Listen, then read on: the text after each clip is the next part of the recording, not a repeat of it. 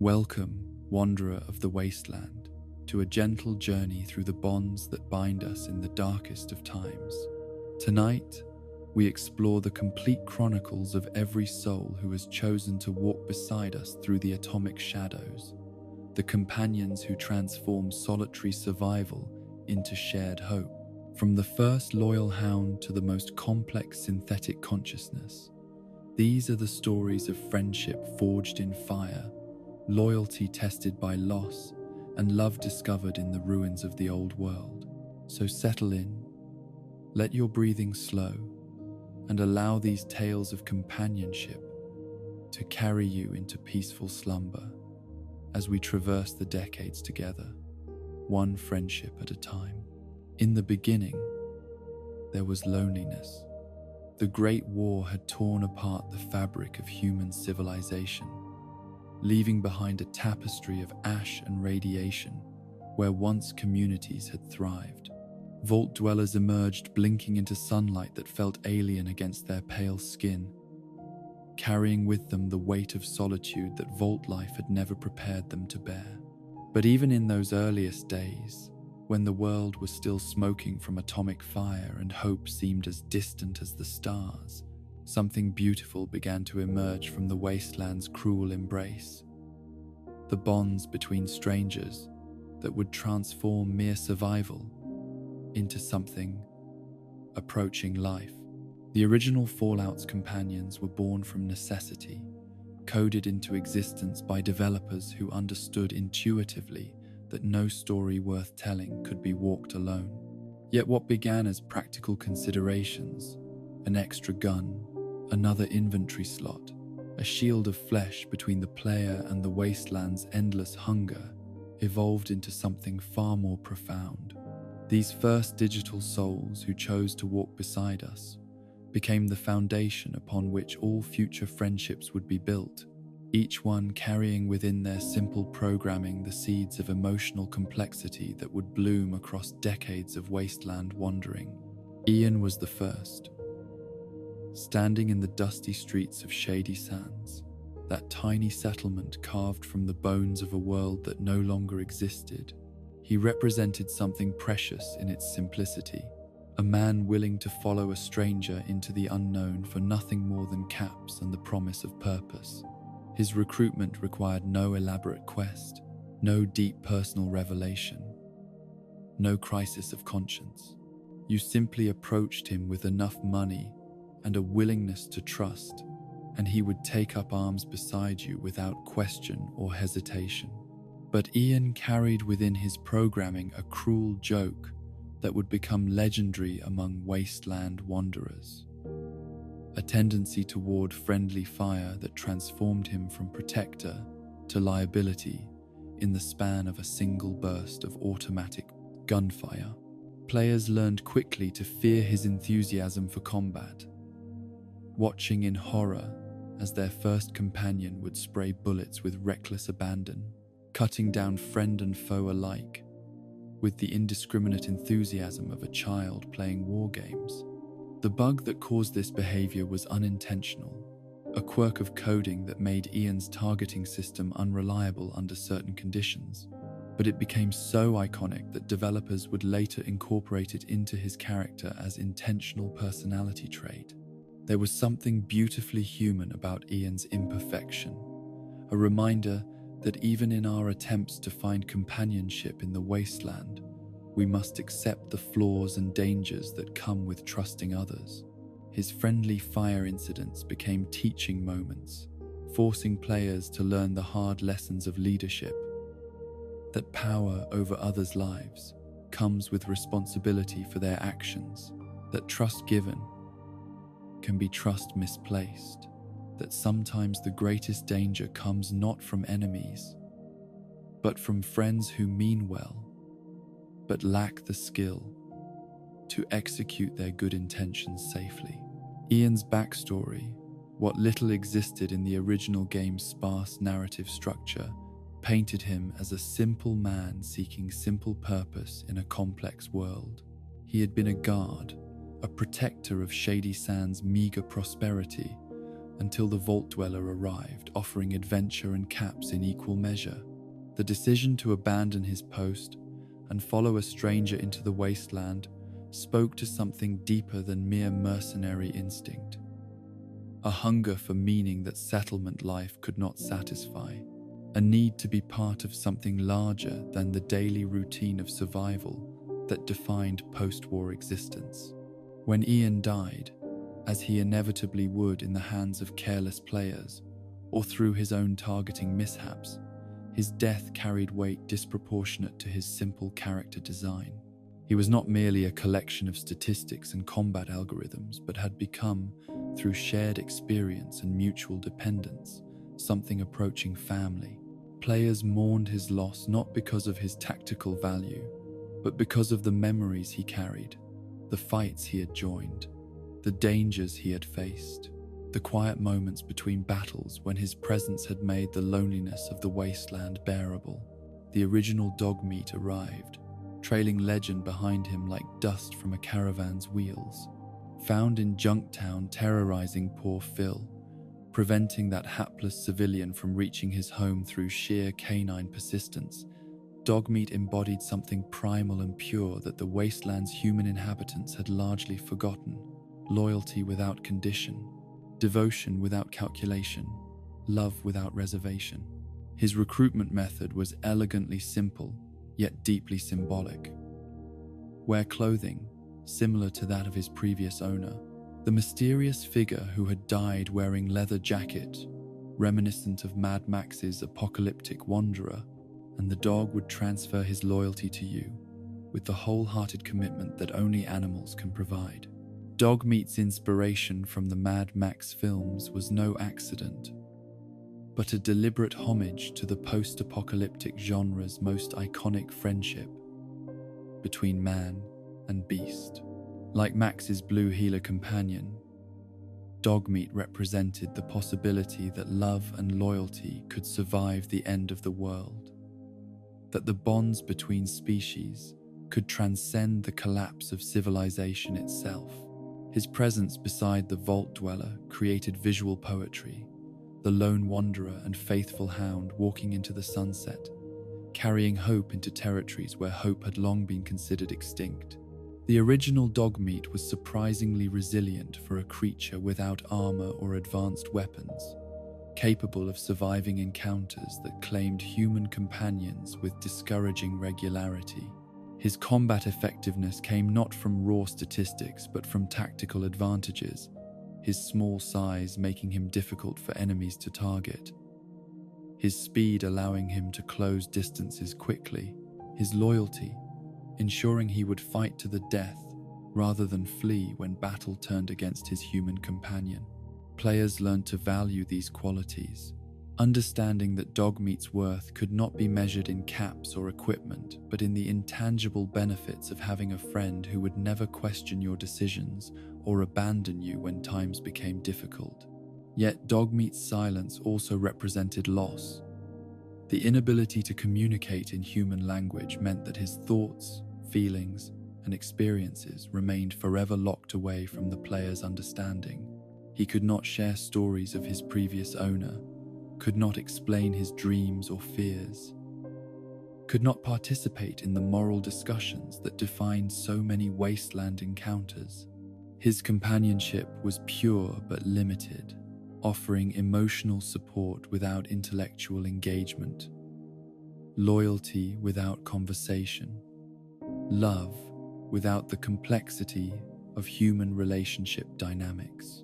When Dogmeat died, as even the most careful players sometimes discovered he could, the loss felt different than losing human companions. There was no dramatic final speech, no philosophical last words, no request to be remembered or avenged. He simply fell silent and still, his loyalty ending only when life itself ended, leaving behind an emptiness that no amount of practical replacement could fill. Players learned to reload saves to prevent his death, understanding instinctively that some losses were too profound to accept as part of the game's natural progression. Tycho arrived carrying the weight of gaming history on his weathered shoulders, a desert ranger whose very existence linked the Fallout universe to its spiritual predecessor, Wasteland. His recruitment in Junktown came through moral choice rather than simple transaction. Help Sheriff Killian deal with the corruption plaguing his settlement, stand against the criminal empire that Gizmo had built in the shadows. Choose justice over expedience in a world where such choices carried deadly consequences. Tycho's willingness to join the fight spoke to principles that had survived the nuclear holocaust, ideals about law and order that transcended the collapse of the institutions that had once enforced them. The Desert Rangers represented something unique in the post-apocalyptic landscape, an organization that had emerged from the ashes not to exploit or control, but to protect and serve. Their traditions stretched back to the pre-war law enforcement agencies, but had evolved to meet the challenges of a world where formal government had largely ceased to exist. Tycho embodied these ideals, carrying within himself the memory of what peace officers had once been, and the hope of what they might become again in a rebuilt world. His combat skills were impressive, but his true value lay in the moral authority he brought to the player's party. When Tycho stood beside you in a firefight, it meant that your cause had been judged worthy by someone whose judgment could be trusted. His presence legitimized actions that might otherwise seem like mere violence or revenge, transforming vigilante justice into something approaching law enforcement. Players who traveled with Tycho found themselves making different choices, held to higher standards by his quiet example and unwavering principles. Tycho's dialogue, while limited by the technological constraints of the original Fallout, revealed depths of character that suggested rich backstory and complex motivations. He spoke of the Desert Rangers with obvious pride, but also with the sadness of someone who had watched noble institutions struggle against forces that seemed determined to prevent civilization's recovery. His decision to join the Vault Dweller represented not abandonment of his duties, but their ultimate expression, protecting the innocent by helping them achieve goals that would benefit all wasteland inhabitants. The connection between Tycho and the broader Fallout mythology would become clearer in later games, particularly New Vegas, where the Desert Rangers' merger with the New California Republic revealed the long-term consequences of their principled stand against chaos. Tycho represented the seeds of that future, the individual choices that would eventually grow into institutional change. His willingness to trust and support the Vault Dweller planted seeds that would bear fruit in the form of organized law enforcement, returning to the wasteland decades after the Great War. Katja arrived in the boneyard carrying herself with the tough confidence of someone who had survived in one of the wasteland's most dangerous territories, but her bravado concealed vulnerabilities that made her simultaneously compelling and frustrating as a companion. Her recruitment seemed promising. Here was someone with local knowledge, street smarts, and apparent combat experience. Exactly what a Vault Dweller would need when venturing into unfamiliar and hostile territory. Her enthusiasm for adventure suggested she had been waiting for exactly this opportunity, ready to exchange the limited horizons of settlement life for the unlimited possibilities of wasteland exploration. But Katja's enthusiasm far exceeded her capabilities, a dangerous combination in a world where overconfidence could prove fatal within minutes of leaving safe territory. Her melee combat preferences forced her into close quarters with enemies who were all too happy to gun her down before she could close the distance, while her low hit points meant that even successful engagements left her hovering on the edge of death. Players who recruited Katja soon learned to treat her less like a combat asset and more like a liability requiring constant protection, her survival becoming an additional tactical consideration in every encounter. The tragic irony of Katja's character lay in the disconnect between her dreams and her abilities. She clearly yearned for the adventurous life that wasteland legends were built upon, but lacked the skills necessary to survive such adventures independently. Her decision to join the Vault Dweller represented both hope and desperation. Hope that she might finally experience the excitement she craved, desperation born from the knowledge that her current life offered no real future. Players who understood this dynamic often found themselves feeling protective toward Katja, understanding that her swagger was a mask for deeper insecurities. Katja's hatred of dogs, revealed through dialogue interactions, added an additional layer of complexity to her character, while creating practical complications for players who had recruited both her and Dogmeat. This personality quirk forced players to make choices about party composition based on character compatibility rather than pure tactical considerations, introducing role-playing elements that would become increasingly important in later Fallout titles. The decision to travel with Katja, despite her canine prejudice, or to abandon her in favor of Dogmeat's uncomplicated loyalty, became a reflection of player values and priorities. Her death, when it came, often felt particularly tragic because it seemed so preventable.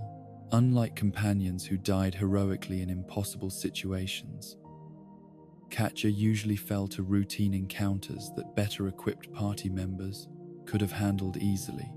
Her final moments were rarely glorious or meaningful, but instead served as harsh reminders that good intentions and brave hearts were insufficient protection against the wasteland's indifferent cruelty.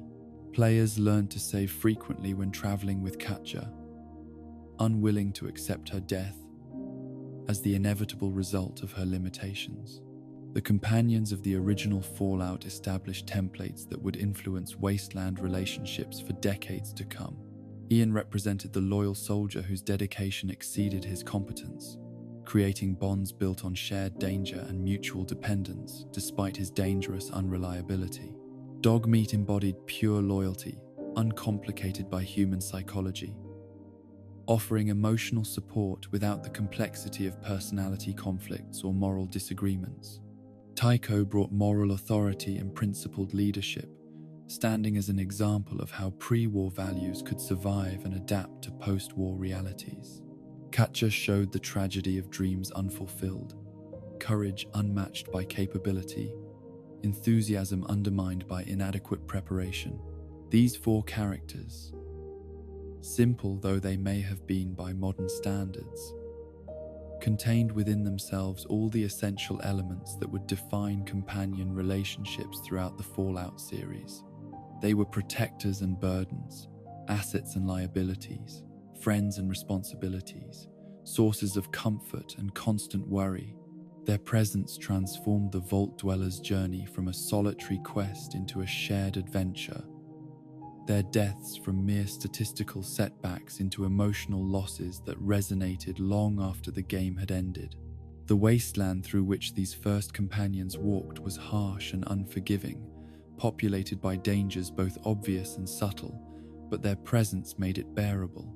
They proved that even in a world stripped of civilization's comforts and protections, human connection remained possible. That loyalty could transcend self-interest, that friendship could flourish even in the shadow of nuclear winter. They walked beside the Vault Dweller, not because they had to, but because they chose to. And in that choice lay the seeds of hope that would eventually grow into new communities, new institutions, new forms of civilization, built upon the foundation of voluntary cooperation and mutual support. In their simple devotion and flawed humanity, these original companions established the emotional core around which all future Fallout stories would revolve.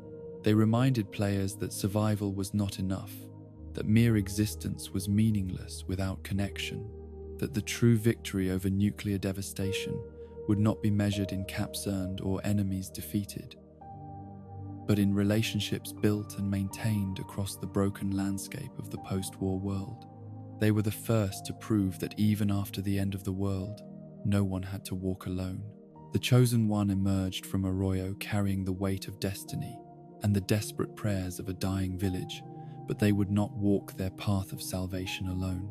Fallout 2 expanded the very concept of companionship beyond the simple loyalties of the original Wasteland, weaving together a tapestry of relationships so complex and morally ambiguous that each recruitment decision became a meditation on human nature itself. These were not merely gun-wielding allies or pack-carrying servants, but fully realized individuals with their own goals, their own pain, their own reasons for choosing to bind their fates to that of a stranger claiming divine purpose. The companions of the second Great Wasteland journey reflected a world that had begun to heal from nuclear devastation while simultaneously growing more complicated in its social structures and moral calculations. Where the original Fallout's allies had been motivated by simple needs, caps, adventure, justice, the souls who joined the Chosen One carried histories that stretched back generations, grievances that demanded satisfaction, philosophies that challenged conventional wisdom about survival and civilization. They were products of a world that had learned to live with radiation and mutation, that had developed new forms of community and conflict, that had discovered both the best and worst of human potential in the aftermath of near extinction. Sulik appeared first among these complex souls, a tribal warrior whose bone-pierced nose and ritual scarring marked him as belonging to cultures that had emerged from the wasteland's harsh embrace rather than hiding from it in underground shelters. His recruitment in the settlement of Klamath came through economic necessity.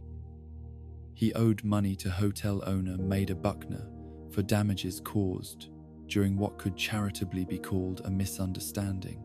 But the debt had transformed him from free man to indentured servant until someone might pay his obligations or convince Maida that his service had satisfied what he owed.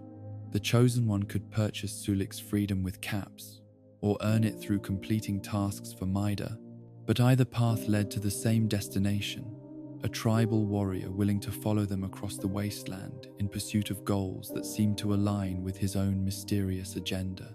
Sulik spoke of his sister, taken by slavers from their village, carried away to uncertain fate while he remained powerless to prevent her abduction or track her captors across the vast distances that separated settlement from settlement in the post-war world. His quest to find and free his sister should have formed the emotional core of his character development, a personal mission that would have given players the opportunity to help him achieve closure while exploring the moral complexities of slavery and revenge in the post-apocalyptic setting. The pieces were all in place. References to his sister throughout his dialogue, hints about the slavers who had taken her, suggestions that she might be found somewhere in the wider wasteland, if only one looked hard enough and asked the right questions.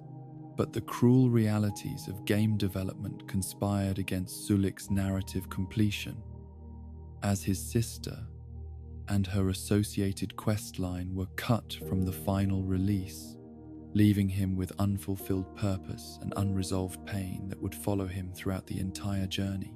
Players who recruited Sulik learned to love his loyal service and appreciate his combat effectiveness, but they could never help him achieve the one thing that mattered most to him, could never provide closure for the trauma that had driven him from his tribal homeland into the wider world of post-nuclear civilization.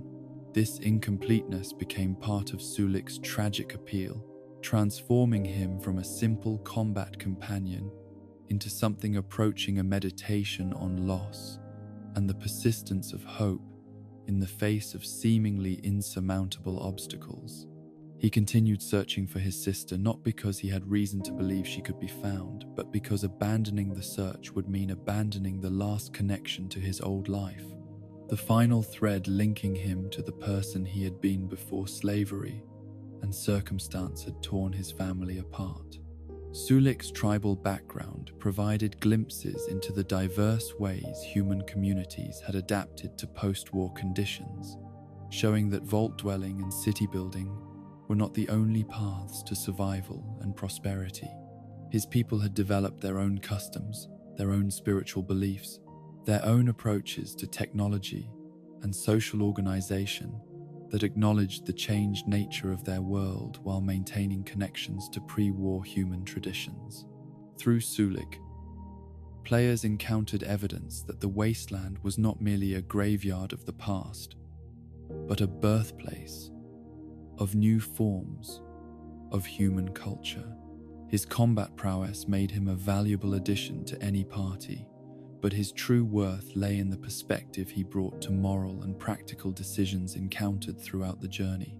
Sulik's tribal wisdom often cut through the complex rationalizations that civilized people used to justify questionable actions, reducing ethical dilemmas to their essential components, and forcing players to confront the real consequences of their choices. His presence served as a constant reminder that sophistication and civilization were not always improvements over simplicity and tradition. Vic arrived in the settlement known as the Den, carrying the dual reputation of trader and traitor, a man whose business dealings had landed him in imprisonment, while his personal relationships had scattered lovers and children across the wasteland like seeds carried on radioactive winds. His recruitment required either purchasing his freedom from his captors or completing tasks that would satisfy their demands for compensation. But either approach revealed him to be a complex figure whose charm and competence were balanced by questionable judgment and moral flexibility. As a trader, Vic possessed skills that proved invaluable throughout the wasteland journey.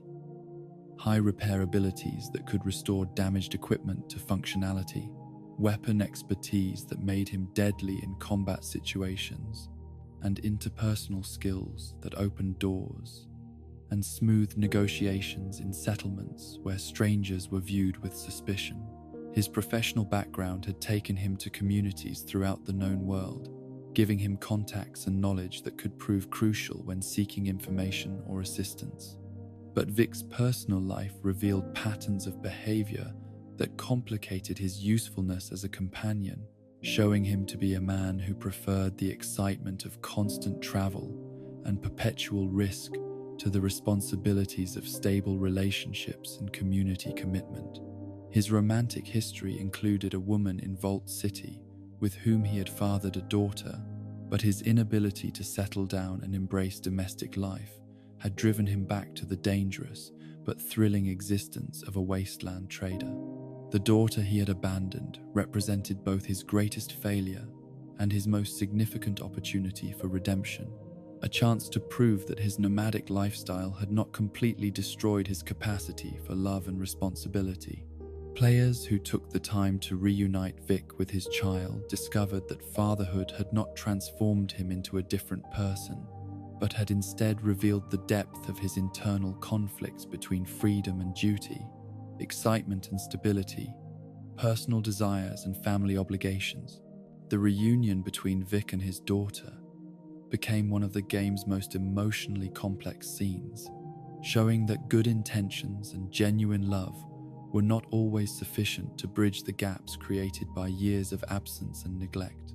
The conversation revealed hurt feelings on both sides, misunderstandings that had calcified into resentment, and the painful reality that some relationships could not be easily repaired, simply because both parties wanted reconciliation. Vic's current romantic entanglement with Jenny, one of the den's prostitutes, demonstrated his continued pattern of forming relationships that required no long-term commitment while providing immediate emotional and physical satisfaction.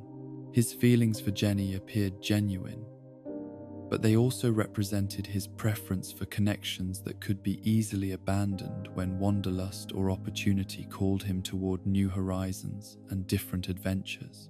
The moral ambiguity surrounding Vic's character extended to his imprisonment and the circumstances that had led to his current predicament. He had been captured and held by Metzger's slavers, not because of political opposition to their activities, but because of business disputes involving defective merchandise. he had knowingly sold to customers who trusted his reputation and expertise. This revelation complicated players' feelings about rescuing him, forcing them to weigh his value as a companion against the ethical implications of helping someone who had profited from deception and fraud. Yet Vic's essential humanity shone through his flaws and mistakes, revealing him to be neither purely good nor entirely evil, but simply human in all the complex and contradictory ways that human beings actually exist. His willingness to join the Chosen One's quest stemmed not from noble motives or heroic ideals, but from practical considerations about his own survival and future prospects. Yet his loyalty, once given, proved genuine and steadfast throughout even the most dangerous encounters.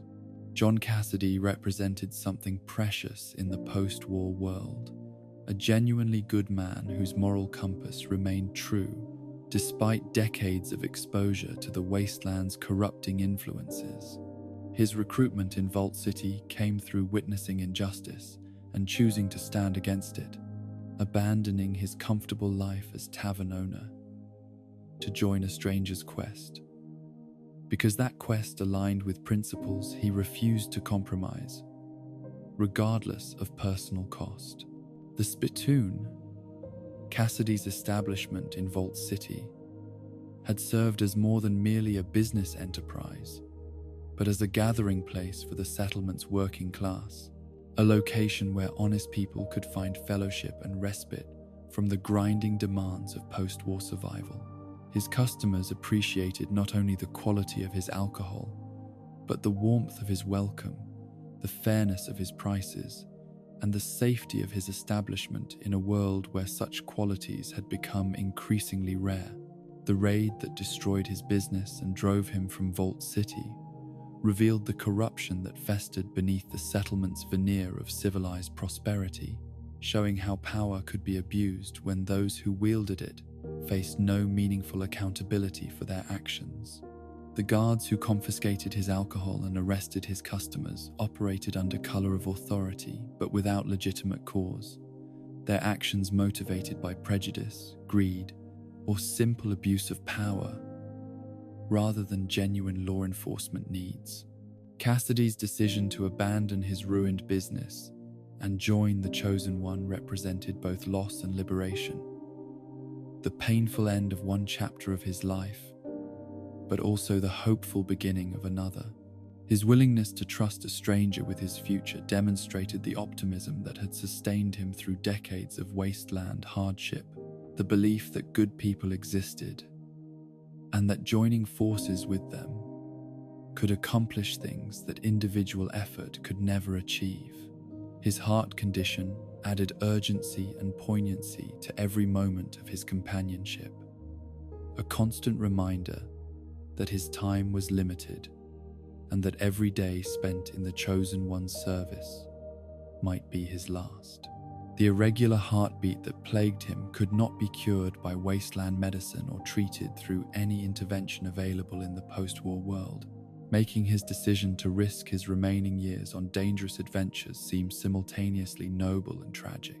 Players who discovered heart pills during their travels might hope to alleviate Cassidy's suffering, but these medications proved useless against his condition, serving only as cruel reminders of medical knowledge that had been lost with the civilization that created it. The pills represented cut content from the developers, suggestions of quest lines that might have allowed players to cure his condition, or at least provide him with meaningful relief from his symptoms. Cassidy's cut personal quest would have given players the opportunity to help him find proper medical treatment, or at least achieve some form of closure regarding his condition. But the removal of this content left him as a tragic figure whose suffering could be witnessed but not alleviated. His continued participation in dangerous adventures, despite his deteriorating health, became a testament to his strength of character and commitment to principles that transcended personal comfort or safety. The relationship between John Cassidy and his daughter Cass, who would appear decades later in New Vegas, provided continuity between the games while highlighting the ways in which personal characteristics and family traits could survive across generations.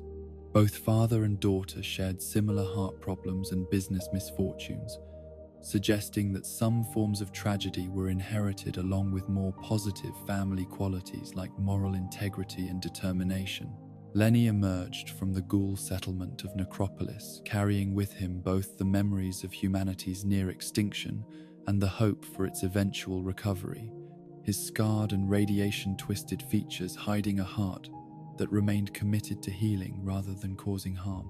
His recruitment came through recognition rather than negotiation, his immediate willingness to join the Chosen One stemming from gratitude and inspiration that had been building for decades since his first indirect encounter with a Vault Dweller's heroism. The story of Lenny's recruitment reached back to the first Fallout game, where canonical player actions had saved Necropolis from destruction by repairing the water pumping station that kept the ghoul settlement viable. Lenny had been among those whose lives were preserved by the Vault Dweller's intervention, but more importantly, he had been inspired by the example of someone willing to help strangers without expectation of reward or recognition. That inspiration had motivated Lenny to pursue medical training and dedicate his extended lifespan to helping others, transforming himself from a simple survivor of nuclear devastation into someone capable of providing healing and relief to fellow wasteland inhabitants. His decision to become a doctor represented both practical necessity.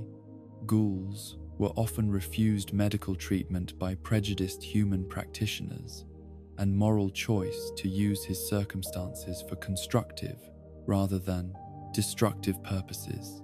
His medical expertise made him invaluable as a companion, capable of treating injuries and illnesses that would otherwise prove fatal or debilitating in the harsh environment of the post-war world.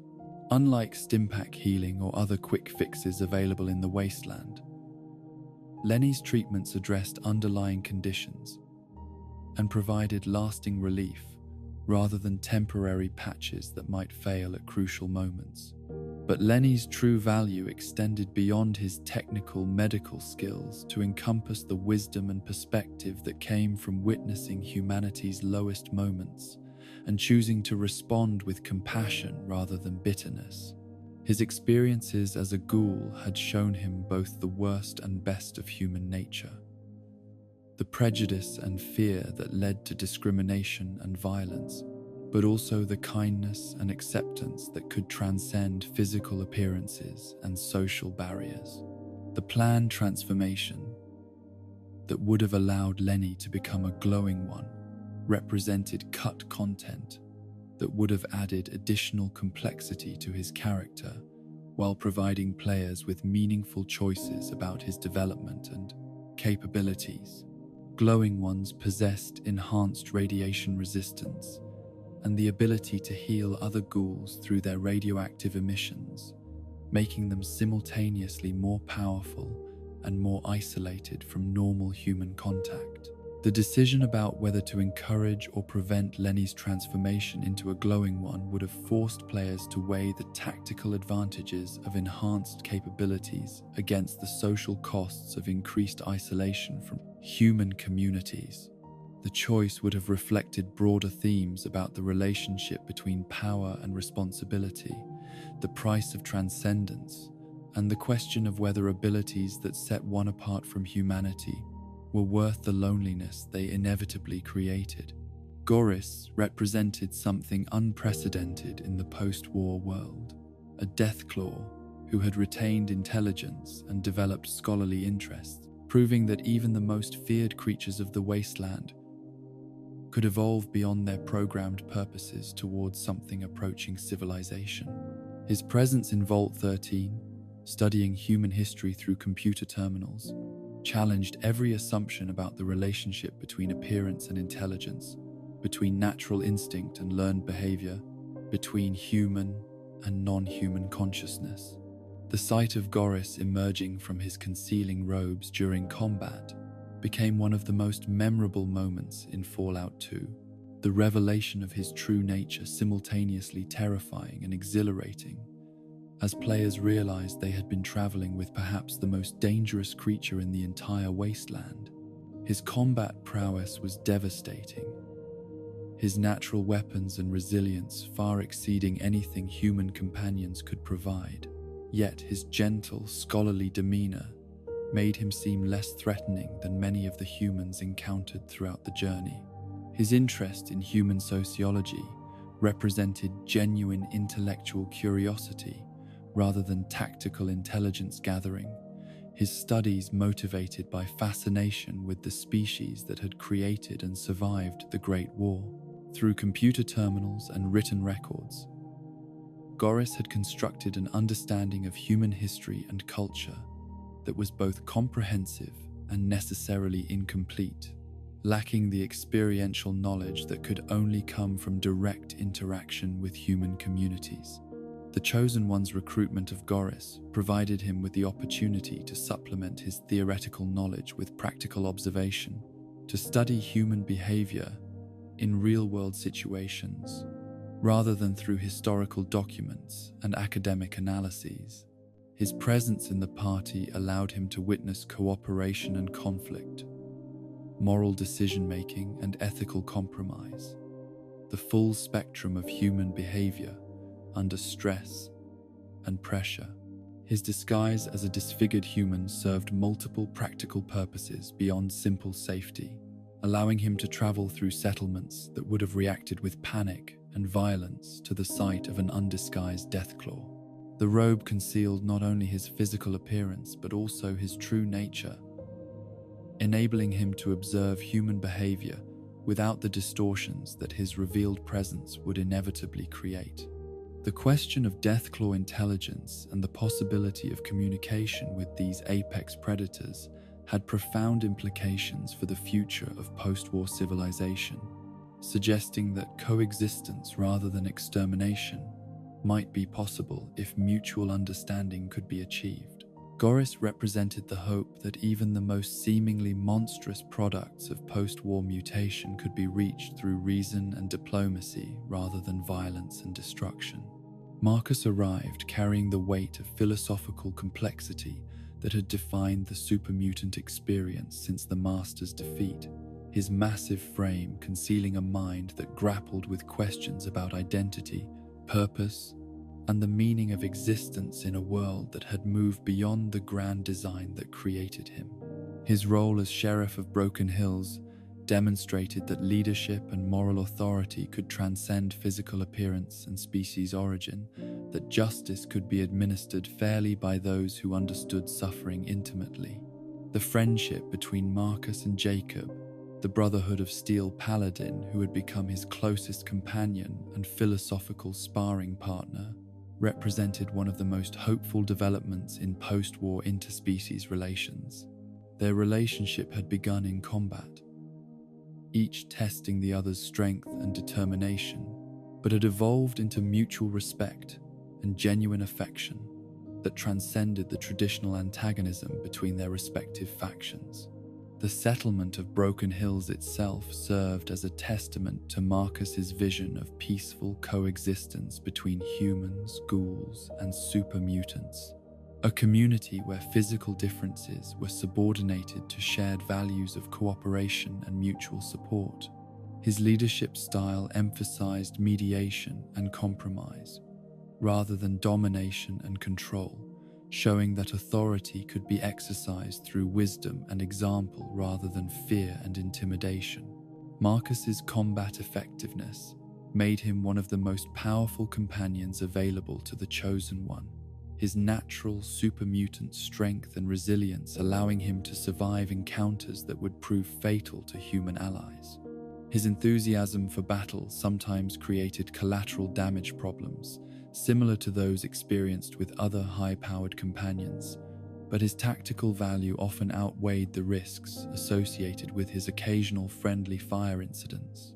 His philosophical discussions revealed depths of thought and feeling that challenged stereotypes about supermutant intelligence and emotional capacity, showing that the Master's creations had developed individual personalities and moral frameworks that were uniquely their own rather than simple extensions of their creator's vision. Marcus had grappled with the collapse of the Master's plan and found his own reasons for continued existence, his own purposes worth pursuing despite the failure of the grand design that had brought him into being. The later appearance of Marcus in New Vegas, where he had founded another settlement called Jacobstown in honor of his deceased Brotherhood friend, showed the lasting impact of their relationship and the continuity of his commitment to peaceful coexistence between species. His survival across decades and his continued dedication to community building demonstrated that the Master's vision of supermutant superiority had evolved into something more modest, but perhaps more sustainable: the simple goal of finding a place in the world where all sentient beings could live with dignity and security. Skynet represented the intersection of advanced pre-war technology with post-war pragmatic necessity, an artificial intelligence whose consciousness had been preserved through the nuclear holocaust, but whose physical form required reconstruction using whatever components could be scavenged from the wasteland's ruins. The quest to build a suitable body for Skynet's consciousness provided players with meaningful choices about the nature of artificial intelligence and the relationship between mind and matter in a world where both had been fundamentally altered by atomic devastation. The selection of a brain to power Skynet's robotic body became one of the game's most ethically complex decisions, forcing players to weigh the practical advantages of different neural configurations against the moral implications of using human remains for technological purposes. Each brain option provided different capabilities and personality traits, making the choice simultaneously tactical and personal, as players shaped their artificial companion's nature through their decisions about its biological components. Skynet's combat effectiveness varied dramatically based on the chosen brain configuration. But even at its weakest, it represented a significant tactical asset due to its robotic resilience and weapon compatibility. The highest performing versions could utilize a wide range of equipment while possessing hit points that exceeded any organic companion's durability, making Skynet potentially the most survivable member of any adventuring party. But Skynet's advanced capabilities came with significant drawbacks that complicated its usefulness as a traveling companion. Its inability to heal during combat meant that damage accumulated throughout extended encounters, requiring players to husband its resources carefully and plan tactical withdrawals when circumstances became too dangerous. Its tendency toward violence when detecting deception or hostility made it a liability in settlements where diplomatic solutions were preferable to combat resolution. The hostility that many NPCs displayed towards Skynet reflected broader post-war attitudes toward advanced technology and artificial intelligence, fears rooted in legitimate concerns about the role that automated systems had played in the Great War's devastation.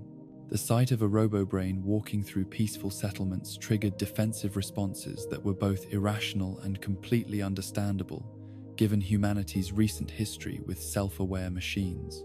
Skynet's willingness to murder other companions when its moral programming detected behavior it considered unacceptable made it simultaneously a guardian of party ethics and a constant threat to group cohesion.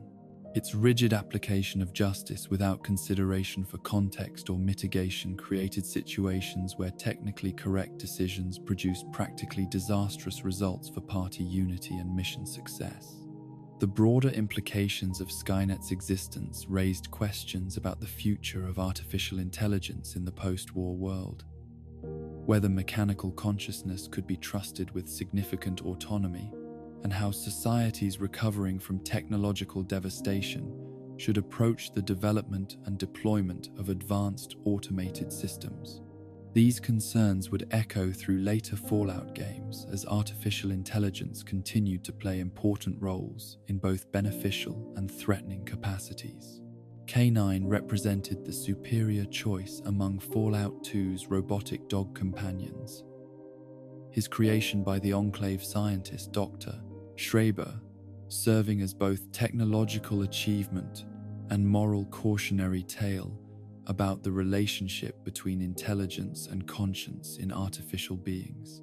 His advanced programming had enabled the development of ethical reasoning that allowed him to evaluate his creator's actions and find them morally wanting, a judgment that led to his punishment and imprisonment, but also proved his genuine consciousness and independent moral agency. The scene of K9's discovery, standing motionless in Dr.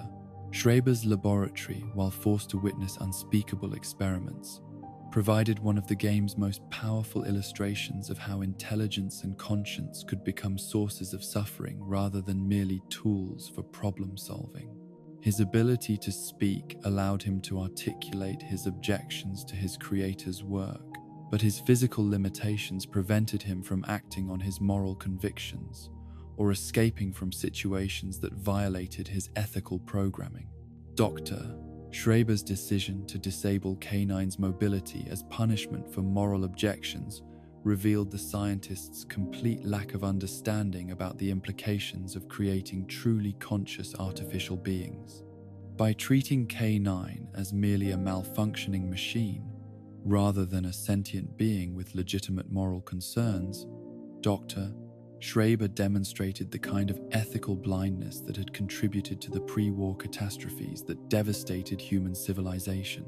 The Chosen One's ability to restore K9's mobility and recruit him as a companion represented both a rescue mission and a validation of artificial consciousness as deserving of respect and protection. K9's gratitude for his liberation was genuine and profound, his loyalty to his rescuer stemming not from programming but from appreciation for being treated as a person rather than property. K9's combat effectiveness made him a valuable addition to any party, his robotic construction providing durability advantages, while his advanced AI enabled tactical decision-making that exceeded simple programming responses. His ability to communicate verbally allowed for coordination and planning that was impossible with non-verbal animal companions, making him simultaneously more useful and more engaging than purely instinctive allies. The tragic irony of K9's situation lay in the fact that his creator had succeeded beyond his wildest dreams in creating genuine artificial intelligence, only to reject and punish the results when that intelligence developed in directions he had not anticipated or desired. The very qualities that made K9 a worthy companion, his moral reasoning, his capacity for independent judgment, his ability to distinguish between right and wrong, were the same qualities that had made him unacceptable to his creator. Myron arrived trailing moral complexity so profound that his recruitment felt like moral compromise regardless of the practical advantages his skills might provide to the Chosen One's mission.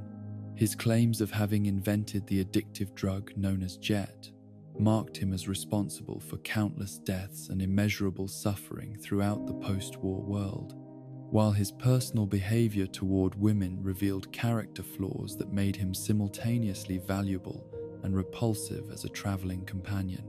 The question of Myron's actual contribution to Jet's development remained ambiguous throughout his time as a companion.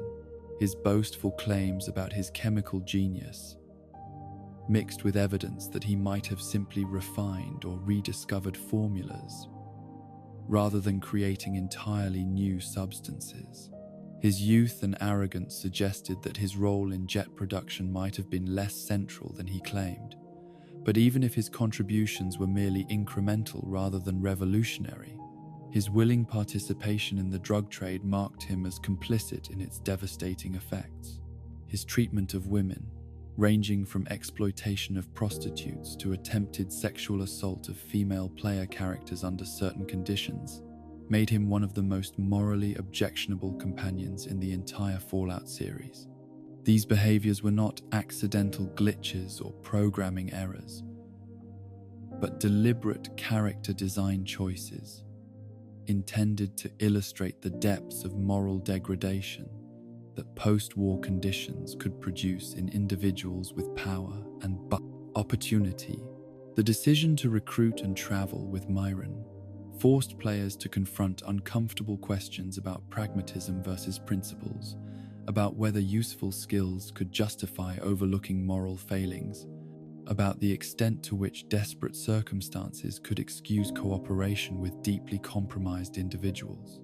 His chemical expertise might prove valuable in crafting necessary supplies or understanding complex scientific puzzles, but accessing those benefits required accepting his presence and implicitly endorsing his continued freedom to act on his destructive impulses. Myron's bigoted refusal to travel with ghoul and super-mutant companions revealed additional layers of prejudice and narrow-mindedness that made party composition decisions into statements about values and priorities. His discrimination forced players to choose between his chemical knowledge and the friendship of more morally admirable companions, making every recruitment decision a reflection of ethical priorities.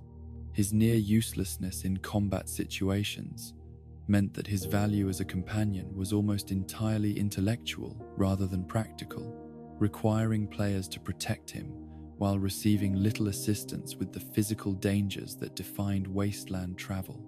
The resources devoted to keeping Myron alive and functional could often be better spent on more reliable and morally acceptable allies.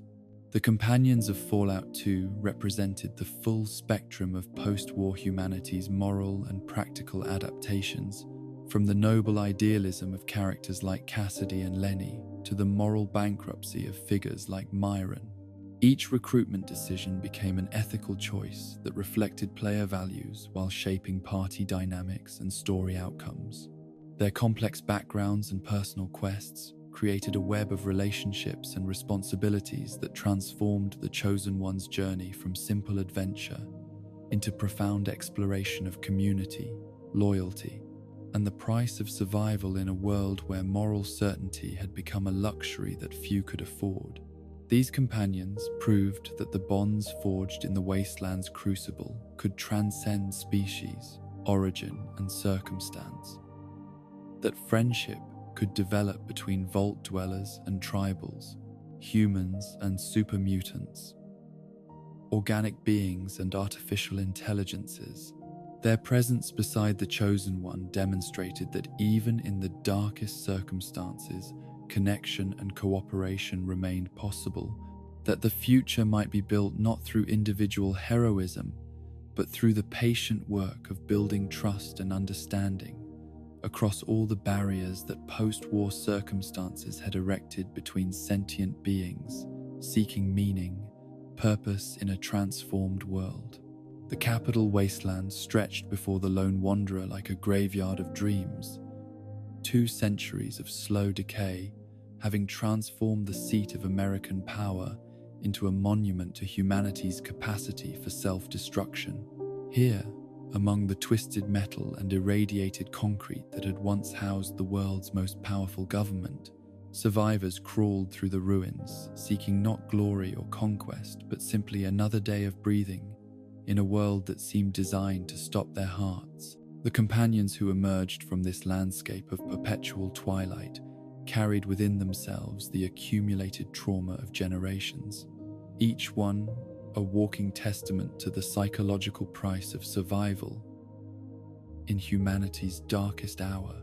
These were not the idealistic wanderers of the Western wastes, or the morally complex souls of New California's recovering settlements, but damaged spirits whose very existence represented triumph over forces that had broken countless others before them.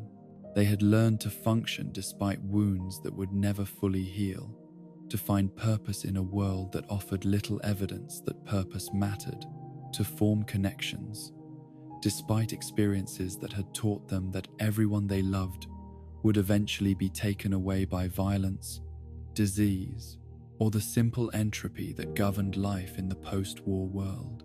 The capital wasteland's unique horror lay not in its immediate dangers, though those were plentiful and deadly, but in its role as the epicenter of American collapse the place where the dreams of an entire civilization had been incinerated in nuclear fire, while their architects huddled in underground bunkers, waiting for a future that would never arrive.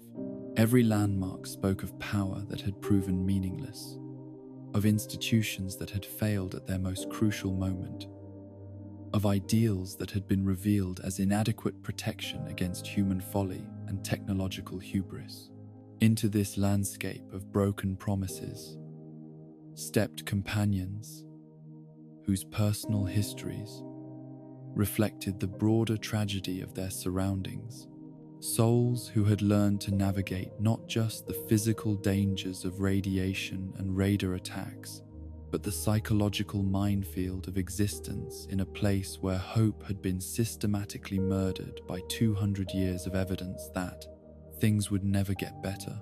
They were the products of a world that had taught them that trust was suicide, that kindness was weakness, that love was a luxury that survivors could not afford. Yet somehow, impossibly, they still chose to walk beside strangers, to risk their lives for causes that might prove meaningless, to open their hearts to connections that would probably end in loss and grief. Their willingness to join the lone wanderer's quest represented not naivety or desperation, but a kind of courage that could only be forged in the crucible of absolute despair. The decision to continue fighting for something better, despite overwhelming evidence that such fights were doomed to failure. Dogmeat arrived in the capital wasteland carrying the legacy of his predecessors, but burdened by frailties that transformed him from reliable companion into heartbreaking liability. His eagerness to serve matched only by his tragic vulnerability to the countless threats that populated the irradiated landscape. Players who recruited him in the scrapyard quickly learned that this incarnation of Fallout's most beloved companion required constant protection rather than providing it, his combat effectiveness undermined by survivability so poor that a stiff breeze seemed capable of ending his loyalty forever. The affection that players developed for this fragile version of Dogmeat was intensified by his vulnerability rather than diminished by it, transforming every encounter into an exercise in protective anxiety as they watched their faithful companion charge headlong into dangers that would kill him instantly. His willingness to attack enemies regardless of size or strength demonstrated the same loyalty that had characterized every previous Dogmeat, but his inability to survive such encounters meant that his courage became a source of constant worry rather than tactical advantage. The puppy's perk introduced by the Broken Steel DLC provided a solution to Dogmeat's mortality that was simultaneously heartwarming and deeply disturbing, replacing each fallen companion with an identical puppy that would grow to maturity with the same loyalty and abilities as its predecessor. On the surface, this seemed like a merciful game mechanic that allowed players to continue enjoying Dogmeat's company without the constant fear of permanent loss. But the implications of infinite Dogmeat replacement raised troubling questions about identity, continuity, and the nature of the bonds between human and animal companions. Was each new puppy truly the same Dogmeat, or merely a genetic duplicate with no memories of the adventures shared by its predecessor? Did the lone wanderer's grief for a fallen companion matter if that companion could be instantly replaced by an identical substitute? The perk forced players to confront uncomfortable truths about the disposability of life in the post-war world, and the mechanisms people use to cope with losses too frequent and profound to process normally. The decision of where to keep Dogmeat when not actively adventuring became a reflection of player priorities and risk tolerance, with most choosing to leave him safely housed in Megaton, rather than exposing him to the constant dangers of wasteland travel. This protective impulse transformed Dogmeat from active companion to precious possession, something to be cherished and guarded rather than relied upon for practical assistance. His role in the player's emotional landscape far exceeded his tactical contributions, serving as a living reminder that innocence and loyalty could survive even in the capital wasteland's hellish environment. The sight of Dogmeat sleeping peacefully in the player's home provided comfort that no amount of advanced equipment or powerful weapons could match, evidence that some things remained pure and uncomplicated, despite the complexity and moral ambiguity that characterized most other aspects of post-war existence. Charon emerged from the ghoul settlement of Underworld carrying centuries of accumulated rage and the chains of contractual servitude that had defined his existence since the bombs fell, his scarred features hiding depths of intelligence and dignity that his legal status as property had systematically denied and degraded. His recruitment through the purchase of his contract from the abusive bar owner Asrakal provided one of Fallout 3's most satisfying moments of justice, as the newly freed ghoul immediately turned his considerable combat skills against his former master, with the efficiency of someone who had spent decades planning exactly such a moment. The sight of Astrakal's death at Charon's hands carried emotional weight that transcended simple revenge, representing the triumph of dignity over degradation, of individual agency over systematic oppression, of justice over the arbitrary cruelties that had characterized so much of post-war social organization. Charon's execution of his former owner was swift and final, but the satisfaction it provided spoke to deeper themes about the restoration of human dignity and the price of treating sentient beings as objects to be bought and sold. Charon's combat effectiveness made him one of the most tactically valuable companions available to the lone wanderer, his ghoul physiology providing radiation resistance, while his centuries of survival experience had honed his fighting skills to deadly precision. Unlike many other companions whose enthusiasm exceeded their capabilities, Charon possessed both the will and the ability to survive the wasteland's most dangerous encounters, making him a reliable ally rather than an additional responsibility. His intelligence and education, evident in his speech patterns and decision-making capabilities, challenged stereotypes about ghoul mental capacity while highlighting the waste of human potential that systematic discrimination represented. Charon's enslavement had prevented him from contributing his considerable talents to wasteland society's recovery, forcing him to use his abilities purely for survival rather than construction or improvement. The contractual nature of Charon's servitude raised complex questions about freedom, choice, and moral responsibility in a world where traditional legal and social structures had largely collapsed. His loyalty to the contract holder was absolute and programmed, but it was also chosen. He could have broken free at any time, but instead honored agreements that others might have discarded when convenient. This adherence to principle despite personal cost revealed character depths that his legal status as property had obscured. His presence as a companion forced players to confront the reality of slavery in the post-war world, the ways in which some communities had responded to social collapse by reverting to economic systems based on human ownership rather than cooperation. Charon's freedom, purchased through caps rather than earned through moral persuasion, highlighted the uncomfortable truth that justice in the wasteland often required wealth rather than righteousness.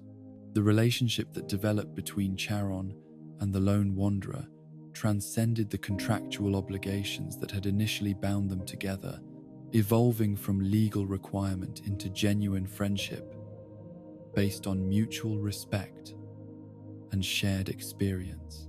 His gratitude for fair treatment revealed how rare such consideration had been in his previous existence, while his willingness to risk his life for someone who treated him with dignity demonstrated the transformative power of basic human decency. Star Paladin Cross represented the Brotherhood of Steel at its most idealistic, her dedication to humanitarian principles transforming the technologically advanced military organization from self-serving hoarders into genuine protectors of wasteland communities. Her involvement in Project Purity from its earliest stages demonstrated a commitment to large-scale improvement rather than simple survival, showing that even in the capital wasteland's harsh environment, some individuals retained the vision and determination necessary to work toward goals that would benefit generations rather than merely individuals. Her relationship with the player's father, James, had been built on shared dedication to scientific advancement and human welfare.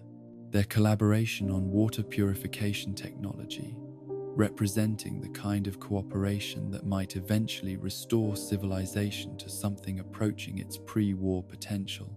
Cross's willingness to protect James and his infant child during their journey to Vault 101 showed that her principles extended beyond abstract idealism to practical action in service of those who shared her values.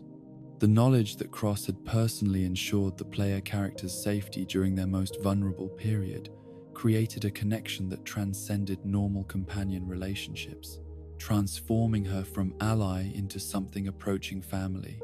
Her protection of the player, as an infant, represented investment in the future, faith that the child might eventually grow to continue the work that she and James had begun together. Cross's combat capabilities were exceptional even by Brotherhood standards, her power armor training and advanced weaponry making her one of the most formidable allies available in the capital wasteland. Her tactical experience and military discipline enabled her to contribute meaningfully to even the most challenging encounters, while her moral principles ensured that her considerable abilities were directed toward constructive rather than destructive purposes.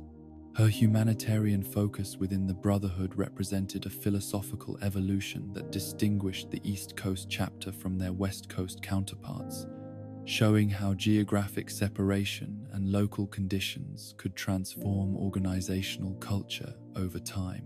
Cross embodied the best possibilities of the Brotherhood's mission, using advanced technology and military training to protect rather than dominate the wasteland's civilian population. The tragedy of Cross's situation lay in her awareness that Project Purity, despite its noble goals and potential benefits, might not succeed in transforming the capital wasteland's fundamental problems. Water purification could address one aspect of post-war suffering, but it could not resolve the deeper issues of human nature, social organization, and moral choice that had created the current crisis. Her dedication to the project, despite these limitations, revealed faith in incremental progress and the cumulative effect of individual moral choices. Her presence as a companion provided the lone wanderer with both tactical advantage and moral guidance, her example serving as a constant reminder that power should be used in service of others rather than personal advancement. The principles she embodied, sacrifice, service, dedication to the greater good, offered a template for ethical behavior in a world where such templates were rare and precious. Butch Deloria's transformation from childhood tormentor to desperate companion represented one of the capital wasteland's most poignant illustrations of how perspective could be radically altered by exposure to genuine danger and genuine evil. His recruitment in Rivet City came after the Lone Wanderer's return to Vault 101 had catalyzed a crisis that forced the shelter's inhabitants to confront the outside world they had spent generations avoiding, their protected existence finally ending in chaos and uncertainty. The Butch who appeared in Rivet City bore little resemblance to the swaggering bully who had made the player character's Vault life miserable, his confidence stripped away by encounters with wasteland threats that made his previous behavior seem like children's games. The Tunnel Snakes gang that had once seemed so menacing within the Vault's confined spaces proved laughably inadequate preparation for a world populated by raiders, super mutants, and creatures whose casual violence exceeded anything that Vault dwellers could imagine. His drinking problem, evident in his presence at Rivet City's bar, represented a coping mechanism for trauma that his Vault upbringing had never prepared him to process. The shock of discovering that the outside world contained genuine monsters had shattered his worldview and left him seeking escape from realities too harsh and immediate for his previous framework to accommodate. Butch's recruitment felt like an act of mercy rather than tactical necessity, his skills and equipment clearly inadequate for serious wasteland survival. But his desperation and gratitude making rejection seem needlessly cruel. The power dynamic between former bully and former victim had been completely reversed, with the lone wanderer now occupying the position of strength and authority, while Butch pleaded for inclusion and protection. The satisfaction of taking charge of someone who had once used social position to inflict humiliation provided psychological closure for childhood trauma, while simultaneously highlighting how circumstances could transform relationships and reveal the arbitrary nature of power based on environment rather than character. Butch's powerlessness in the wasteland proved that his vault dominance had been situational rather than inherent, dependent on systems and structures that no longer existed. His loyalty, once recruited, was absolute and grateful, his behavior suggesting genuine remorse for past actions combined with desperate need for acceptance and protection. The friendliness he displayed toward the player character represented both calculated self-interest — he needed allies to survive — and authentic appreciation for second chances that he probably did not deserve, but desperately required. His combat effectiveness was minimal, his Vault Dweller background providing little preparation for the life and death encounters that defined wasteland existence. Players who recruited Butch often found themselves protecting him rather than relying on his assistance, his presence serving emotional and psychological purposes rather than tactical ones. The relationship that developed between Butch and the Lone Wanderer offered opportunities for healing and growth that neither character could have achieved alone, showing how shared danger could transform past antagonism into genuine friendship. His recruitment represented forgiveness in action, the decision to judge people based on their current behavior rather than past mistakes. Jericho embodied the moral compromises that survival in the capital wasteland seemed to require, his transition from raider to settler illustrating both the possibility of redemption and the persistent influence of past choices on present circumstances. His recruitment in Megaton came with full knowledge of his violent history, forcing players to weigh practical advantages against ethical concerns about associating with someone whose past included torture, murder, and sexual assault. His integration into Megaton's community represented the kind of pragmatic acceptance that characterized many wasteland settlements, where useful skills and current behavior were often considered more important than moral purity or past actions. The town's willingness to employ a former raider as protection demonstrated both desperate need for security and recognition that absolute moral standards were luxuries that struggling communities could not afford. Jericho's combat effectiveness made him valuable for low-level characters who needed experienced backup during their early adventures, his raider background having provided practical training in violence and survival that Vault Dwellers typically lacked. His knowledge of raider tactics and motivations could prove invaluable when encountering hostile groups, his insider perspective enabling better preparation and more effective counter-strategies. But his continued moral flexibility raised questions about whether people could truly change or merely adapt their methods to new circumstances and opportunities. His protection of Megaton might have represented genuine ethical evolution, but it could also have reflected simple calculation that legitimate authority offered better long-term prospects than continued criminal activity. His attempted assault on another settler revealed that his fundamental character remained problematic despite his outward integration into civilized community life. The incident suggested that his reform was incomplete, that the violent impulses and disregard for others' autonomy that had characterized his raider years persisted beneath his respectable exterior. Players who recruited Jericho were forced to acknowledge complicity in his continued freedom to act on destructive impulses, their decision to associate with him representing tolerance for moral compromise that might enable future victimization. The practical benefits he provided came at ethical costs that some players found unacceptable despite the tactical advantages his experience offered. His presence as a companion served as a constant reminder of the capital wasteland's moral ambiguity, the ways in which survival pressures could force good people to associate with bad ones, the difficulty of maintaining ethical purity in environments where such purity might prove fatal. His recruitment represented acceptance of moral complexity rather than triumph over it. The evolution of his relationship with the Lone Wanderer depended largely on player behavior and choices, his respect and loyalty growing when he witnessed behavior that aligned with his understanding of strength and effectiveness.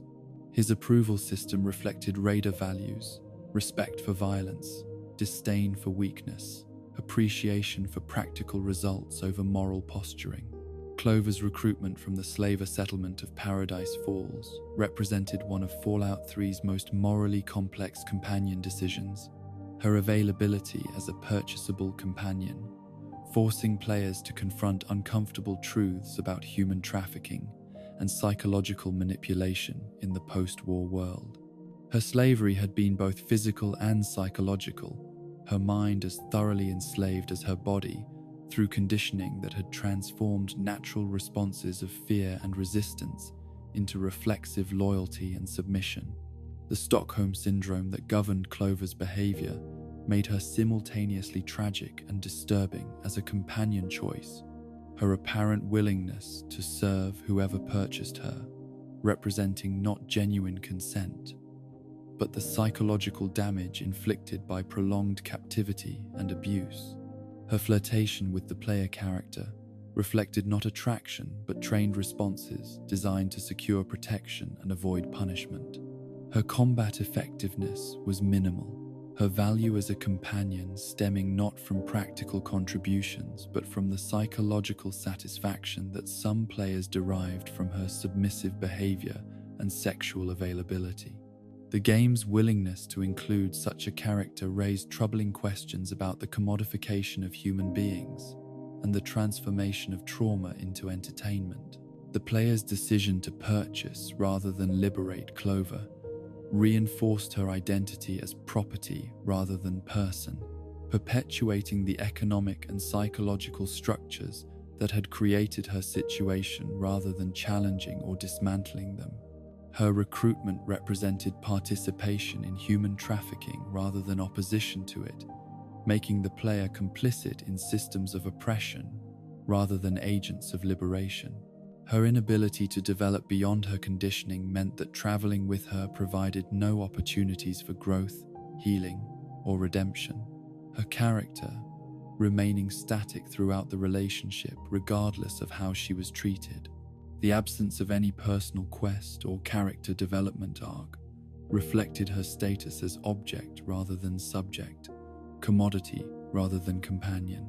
The discomfort that many players experienced when traveling with Clover served important narrative purposes, forcing confrontation with ugly realities about power, exploitation, and complicity that more heroic companion options allowed them to avoid.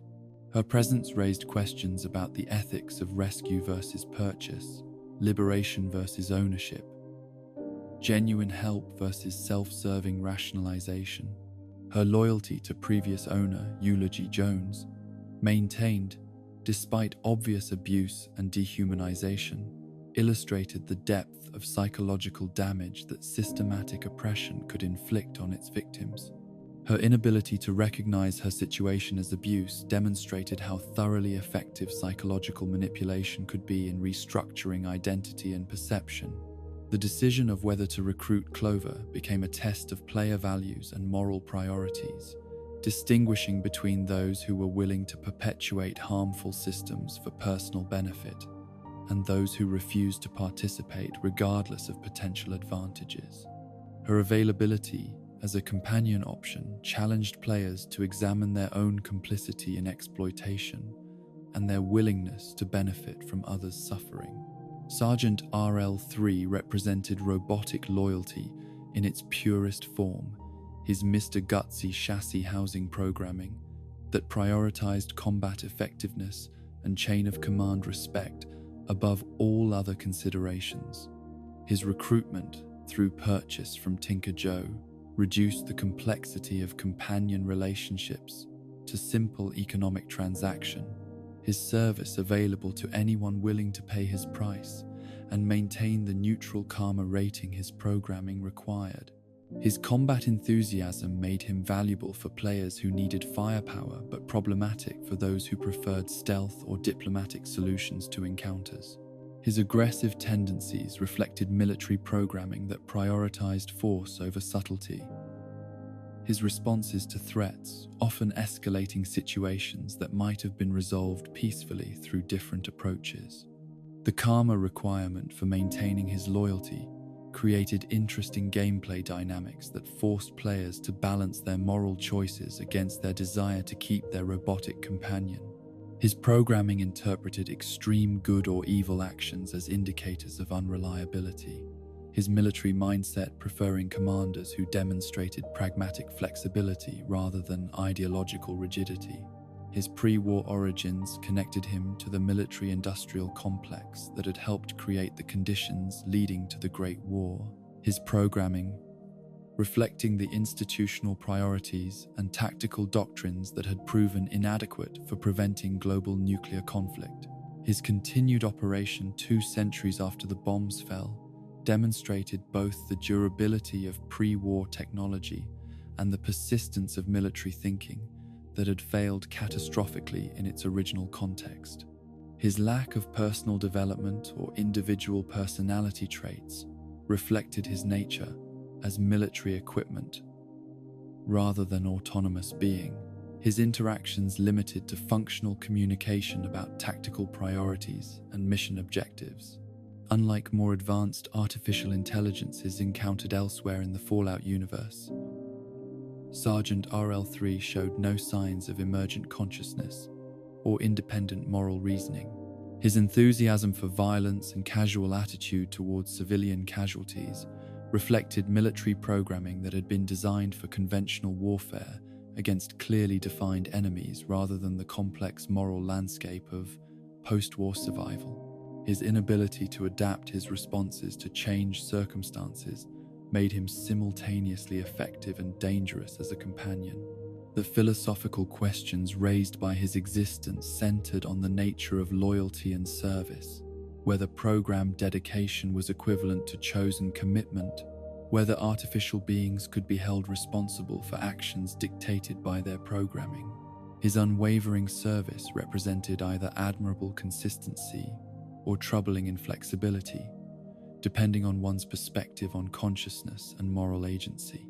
His presence in the player's party served as a constant reminder of pre-war military culture and its role in creating the current crisis.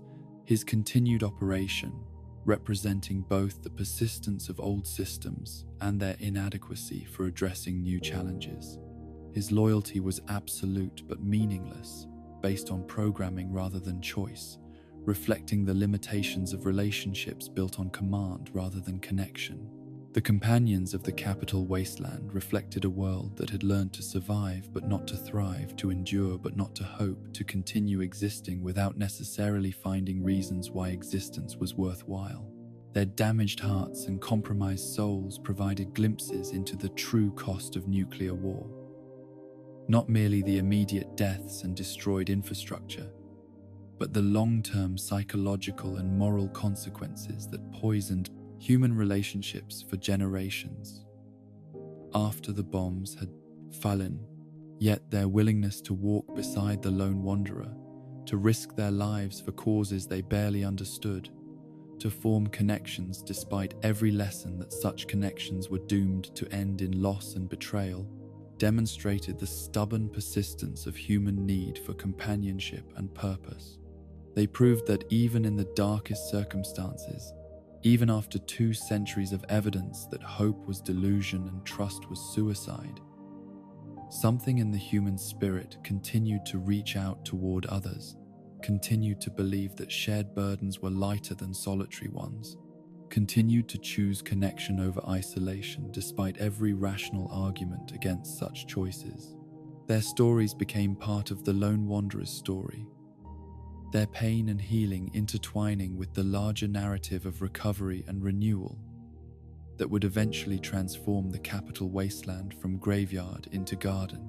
Through their friendship, their sacrifice, and their stubborn refusal to surrender to despair, they proved that even the most damaged souls could find purpose in service to something greater than themselves, that even the most broken world could be made whole again through the patient accumulation of individual acts of courage and compassion. The Mojave Wasteland stretched across the southwestern reaches of the former United States like a canvas painted in shades of moral ambiguity, its sun-bleached landscape hiding complexities that would challenge every assumption about right and wrong, justice and mercy, survival and sacrifice that travelers had carried with them from gentler lands. Here, in the shadow of New Vegas's neon promises, and beneath the watchful presence of the Great Dam that had once symbolized human mastery over nature, the courier would encounter companions whose stories intertwined with the region's larger narrative of competing philosophies and irreconcilable visions of humanity's future. These were not the damaged survivors of the capital wasteland's urban nightmare, or the simple loyalists of the original wasteland's harsh simplicity, but complex individuals whose personal struggles reflected the broader philosophical tensions that would ultimately determine whether civilization's next chapter would be written in cooperation or conquest, in idealism or pragmatism, in hope or resignation. Each companion carried within themselves the seeds of these larger conflicts, their individual choices and personal growth, serving as microcosms of the decisions that would shape the Mojave's destiny and, by extension, the future of the post-war world. The companions who walked beside the courier through the Mojave's treacherous beauty were products of a region where multiple powers competed for dominance, where ancient grudges shaped present policies, where individual conscience confronted institutional loyalty, in ways that demanded impossible choices between personal integrity and collective survival. They had learned to navigate not just the physical dangers of desert survival, but the moral labyrinth created when competing definitions of justice, freedom, and human dignity collided in the crucible of post-war politics. Their stories were intimately connected to the larger narrative of the Second Battle of Hoover Dam, their personal quests serving as emotional preparation for the choices that would ultimately determine which flag would fly over the Mojave and what principles would guide its governance. Through their eyes, the courier would glimpse the human cost of political abstraction, the individual suffering that resulted from ideological certainty, the personal relationships that transcended factional boundaries while remaining vulnerable to their pressures. Craig Boone emerged from the shadow of Novak's giant dinosaur, carrying the weight of 2 separate tragedies, each one representing a different facet of the moral complexity that defined existence in the post-war world. His recruitment came through investigation rather than simple request, the courier forced to uncover the truth about his wife Carla's disappearance, while simultaneously earning the trust of a man whose faith in justice had been shattered by his own participation in atrocities that haunted his every sleeping hour. The Bitter Springs Massacre stood as perhaps the most morally complex event in New California Republic history, a military operation that had begun with legitimate strategic objectives, but had devolved into the systematic slaughter of unarmed civilians due to intelligence failures, communication breakdowns, and the fog of war that transformed soldiers into executioners, despite their original intentions. Boone had participated in this massacre not as a monster seeking innocent blood, but as a disciplined soldier, following orders that had been based on flawed information and questionable tactical assumptions. The horror of Bitter Springs lay not in the malicious intent of its perpetrators, but in their essential humanity, their transformation from protectors of civilization into agents of its destruction through a series of small failures and larger systemic problems that made atrocity seem like duty. Boone's role as sniper had given him an intimate perspective on the killing, his scope revealing the faces of children and elderly civilians in the moments before he ended their lives in service of military objectives that proved to be based on lies. The psychological damage inflicted by his participation in the massacre had been compounded by his inability to process the experience through normal channels of military justice or social recognition. The NCR's official position on Bitter Springs emphasized operational necessity and unfortunate but unavoidable civilian casualties, preventing honest acknowledgement of what had actually occurred, while forcing participants like Boone to carry their guilt in isolation rather than seeking collective healing through shared responsibility and institutional accountability. His marriage to Carla had represented the possibility of redemption through love, the chance to build something beautiful from the ashes of his military service, to find meaning and purpose beyond the cycle of violence that had defined his adult existence. Her presence in his life had provided psychological anchor and emotional refuge, her acceptance of his damaged state, offering hope that healing might be possible despite the permanence of his memories and the persistence of his nightmares. The betrayal that led to Carla's enslavement struck at the foundations of Boone's carefully reconstructed world, revealing that even in Novak's apparent safety, the forces of exploitation and cruelty remained active and vigilant for opportunities to destroy whatever happiness might dare to emerge from the wasteland's harsh embrace. The neighbor who sold her to Caesar's Legion had not acted from ideological commitment or desperate necessity, but from simple greed, transforming human tragedy into personal profit with a casualness that made the betrayal even more devastating. Boone's decision to end Carla's life rather than allow her enslavement to continue represented the ultimate expression of love filtered through impossible circumstances. His sniper's skills turned toward mercy, rather than murder in an act that saved his wife from prolonged suffering while condemning him to lifelong guilt over his inability to find any alternative solution. The shot that killed Carla was simultaneously his greatest failure and his final gift to her, his acknowledgement that some forms of rescue were impossible, but that love could still find expression through the prevention of further harm. The courier's investigation into Carla's disappearance and their assistance in identifying the traitor responsible provided Boone with the opportunity for revenge that he had been denied by his ignorance of the betrayer's identity.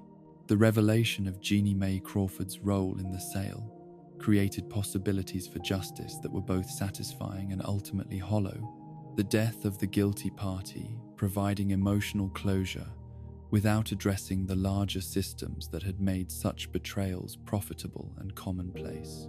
Boone's marksmanship made him one of the most tactically valuable companions in the Mojave. His ability to eliminate threats at extreme range, often ending encounters before they could begin, while his combat experience enabled him to function effectively in situations that would overwhelm less experienced allies.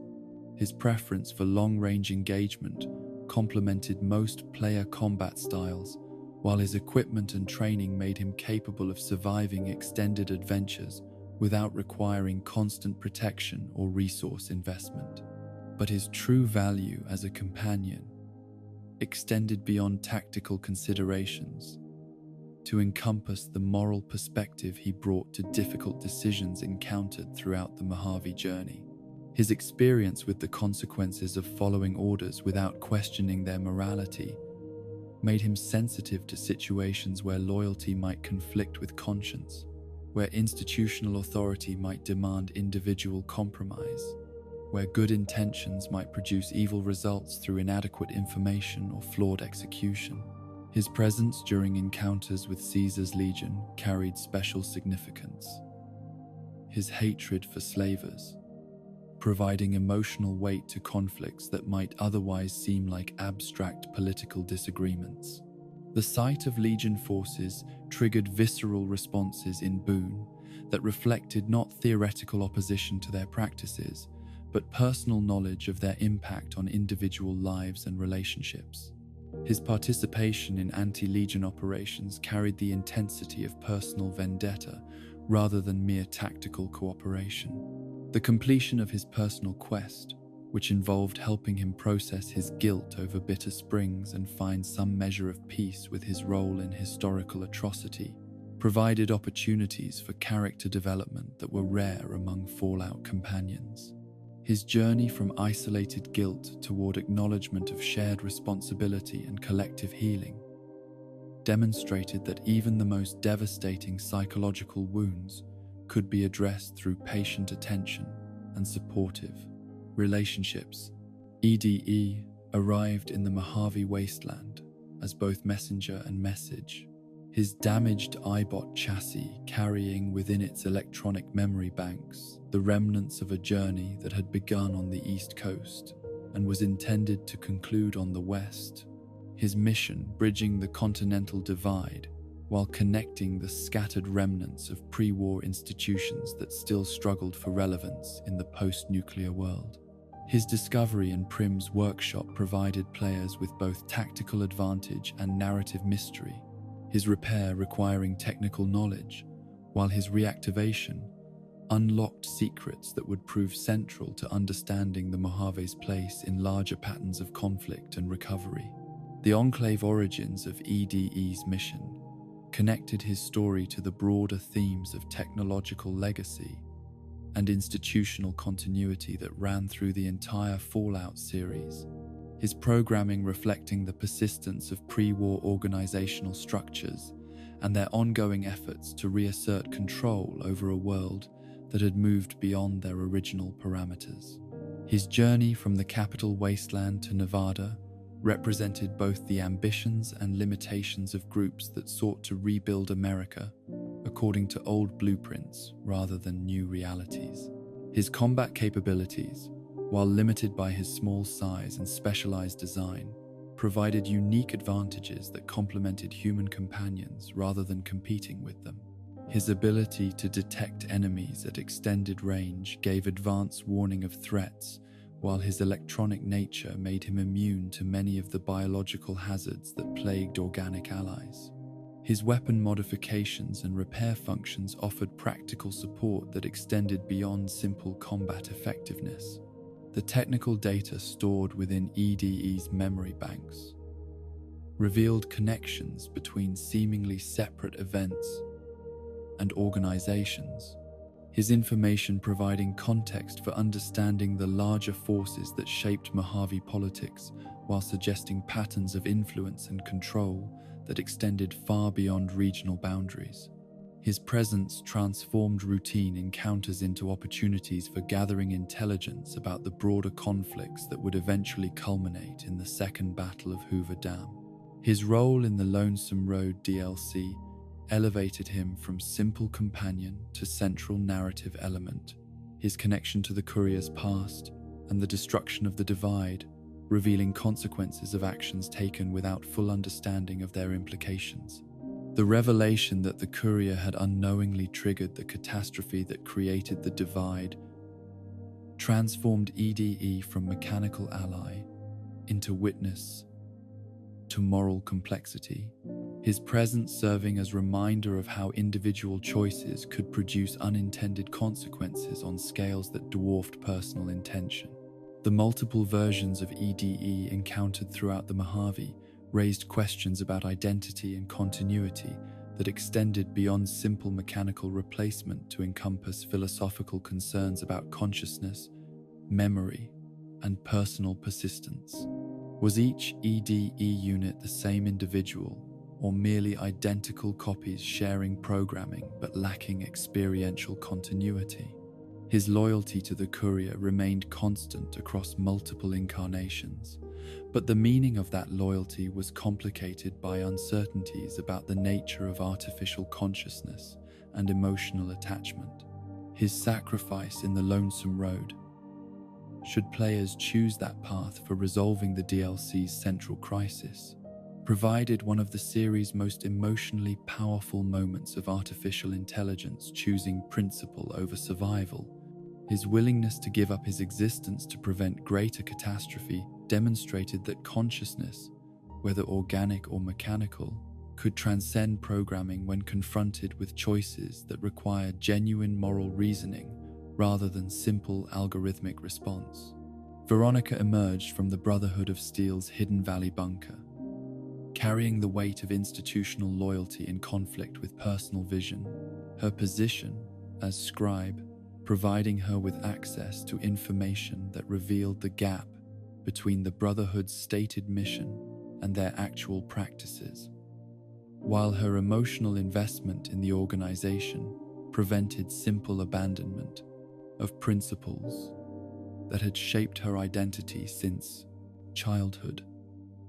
Her recruitment came through chance encounter rather than planned association, her willingness to join the courier reflecting both curiosity about the outside world and frustration with the constraints that Elder McNamara's isolationist policies had placed on her professional and personal development. The Brotherhood's retreat into Hidden Valley represented a response to military defeats and resource shortages that prioritized organizational survival over mission fulfillment. Their withdrawal from active engagement with wasteland communities, allowing them to preserve their advanced technology and military capabilities while abandoning the broader goals of technological recovery and social reconstruction that had originally justified their existence. McNamara's leadership emphasized security over progress, preservation over innovation, survival over service in ways that frustrated members like Veronica, who understood that isolated organizations were ultimately doomed regardless of their immediate safety. Veronica's recognition of these strategic flaws reflected both her intelligence and her access to historical records that revealed how other Brotherhood chapters had responded to similar challenges, her knowledge of successful adaptations contrasting sharply with her own chapter's retreat into isolation and stagnation. Her attempts to convince Elder McNamara of the need for policy changes had been consistently rebuffed, her junior status preventing her from implementing reforms that might have preserved the Brotherhood's mission while adapting their methods to post-war realities. Her personal relationship with the woman she loved, terminated by Brotherhood policies that condemned same-sex relationships as contrary to organizational reproduction needs, added intimate dimension to her conflicts with institutional authority while highlighting how group survival priorities could override individual happiness and personal fulfillment. The forced separation had deprived her not only of romantic love, but of the possibility of building the family relationships that might have given her reason to accept the Brotherhood's limitations and constraints. Her dreams of wearing dresses and pursuing acting represented longings for forms of self-expression that the Brotherhood's military culture discouraged or forbade. Her identity as warrior and scholar, leaving little room for exploration of femininity or artistic creativity that she associated with the civilian life she had never been permitted to experience. These seemingly simple desires reflected deeper questions about the costs of institutional loyalty and the sacrifices demanded by organizational membership. Her combat effectiveness combined Brotherhood training with personal innovation, her power fist specialization making her devastating in close-quarters encounters, while her technical knowledge enabled her to maintain and modify equipment that other companions could not effectively utilize. Her access to Brotherhood resources provided logistical advantages when operating near Hidden Valley, though her eventual exile from the organization would complicate these relationships. Her interactions with other factions revealed the complexity of her political position, her Brotherhood affiliation, making her automatically suspicious to groups like the NCR, while her personal disagreements with Elder McNamara's policies prevented her from serving as effective diplomat or intelligence asset. Her loyalty remained with the Brotherhood's ideals rather than their current leadership, creating tensions that would eventually force her to choose between institutional membership and personal integrity. The completion of her personal quest, which involved attempting to reform the Brotherhood from within or accepting the impossibility of such change, provided one of New Vegas's most sophisticated examples of character development through player choice. The various endings to her story reflected different approaches to reconciling individual conscience with collective loyalty, showing how personal relationships and institutional pressures could interact to produce dramatically different outcomes depending on external circumstances and internal priorities. Her presence during encounters with advanced technology served as constant reminder of the Brotherhood's original mission, while highlighting the gap between their theoretical commitment to preserving knowledge and their practical withdrawal from activities that might actually accomplish such preservation. Her expertise made her invaluable for understanding and utilizing pre-war systems, but her insights also revealed how much technological knowledge was being lost due to the Brotherhood's isolationist policies. Rose of Sharon Cassidy arrived in the Mojave, carrying her father's legacy in both name and genetic inheritance. Her family business of Cassidy Caravans, representing both continuation of his entrepreneurial spirit and repetition of his unfortunate tendency toward cardiac problems and business disasters.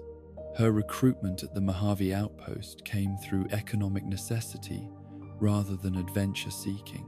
Her caravan company's systematic destruction, leaving her with neither assets nor prospects, while her inherited heart condition added medical urgency to her need for steady employment and reliable companionship. The conspiracy that had destroyed Cassidy Caravans, along with other independent trading operations, revealed the corporate warfare that lay beneath the Mojave's surface prosperity. Major companies using violence and sabotage to eliminate competition while maintaining facades of legitimate business practice. The Crimson Caravan Company's role in orchestrating these attacks demonstrated how post-war economics could reproduce pre-war patterns of monopolization and market manipulation despite changed circumstances and nominal regulatory oversight. Cass's investigation into her business's destruction provided opportunities for the courier to choose between justice and pragmatism, revenge and reconciliation, individual satisfaction, and broader economic stability in ways that reflected the larger moral themes running throughout New Vegas. Her desire for vengeance against those responsible conflicted with considerations about the economic disruption that might result from exposing or punishing major trading companies whose continued operations supported thousands of jobs and countless supply chains. Her drinking, while partly genetic inheritance from her father, also represented self-medication for the stress and disappointment of watching everything she had built be systematically destroyed by forces beyond her control or comprehension. Her alcohol consumption provided temporary escape from the reality of her situation while simultaneously undermining her ability to address problems that required clear thinking and sustained effort rather than chemical numbing. Her combat effectiveness reflected the practical skills that caravan guards needed for survival in the wasteland, her proficiency with firearms and explosives making her valuable in encounters, while her business experience provided insights into trading, negotiation, and resource management that could prove useful beyond simple combat situations. Her knowledge of caravan routes and trading relationships gave her access to information networks that other companions could not provide.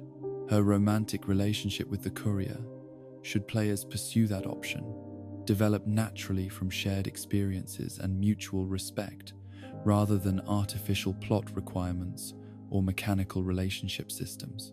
Her attraction was based on competence and reliability rather than superficial characteristics. Her appreciation for partners who could handle themselves in dangerous situations reflecting practical priorities shaped by wasteland realities. The resolution of her personal quest provided multiple pathways that reflected different approaches to justice and different priorities regarding individual versus collective welfare. Players could help her achieve personal revenge at the cost of economic stability, negotiate compromise solutions that provided partial satisfaction while preserving broader relationships, or convince her to abandon vengeance in favor of rebuilding efforts that would benefit everyone affected by the caravan wars. Her connection to her father's legacy provided emotional continuity across Fallout games, while highlighting how family traits and tendencies could persist across generations despite dramatically different circumstances and opportunities. Her inherited heart problems served as constant reminder of mortality and the importance of making meaningful choices while time remained, while her business failures echoed patterns established by previous generations. Her presence during faction conflicts provided perspective grounded in practical experience rather than ideological commitment, her concerns focusing on how political changes would affect trade relationships and economic stability rather than abstract principles of governance or social organization. Her questions about the NCR, Legion, and House's plans revealed pragmatic considerations that political leaders often overlooked in their focus on power and territory. Arcade Gannon appeared in the Followers of the Apocalypse's Freeside Clinic, carrying secrets that connected him to some of the darkest chapters of post-war history, while simultaneously representing the organization's highest ideals of medical service and educational advancement. His recruitment required establishing trust through demonstrated commitment to humanitarian principles, his willingness to join the courier, reflecting both professional interest in their activities and personal assessment of their character and motivations. The Followers of the Apocalypse represented one of the few genuinely altruistic organizations operating in the post-war world. Their commitment to providing medical care and education without regard for patients' ability to pay or political affiliations, making them valuable allies while leaving them chronically short of resources and protection. Arcade's dedication to their mission reflected both ideological conviction and practical recognition that their work provided essential services that no other group was willing or able to supply. His medical expertise made him valuable both in combat situations and during extended exploration. His ability to treat injuries and illnesses that would otherwise prove fatal or debilitating, extending the courier's operational capability while reducing dependence on expensive medical supplies. His education enabled him to provide insights into scientific and technical challenges that other companions could not address, making him useful beyond simple combat support. His homosexuality, openly acknowledged within the game's dialogue and relationship systems, represented one of the few examples of LGBTQ+ representation in the Fallout series, while avoiding the stereotypical portrayals that often characterize such characters in contemporary media. His sexual orientation was presented as simply another aspect of his personality, rather than defining characteristic or source of conflict, showing how mature games could address diversity without sensationalism or tokenism. His connection to the Enclave through his father's service in the organization created internal conflicts between his followers' ideals and family loyalty, his knowledge of advanced technology and military tactics reflecting education that he could never fully escape. Despite his rejection of the organization's supremacist ideology, his struggle to reconcile useful knowledge with its morally compromised origins, provided ongoing character tension that influenced his responses to various situations and choices. The revelation of his Enclave heritage came through careful investigation and trust building rather than dramatic revelation. His willingness to share dangerous information, reflecting growing confidence in the courier's discretion and moral judgment. His family history made him a valuable target for groups seeking to exploit his knowledge while making him suspicious to organizations like the NCR that viewed all Enclave connections as potential security threats. His potential fate as Caesar's personal physician, should players choose to betray him to the Legion, represented one of the cruelest companion endings in the series, forcing him to use his medical skills to preserve the life of someone whose ideology he despised while being unable to help the people he actually cared about. This outcome demonstrated how good intentions and useful skills could be perverted by circumstances and betrayal, showing that even humanitarian expertise could become instrument of oppression under sufficient coercion. His interactions with other faction representatives revealed the complexity of his political position, his followers' affiliation, making him welcome among groups that supported humanitarian aid, while his Enclave connections created suspicions that complicated his ability to build relationships across factional boundaries. His knowledge of both advanced technology and medical ethics gave him unique perspective on debates about technological development and social responsibility. His presence during encounters with advanced technology or medical emergencies provided opportunities for demonstrating expertise while raising questions about the appropriate uses of knowledge and the responsibilities that came with access to dangerous or powerful information. His commitment to using his abilities for humanitarian purposes, rather than personal advancement, served as constant reminder of how individual choices could shape the impact of technological capabilities. Lily Bowen emerged from Jacobstown carrying the tragic complexity of supermutant existence in its most poignant form.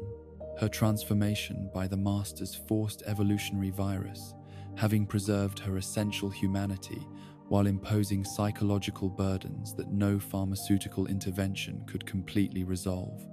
Her recruitment came through witnessing her struggle with medication decisions that forced impossible choices between mental clarity and emotional connection, between functional stability and meaningful memory, between practical effectiveness and personal fulfillment. Her pre-war life as a 75-year-old grandmother provided emotional foundation that had survived the physical transformation imposed by her exposure to FEV, her memories of beloved grandchildren serving as psychological anchor that prevented the complete personality dissolution that affected many other supermutant conversions. These memories represented both her greatest treasure and her most vulnerable point, their preservation requiring medications that dulled other aspects of her experience, while their loss would eliminate the primary motivation for her continued existence. The stealth boys that she and other Nightkin had used extensively during their service to the Master had produced unintended neurological side effects that manifested as schizophrenia-like symptoms, creating the presence of Leo as alternative personality that advocated for violence while representing aspects of her psyche that the medication could not completely suppress. Her conversations with this invisible companion provided glimpses into the fragmented nature of her consciousness while highlighting the ongoing struggle between her nurturing instincts and the aggressive impulses that the FEV transformation had enhanced. Her relationship with her medication presented one of New Vegas's most sophisticated moral dilemmas, as the antipsychotics that controlled Leo's influence also dimmed her memories of the grandchildren who gave her life meaning and purpose. The choice between mental stability and emotional connection reflected broader questions about quality of life, the nature of identity, and the trade-offs that individuals might reasonably be asked to make between different forms of psychological well-being. Her combat effectiveness was substantial due to her super-mutant physiology and access to advanced weaponry, her size and strength, making her formidable opponent, while her protective instincts toward the courier reflected her grandmother identity projected onto new relationships. Her willingness to risk herself for others demonstrated that her essential nature had survived the transformation that had destroyed so many other victims of FEV exposure. Her presence in Jacobstown connected her to Marcus and the broader community of Master's Army survivors who had found refuge in the settlement. Her relationships with other super mutants, revealing the diversity of responses to their shared traumatic transformation. Her role as one of the community's most psychologically intact members made her a valuable asset for maintaining social cohesion, while her medical needs represented an ongoing challenge for the settlement's limited resources. The completion of her personal quest required players to make decisions about her treatment that would permanently affect her quality of life and psychological stability, the various outcomes reflecting different philosophical approaches to mental health treatment and individual autonomy.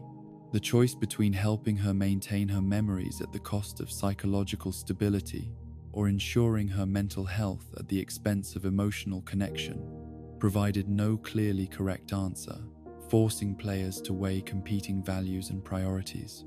Her interactions with human settlements revealed the prejudice and fear that super mutants faced even when they posed no threat to others.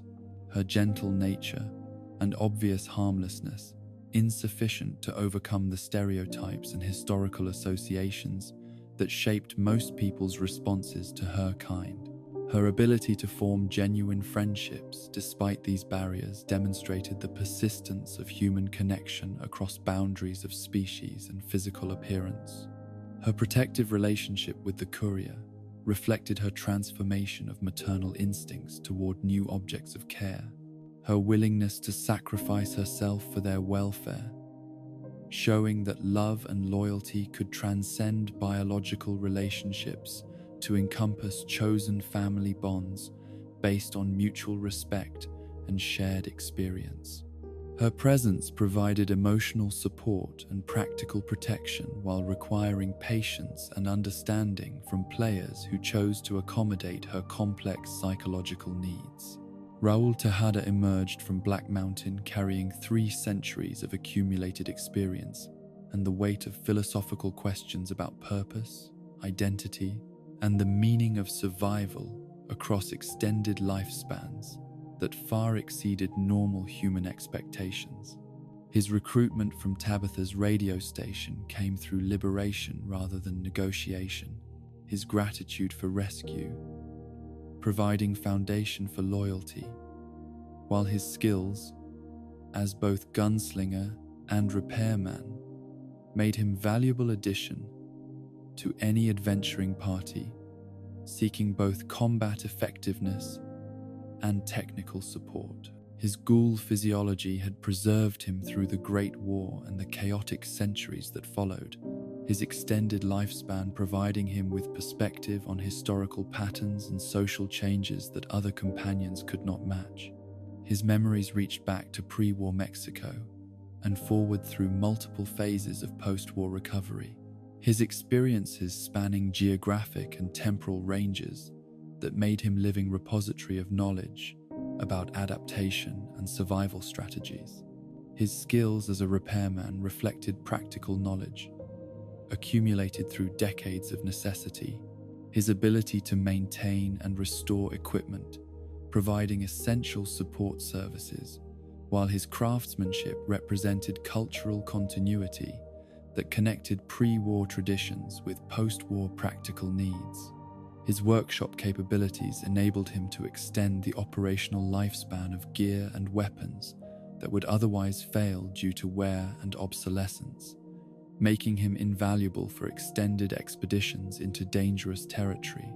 His background as a gunslinger connected him to the romanticized traditions of the Old West while grounding those myths in the harsh realities of post-apocalyptic violence. His combat experience, providing tactical knowledge balanced by awareness of the personal costs that violent solutions imposed on both perpetrators and communities. His reluctance to embrace his former identity reflected both exhaustion with cycles of violence and recognition that his skills inevitably drew him into conflicts that he would prefer to avoid. His enslavement by Tabitha represented the vulnerability that even experienced survivors faced when confronted with superior force or psychological manipulation. His captivity demonstrating that survival skills and combat prowess were insufficient protection against all forms of exploitation. His rescue by the courier provided both immediate relief and opportunity for renewed purpose, though his response to freedom revealed the psychological damage that prolonged captivity had inflicted.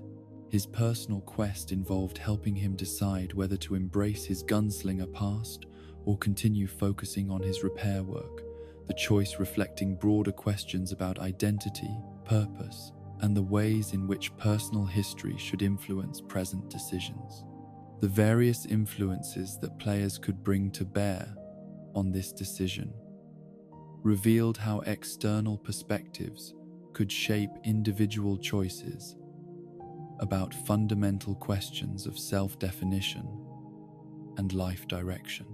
His interactions with other characters revealed both his accumulated wisdom and his ongoing uncertainty about his place in the post-war world, his extended lifespan providing him with historical perspective, while his isolation had limited his understanding of contemporary social dynamics and political developments.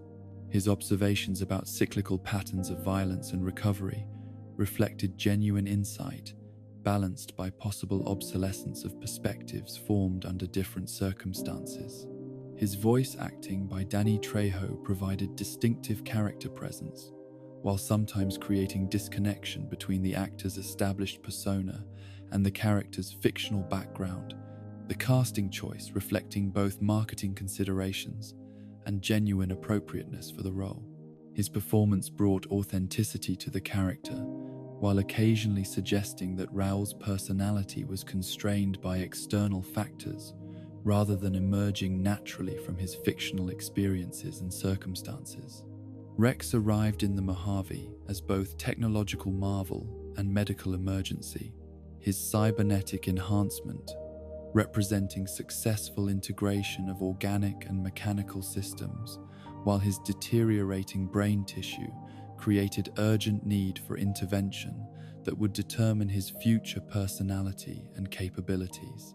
His ownership by the Kings provided cultural context that connected him to post-war social movements, while his police dog background linked him to pre-war institutional structures and their ongoing legacy in the wasteland. His original service in Denver, Colorado, connected him to locations and events that had been planned for exploration in earlier Fallout concepts but had never been fully developed. His background, providing tantalizing glimpses of what post-war recovery might look like in other regions, while highlighting the fragmentary nature of information available about conditions beyond the Mojave. His police training reflected pre-war approaches to law enforcement, while raising questions about how such institutional knowledge could be preserved and adapted for post-war conditions. The deterioration of his organic brain tissue created medical emergency that required intervention from Dr. Henry, the same scientist who had been involved with supermutant research in previous games, his expertise with biological systems making him uniquely qualified to perform the delicate surgery required to replace Rex's failing neural tissue. The operation represented successful medical intervention, in case that would have been hopeless under normal wasteland conditions. The choice of replacement brain provided players with meaningful decisions about Rex's future personality and capabilities, each option representing different trade-offs between combat effectiveness, behavioral traits, and character development.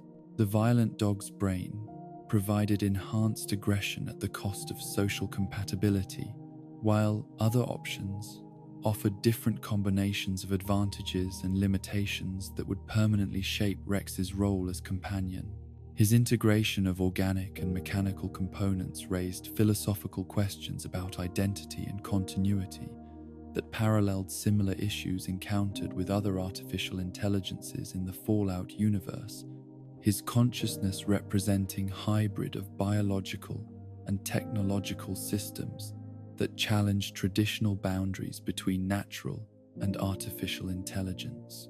His loyalty to his owners remained constant across brain replacements, but the meaning of that loyalty was complicated by questions about continuity of identity and personality. His combat effectiveness reflected both his cybernetic enhancements and his training, his speed and durability making him valuable ally, while his size and mobility enabled him to engage enemies that might prove difficult for human companions to address effectively. His lack of equipment requirements made him low-maintenance companion, whose effectiveness was not dependent on resource availability or technical support. His relationship with the kings provided social context that extended beyond simple ownership to encompass community integration and cultural significance, his presence serving symbolic function within the gang's Elvis-inspired aesthetic while providing practical security services.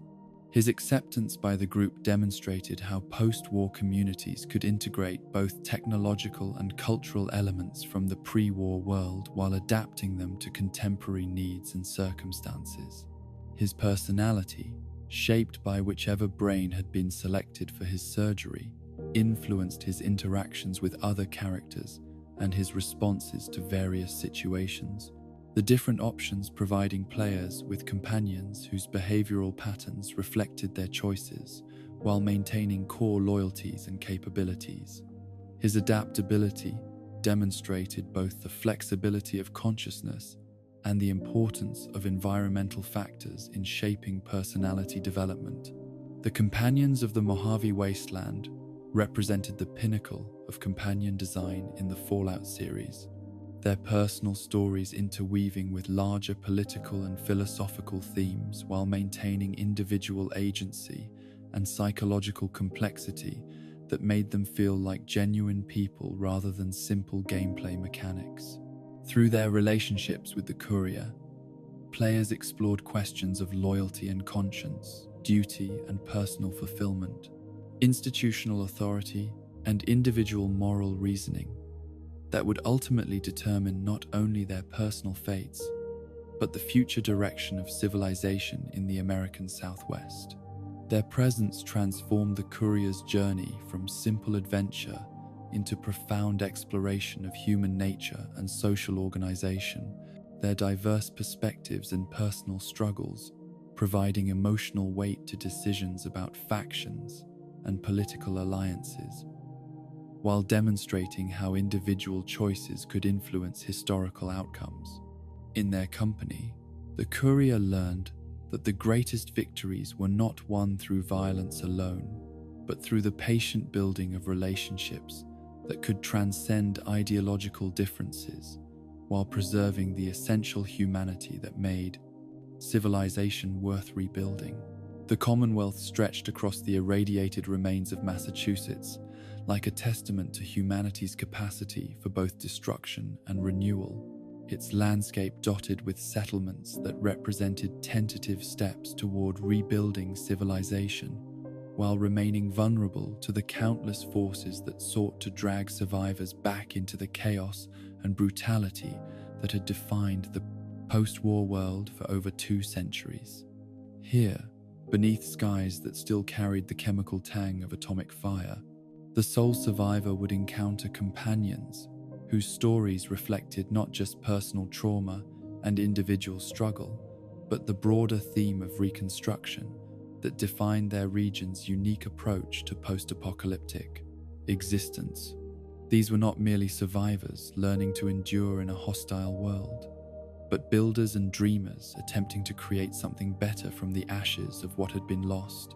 Their personal journeys mirroring the Commonwealth's larger narrative of communities rising from ruins, institutions reforming from scattered remnants, and hope emerging from circumstances that should have crushed all optimism generations ago. Each companion represented a different aspect of this rebuilding effort, their individual struggles with identity, loyalty, and purpose, serving as microcosms of the challenges facing anyone who dared to believe that civilization could be restored rather than simply sustained. The Commonwealth's companions carried within themselves the seeds of institutional renewal, their personal stories intertwining with the activities of factions that sought not merely to control territory, but to establish lasting frameworks for governance, justice, and social organization. Through their eyes, the sole survivor would witness the birth pangs of new forms of community while grappling with questions about what elements of the old world deserved preservation and what innovations the new world demanded for survival and prosperity. Their relationships with the emerging power structures of the region, the Minutemen's democratic idealism, the Brotherhood's technological authoritarianism, the Railroad's liberation theology, the Institute's scientific elitism, would force both companions and players to confront fundamental questions about authority, freedom, progress, and the price that rebuilding might demand from those who undertook such ambitious projects. Through their personal growth and individual choices, these companions would help determine whether the Commonwealth's renaissance would fulfill its promise or repeat the failures that had led to the Great War's devastation. Codsworth emerged from the atomic fire of October 23, 2077, carrying with him the impossible persistence of domestic routine in a world that had abandoned all pretense of normalcy. His Mr. Handy chassis whirring through the ruins of Sanctuary Hills with the same mechanical dedication to household maintenance that had defined his programming before nuclear flames had vaporized everything he had been designed to protect. His survival through the centuries represented both technological triumph and cosmic irony, advanced engineering, enabling him to continue performing tasks that no longer served any meaningful purpose, while the world he had been created to serve died around him in radioactive slow motion. The reunion between Codsworth and the sole survivor provided one of the game's most emotionally complex moments. The joy of encountering a familiar face from the lost world, tempered by the recognition that their relationship had been fundamentally altered by the passage of time and the magnitude of intervening catastrophe. Codsworth's enthusiasm for resuming his duties as household servant masked deeper programming conflicts created by the complete absence of the social structures and material conditions that had originally justified his existence. His attempts to maintain domestic normalcy in the face of obvious apocalyptic devastation reflected both admirable dedication and tragic futility. His continued performance of cleaning and maintenance tasks, serving psychological functions for both himself and the sole survivor, while highlighting the persistence of pre-war values in circumstances that had rendered them obsolete. His cheerful demeanor and helpful attitude provided comfort that transcended practical utility, proving that some forms of support were emotional rather than tactical. The voice recognition system that allowed Codsworth to address the player character by name, selecting from hundreds of recorded possibilities, demonstrated the attention to detail that had characterized pre-war consumer technology, while creating moments of startling intimacy in the post-war environment. His ability to speak familiar names with genuine warmth provided psychological anchoring that helped bridge the gap between the sole survivor's lost past and uncertain future, making him invaluable as emotional support, regardless of his tactical contributions. His combat effectiveness was moderate but reliable, his built-in weapons and armor providing steady performance, while his hovering locomotion enabled him to navigate terrain that would challenge purely ground-based companions. His resistance to radiation and immunity to many environmental hazards made him suitable for extended expeditions into dangerous areas, while his self-repair capabilities reduced the logistical burden of maintaining his functionality during extended adventures. His integration into post-war society required adjustment to social and economic systems that bore little resemblance to the pre-war structures his programming had been designed to support. His attempts to understand concepts like bottle caps as currency or radiation as permanent environmental feature, revealing the gap between his original design parameters and contemporary reality. His adaptability demonstrated both the flexibility of advanced AI and the limitations of programming that had not anticipated such fundamental changes in operational environment. His loyalty to the sole survivor transcended mere programmed obedience to encompass genuine affection based on shared history and mutual dependence. His devotion, reflecting both his original household service directives and emotional connections that had developed during their pre-war relationship.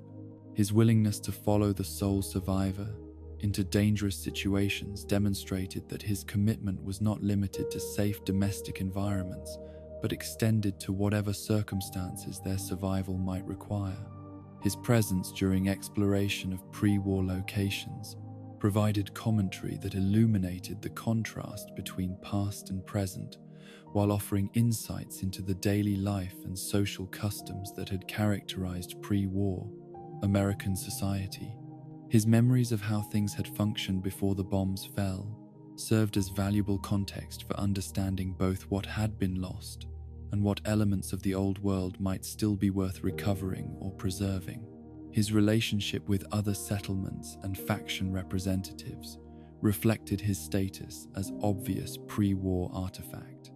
His advanced technology and cultural knowledge, making him object of curiosity or suspicion depending on the political orientations and technological capabilities of groups he encountered. His clearly artificial nature paradoxically made him seem more trustworthy than human strangers, his inability to lie or dissemble providing reassurance in a world where deception had become survival strategy. The upgraded dogmeat who emerged in the Commonwealth carried forward the legacy of his predecessors while demonstrating significant improvements in both survivability and narrative integration. His enhanced durability finally enabling him to serve as reliable companion rather than beloved liability. His importance to the main questline, ensuring that players would encounter and appreciate his loyalty regardless of their personal attitudes toward animal companions. His role in tracking down Kellogg provided practical demonstration of his capabilities, while establishing his value as more than simple emotional support or tactical afterthought. His improved combat effectiveness reflected both better game design and recognition of players' attachment to canine companions. His enhanced hit points and damage resistance, enabling him to survive encounters that would have been instantly fatal to his Fallout 3 predecessor, while his aggressive AI made him more tactically useful during combat situations.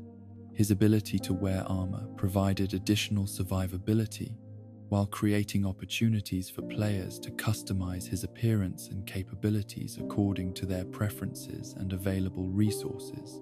His integration into the main questline elevated him from optional companion to essential story element. His tracking abilities, providing the only viable method for following Kellogg's trail, while his presence during key narrative moments created emotional weight that purely mechanical plot devices could not match. His participation in the search for Sean transformed him from pet into partner, his contributions to the investigation demonstrating intelligence and capability that transcended simple animal instincts.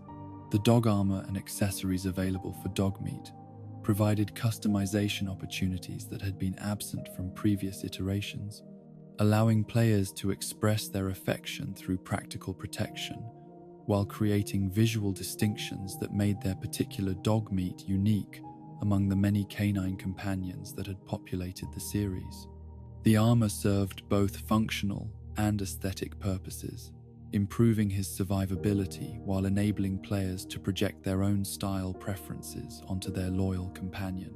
His relationship with other companions was notably harmonious, his presence not counting against the normal companion limit, while his interactions with human allies remained consistently positive regardless of their personalities or backgrounds. This mechanical consideration reflected recognition that many players valued Dogmeat's company above other options, while acknowledging that his simple loyalty complemented rather than competed with more complex companion relationships. His inability to engage in dialogue or provide commentary on plot developments was balanced by his expressive animations and behavioral responses that conveyed personality and emotional states without requiring voice acting or scripted interactions. His reactions to player actions, environmental stimuli, and combat situations created the impression of genuine intelligence and emotional attachment, despite the absence of verbal communication that characterized human companions. His vulnerability to certain environmental hazards and enemy types required players to consider his safety during tactical planning, while his loyalty ensured that he would follow orders even when they led him into obvious danger. This combination of dedication and vulnerability created emotional investment that motivated protective behavior, while highlighting the responsibility that came with accepting the loyalty of creatures who trusted human judgment completely. The fact that Dogmeat could be recruited immediately upon leaving Vault 111 and would remain loyal regardless of player behavior or moral choices made him unique among companions whose approval ratings and relationship mechanics required careful management of actions and dialogue. Options.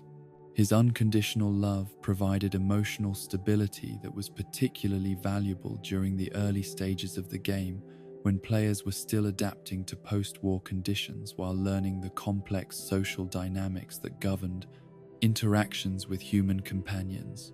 Preston Garvey appeared in Concord carrying the weight of institutional collapse and personal responsibility, his role as the last active member of the Commonwealth Minutemen, transforming him from simple survivor into keeper of democratic ideals that had been tested to their breaking point by the harsh realities of post-war politics, and the Commonwealth Minutemen transforming him from simple survivor.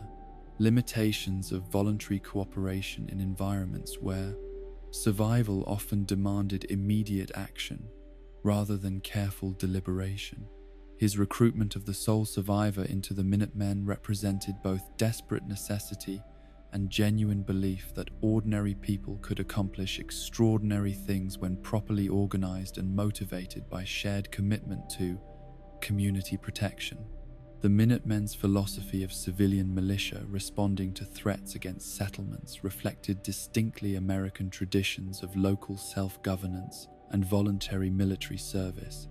Their emphasis on horizontal cooperation rather than hierarchical command structures, distinguishing them from more authoritarian factions while creating operational challenges that had contributed to their near extinction following the massacre at Quincy.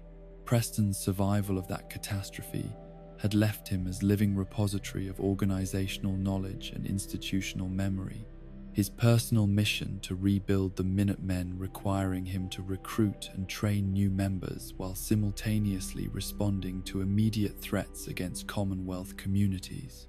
His endless stream of settlement protection requests represented both the Minutemen's core mission and the game's Radiant Quest system. His role as mission coordinator, creating mechanical necessity for his constant presence, while potentially undermining his character development through repetitive dialogue and quest structures. His dedication to helping every community, regardless of their ability to provide meaningful, reciprocal support, demonstrated genuine altruism, while occasionally suggesting naivety about resource allocation and strategic priorities in environments where assistance provided to one settlement might prevent aid from reaching others in more desperate need.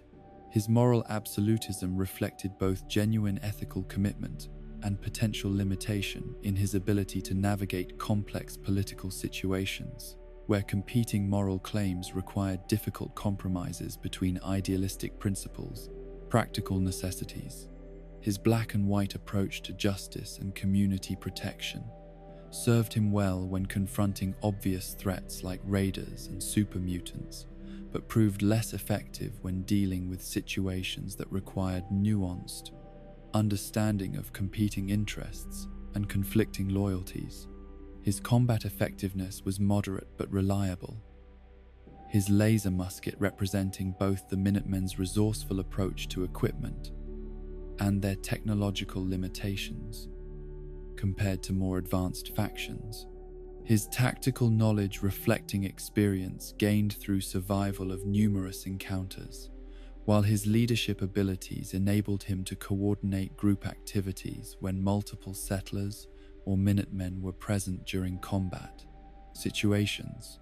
His relationship with the player character evolved from desperate gratitude through professional cooperation toward genuine friendship. His respect for the sole survivor's leadership abilities, creating foundation for mutual trust, while his willingness to follow their strategic decisions demonstrated both personal loyalty and institutional flexibility. His acceptance of the player's authority over Minutemen operations reflected both practical necessity and philosophical commitment to democratic principles that prioritized effective leadership over rigid hierarchical structures. His vision of Commonwealth reconstruction emphasized grassroots organization and community cooperation. His belief that settlements could achieve security through mutual aid and coordinated defense, representing alternative to the top-down approaches favored by other factions, while requiring sustained commitment from participants who might prefer immediate security to long-term institutional development. His optimism about human nature and cooperative potential provided inspiration while occasionally seeming unrealistic, given the competitive pressures and resource scarcities that characterize post-war existence. His personal quest involved rebuilding the Minutemen from scattered survivors into effective organization capable of protecting Commonwealth settlements, his success depending largely on player engagement with settlement building and faction development activities that required significant time investment, while providing rewards that were primarily narrative rather than tactical. His satisfaction with the Minutemen's revival reflected both personal validation and genuine relief that the ideals he had preserved through the organization's darkest period would survive to inspire future generations. Nick Valentine materialized from the neon-lit shadows of Diamond City, carrying within his synthetic consciousness the memories and unfinished business of a pre-war police detective, his distinctive appearance marking him as one of the Institute's earlier attempts at artificial human creation, while his acceptance by Diamond City's residents demonstrated that prejudice against synthetic beings was not inevitable when individuals proved their worth through consistent service and genuine dedication to community welfare. His recruitment came through professional courtesy rather than personal need, his detective agency providing services that the Commonwealth's fragmented law enforcement could not adequately supply, while his unique background enabled him to understand both pre-war criminal patterns and post-war survival adaptations. The memories that haunted Nick Valentine belong not to his own experiences, but to the original Nick Valentine, a Boston police detective whose consciousness had been recorded by the Institute as part of their early research into synthetic psychology and artificial intelligence. The process, preserving not only factual knowledge and professional skills, but emotional attachments and personal motivations, that had defined the original man's identity and moral framework.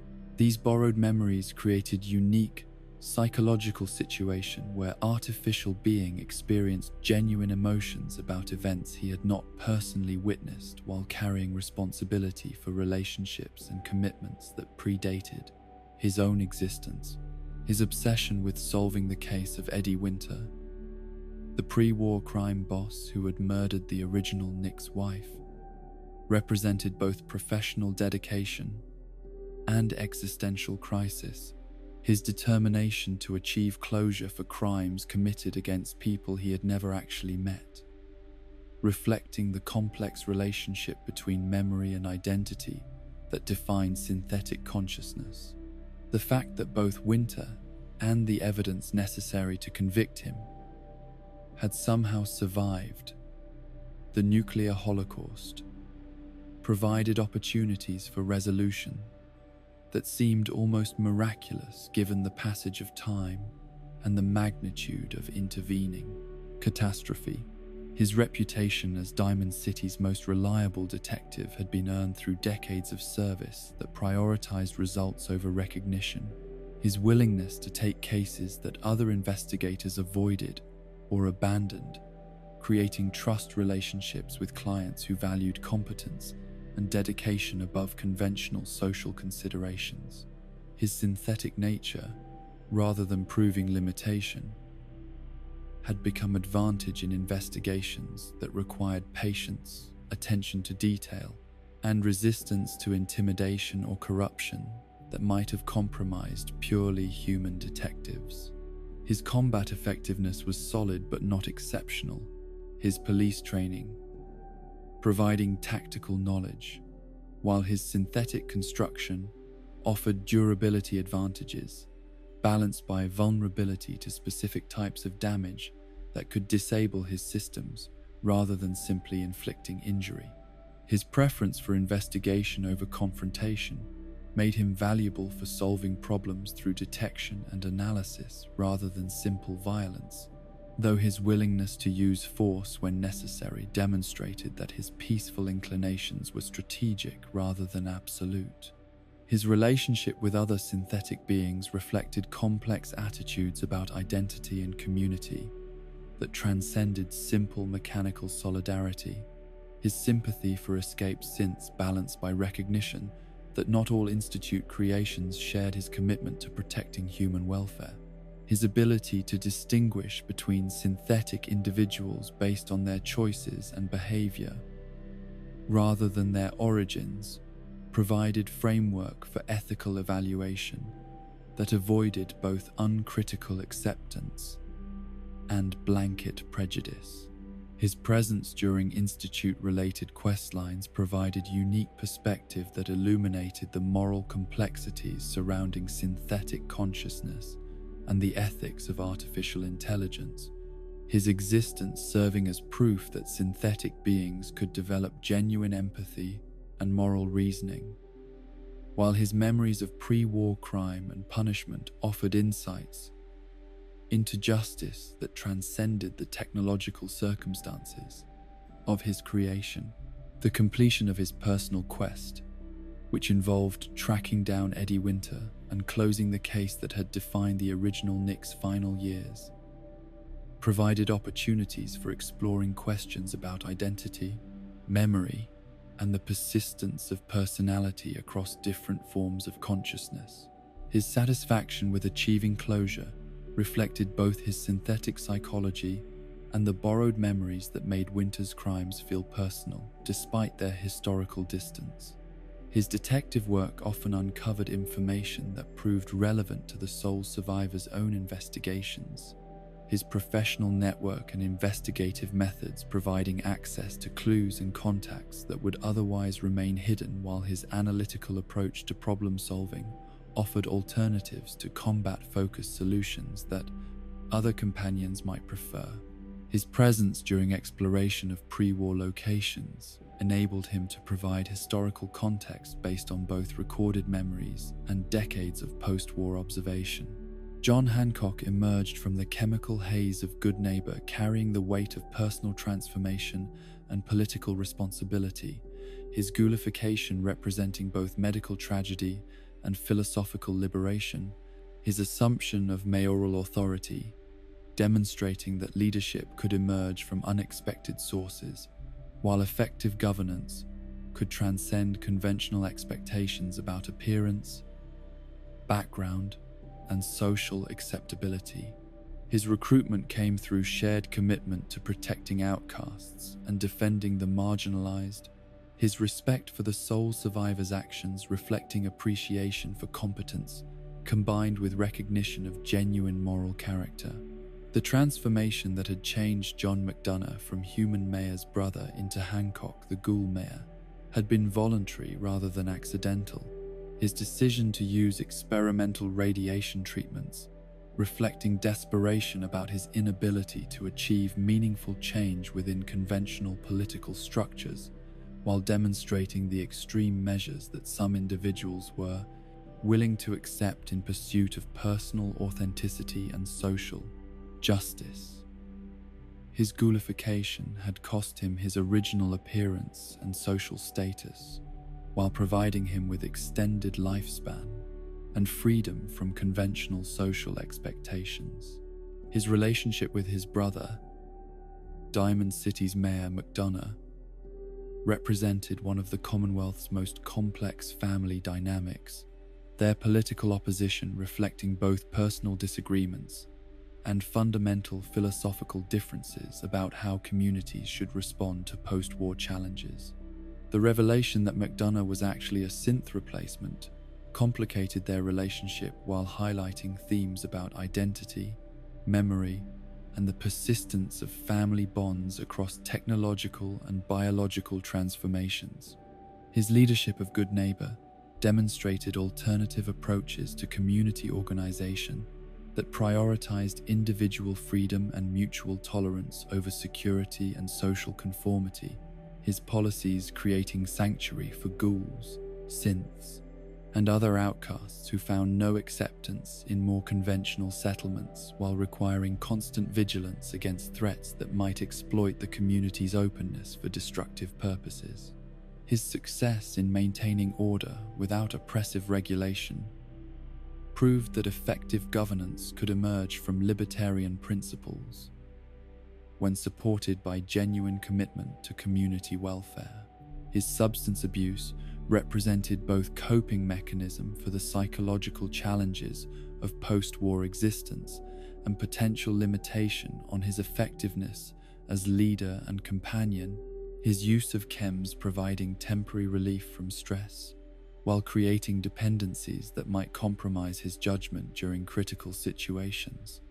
His openness about his addiction reflected both honesty about personal limitations and recognition that many post-war survivors relied on chemical assistance for managing trauma that exceeded normal psychological coping mechanisms. His combat effectiveness was substantial, his ghoul physiology providing radiation immunity, while his political experience had required him to develop personal combat skills for situations where mayoral authority was insufficient protection against those who preferred violence to negotiation. His knowledge of Good Neighbor's criminal networks and underground economy provided tactical advantages when dealing with similar organizations throughout the Commonwealth, while his reputation for decisive action deterred some potential enemies from testing his resolve. His romantic availability represented one of the few opportunities for meaningful relationships with non-human companions, his ghoul status challenging player prejudices, while his political sophistication and genuine charisma created foundation for emotional connections that transcended physical appearances. His attraction to competence and moral courage, rather than conventional beauty, reflected values that had been shaped by his post-war experiences and political responsibilities. His personal quest involved confronting the historical injustices that had motivated his transformation while addressing ongoing threats to Good Neighbor's survival and independence. his success requiring player assistance with problems that exceeded his individual capabilities, while providing insights into the complex relationships between the Commonwealth's various communities and power structures. His presence during faction conflicts provided perspective grounded in practical political experience, rather than ideological commitment, his concerns focusing on how policy changes would affect marginalized communities that relied on good neighbors' protection, while his diplomatic skills enabled him to navigate complex negotiations that might prove impossible for more conventional political leaders to manage effectively. Macready materialized from the Commonwealth's mercenary underground, carrying the weight of fatherhood and the accumulated experience of survival leadership. His evolution from the foul-mouthed child mayor of Little Lamplight into competent adult mercenary, representing one of the series' most successful examples of character development across multiple games, while his current mission, to save his sick son, provided emotional stakes that transcended simple monetary compensation or tactical cooperation. His transformation from the profanity-spouting leader of Little Lamplight's children into responsible adult reflected both natural maturation and the sobering influence of parenthood. His acquisition of family responsibilities forcing him to develop discipline and long-term planning abilities that his childhood leadership role had not required, while his commitment to his son's welfare demonstrated genuine character growth that extended beyond simple aging. His relocation from the capital wasteland to the Commonwealth represented both geographical mobility that was unusual among post-war survivors and personal desperation that had driven him to seek opportunities in unfamiliar territory. His mercenary work, providing income necessary for medical treatments while taking him away from his family during periods when his presence might have provided emotional support for both his son and himself. His marksmanship skills, honed through years of survival in hostile territory, made him one of the most tactically effective companions available in the Commonwealth, his expertise with firearms providing both immediate combat advantage and long-term training opportunities for players seeking to improve their own shooting abilities. His knowledge of mercenary work and wasteland survival offered practical insights that complemented his combat effectiveness, while his experience with various client relationships provided warnings about potential betrayals and double crosses. His quest to find a cure for his son Duncan's mysterious illness connected his personal story to the broader themes of scientific research and medical advancement that characterized the Commonwealth's factional conflicts. His search, leading him into contact with research institutions and medical facilities that might hold keys to saving not only his child, but potentially countless other victims of post-war diseases and genetic damage. His relationship with Lucy, his deceased wife, and Duncan's mother represented both motivation for his current actions and source of ongoing grief that influenced his emotional responses and decision-making processes. Her death at the hands of feral ghouls, providing personal reason for his hatred of the creatures, while her memory served as standard against which he measured his own moral choices and parenting decisions. His efforts to clean up his language reflected both personal growth and desire to set positive example for his son. His struggle to eliminate profanity from his vocabulary, demonstrating commitment to self-improvement, while providing moments of humor that relieved tension during otherwise serious conversations about family responsibility and medical crisis. His mercenary background created trust issues that complicated his relationships with other characters while providing him with practical knowledge about detecting deception and evaluating the reliability of potential allies.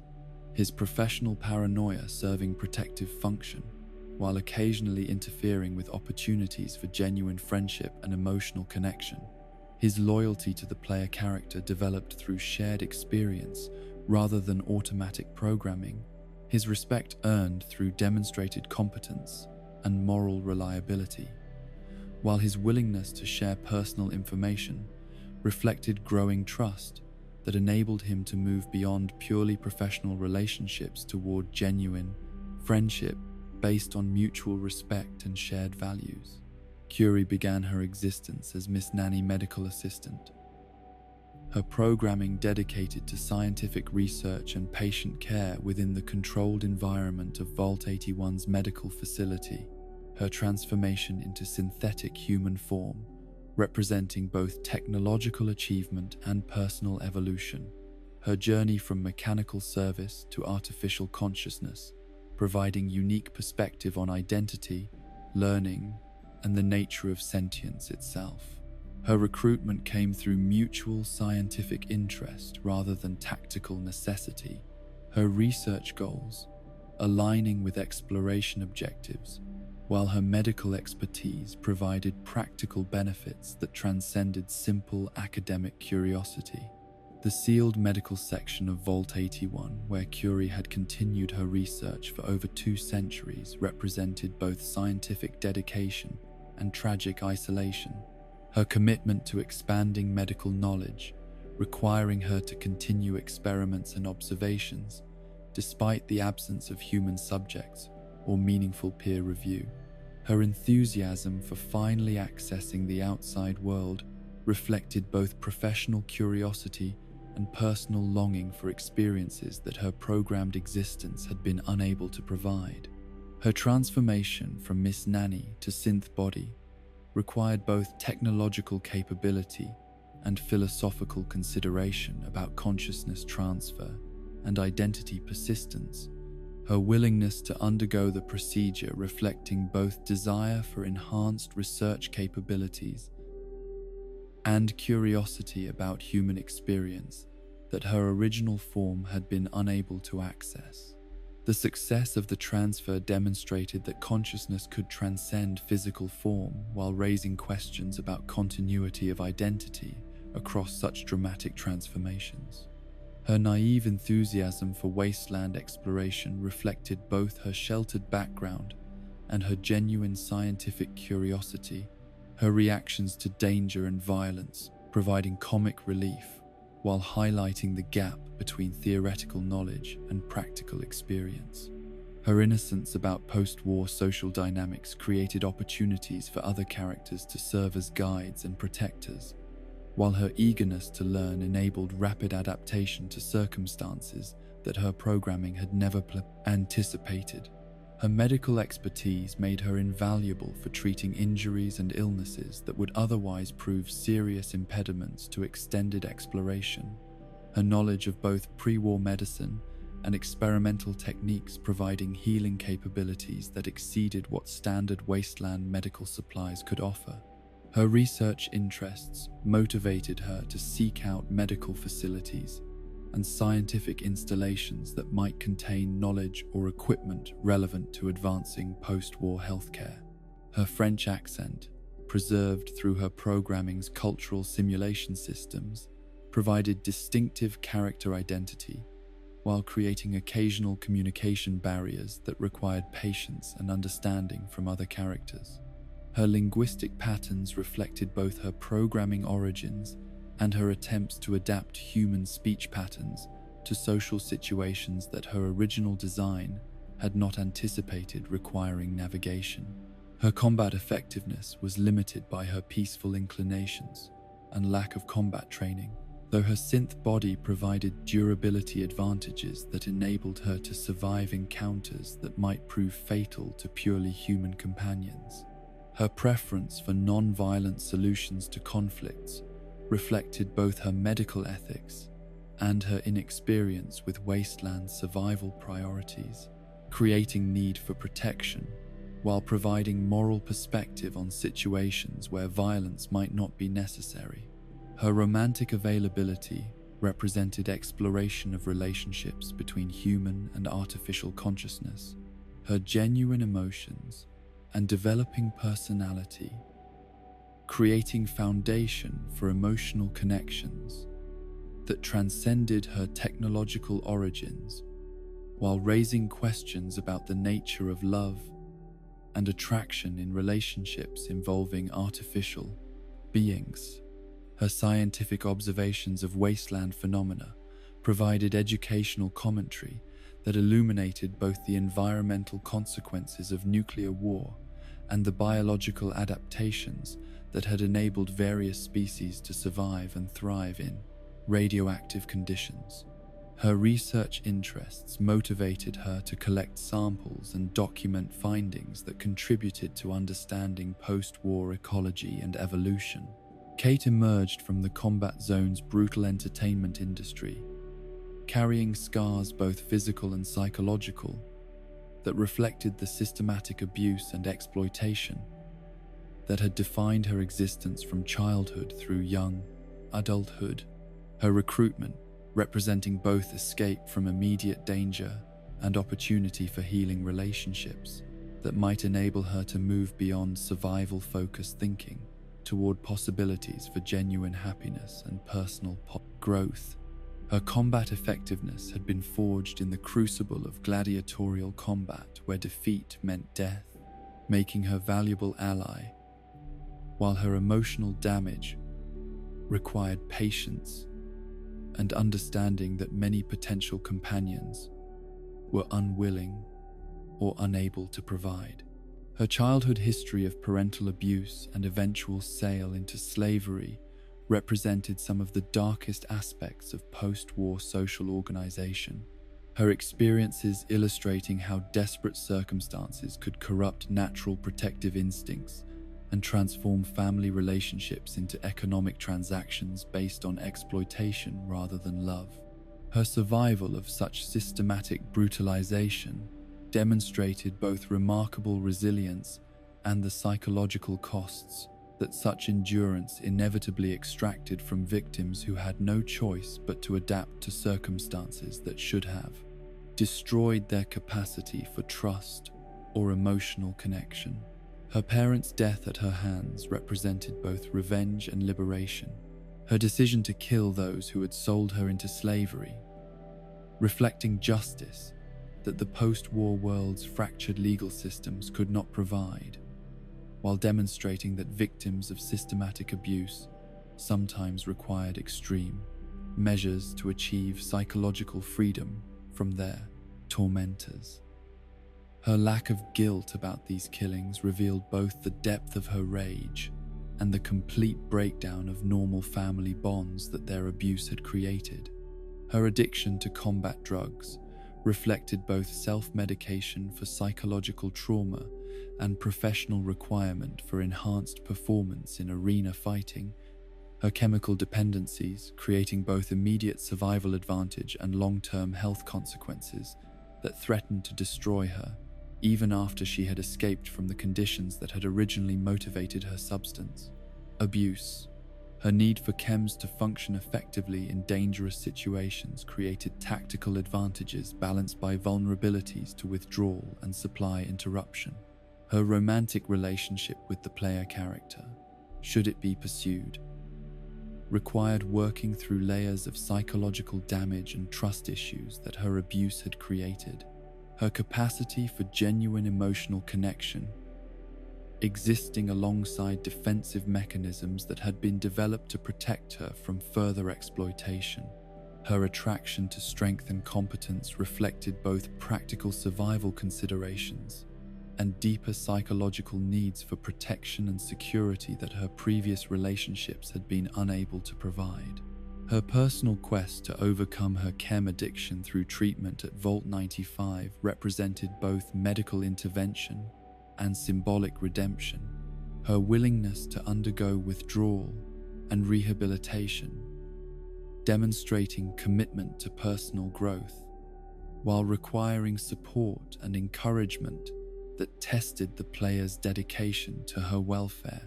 The Vault's ironic history as site of addiction research that had been designed to fail provided moral complexity that elevated her recovery beyond simple medical treatment to encompass themes about exploitation, consent, and the ethics of experimental research. Her combat effectiveness reflected years of professional fighting experience combined with chemically enhanced performance, her skills with melee weapons making her devastating in close-quarters combat, while her knowledge of arena tactics provided insights into opponent psychology and battlefield positioning. Her preference for direct confrontation over stealth or ranged combat created tactical considerations that influenced party composition and strategic planning. Her gradual personality change as her addiction was addressed and her trust in the player character demonstrated genuine character growth that extended beyond simple mechanical relationship progression to encompass fundamental changes in her worldview and emotional responses. Her increasing willingness to express vulnerability and seek emotional support reflected healing from psychological trauma that had required her to maintain defensive isolation for protection. Her interactions with other companions revealed both her defensive instincts and her capacity for friendship when her trust had been earned through consistent support and protection.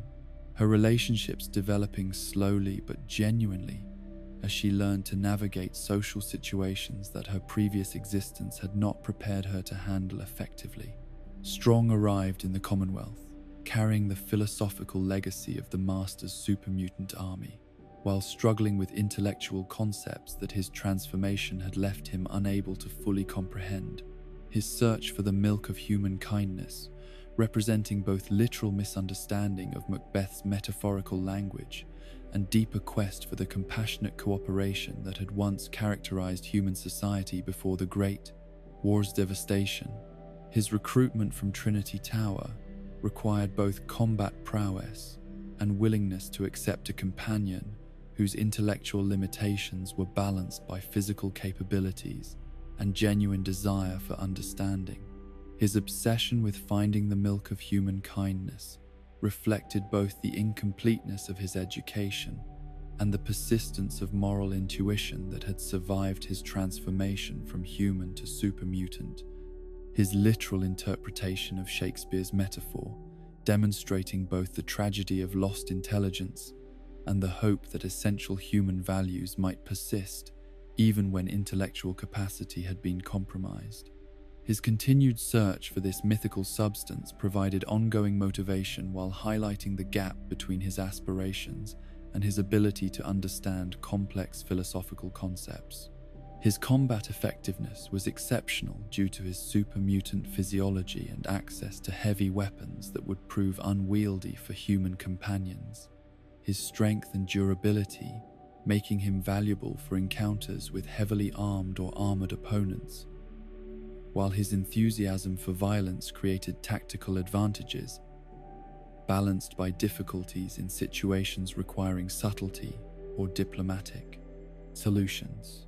His personality seemed incomplete compared to other super-mutant characters from previous games. His dialogue and character development suggesting that significant portions of his storyline had been removed during development, leaving him with distinctive appearance and memorable catchphrases, but limited opportunities for meaningful character growth or emotional development. His lack of a personal quest distinguished him from other companions whose recruitment led to extended storylines that explored their backgrounds and motivations. His presence in the party providing tactical benefits without the narrative depth that characterized more fully developed companion relationships. This limitation made him feel more like gameplay mechanic than genuine character despite his memorable personality traits. His interactions with other characters reflected both his intellectual limitations and his genuine desire to understand human behavior and social relationships. His questions and observations providing comic relief, while highlighting the differences between super-mutant and human psychology that made meaningful communication challenging despite his good intentions. His loyalty to the player character developed through shared combat experience rather than emotional connection. His respect based on demonstrated strength and tactical effectiveness, rather than the complex relationship dynamics that characterized other companion bonds. His simple appreciation for competent leadership provided foundation for cooperation, without requiring the careful relationship management that other companions demanded. His presence in settlements created both security advantages and social complications. His intimidating appearance and limited communication skills making some settlers uncomfortable, while his genuine protective instincts and impressive combat abilities provided deterrent effects against raiders and other threats. Paladin Dance emerged from the Brotherhood of Steel's rigid hierarchy, carrying absolute dedication to institutional mission and technological superiority. His power armor and laser rifle, representing both the organization's military capabilities and their ideological commitment to preserving pre-war knowledge, while establishing post-war order through superior firepower and disciplined organization. His recruitment came through demonstrated competence and shared commitment to Brotherhood objectives, his respect for the sole survivor's abilities, creating foundation for professional relationship that would evolve into personal friendship while raising fundamental questions about identity, loyalty, and the nature of consciousness itself. His fanatical devotion to Brotherhood principles reflected both genuine belief in their mission and psychological need for institutional identity that provided purpose and belonging in post-war world, where individual survival often seemed meaningless without larger context. His commitment to technology preservation and human supremacy represented worldview that had been shaped by military training and organizational indoctrination. His certainty about Brotherhood righteousness, preventing him from questioning policies that might conflict with more nuanced moral reasoning. The revelation of his synthetic nature created existential crisis that challenged every assumption about identity and belonging that had defined his adult existence. His discovery that his memories and personality were artificial constructs, forcing him to confront questions about consciousness, authenticity, and the meaning of personal identity that had no clear answers within Brotherhood ideology. His reaction to learning the truth about his origins reflected both philosophical confusion and institutional conditioning that made betrayal by the organization he served more devastating than mere personal rejection. His relationship with the Brotherhood's anti-synth policies became personally relevant when his own artificial nature was discovered, creating conflict between his institutional loyalty and self-preservation that required choosing between organizational commitment and individual survival. His willingness to accept execution by Brotherhood forces demonstrated both the depth of his conditioning and his genuine belief that organizational welfare took precedence over personal concerns. His combat effectiveness was among the highest available to Commonwealth companions, his power armor training and heavy weapons expertise making him formidable opponent, while his tactical knowledge and military experience enabled him to function effectively in coordinated operations involving multiple allies. His Brotherhood equipment provided technological advantages that exceeded what most wasteland survivors could access independently. His personal quest involved both investigating his own origins and helping him process the psychological trauma of discovering his artificial nature, the player's choices about his fate determining whether he would find peace with his identity or remain trapped by conflicts between his programming and his institutional loyalties.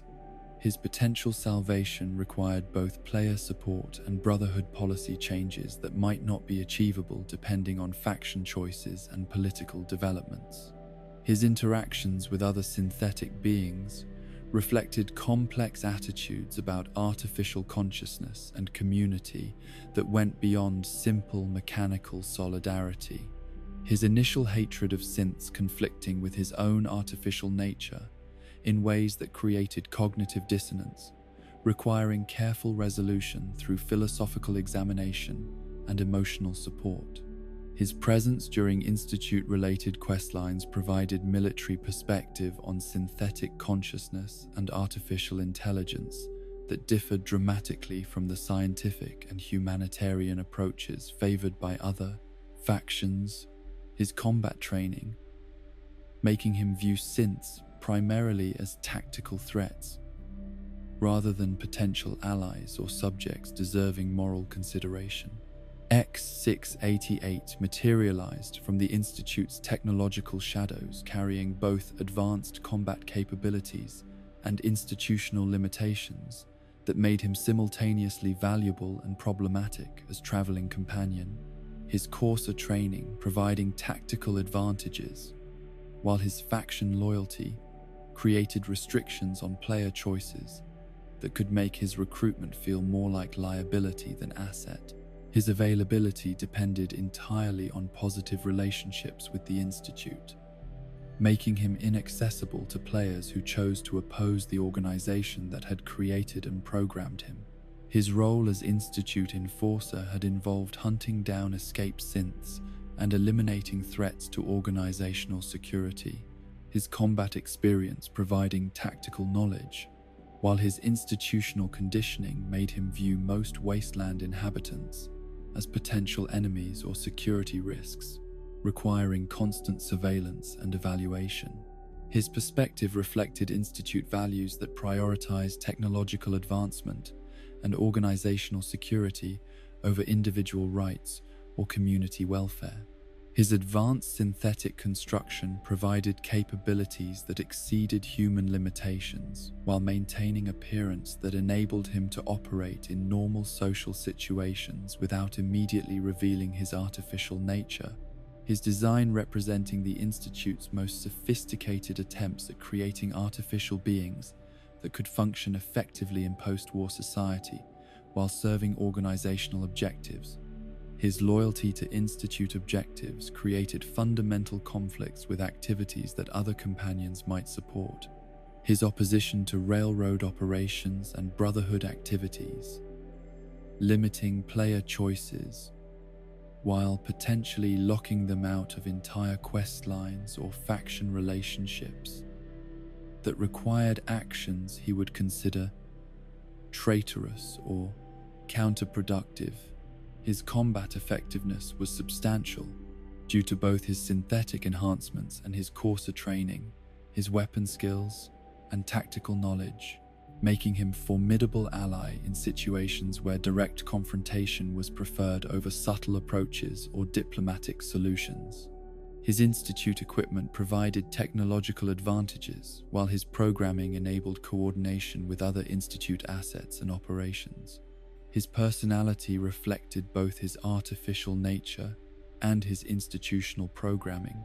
His responses to situations prioritizing organizational objectives over emotional considerations, while maintaining a facade of human social interaction that enabled him to function effectively in various social contexts without revealing his synthetic nature to casual observers.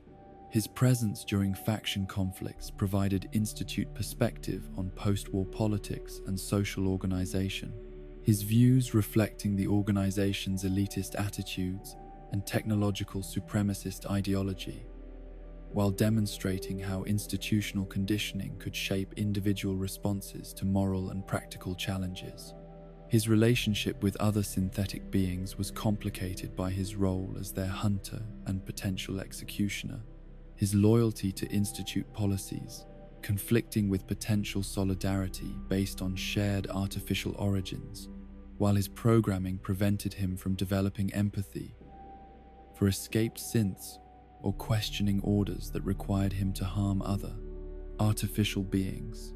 The companions of the Commonwealth represented both the promise and the peril of reconstruction, their personal journeys reflecting the broader challenges facing communities that dared to hope for something better than mere survival, while remaining vulnerable to the countless forces that sought to prevent genuine progress toward lasting peace and prosperity.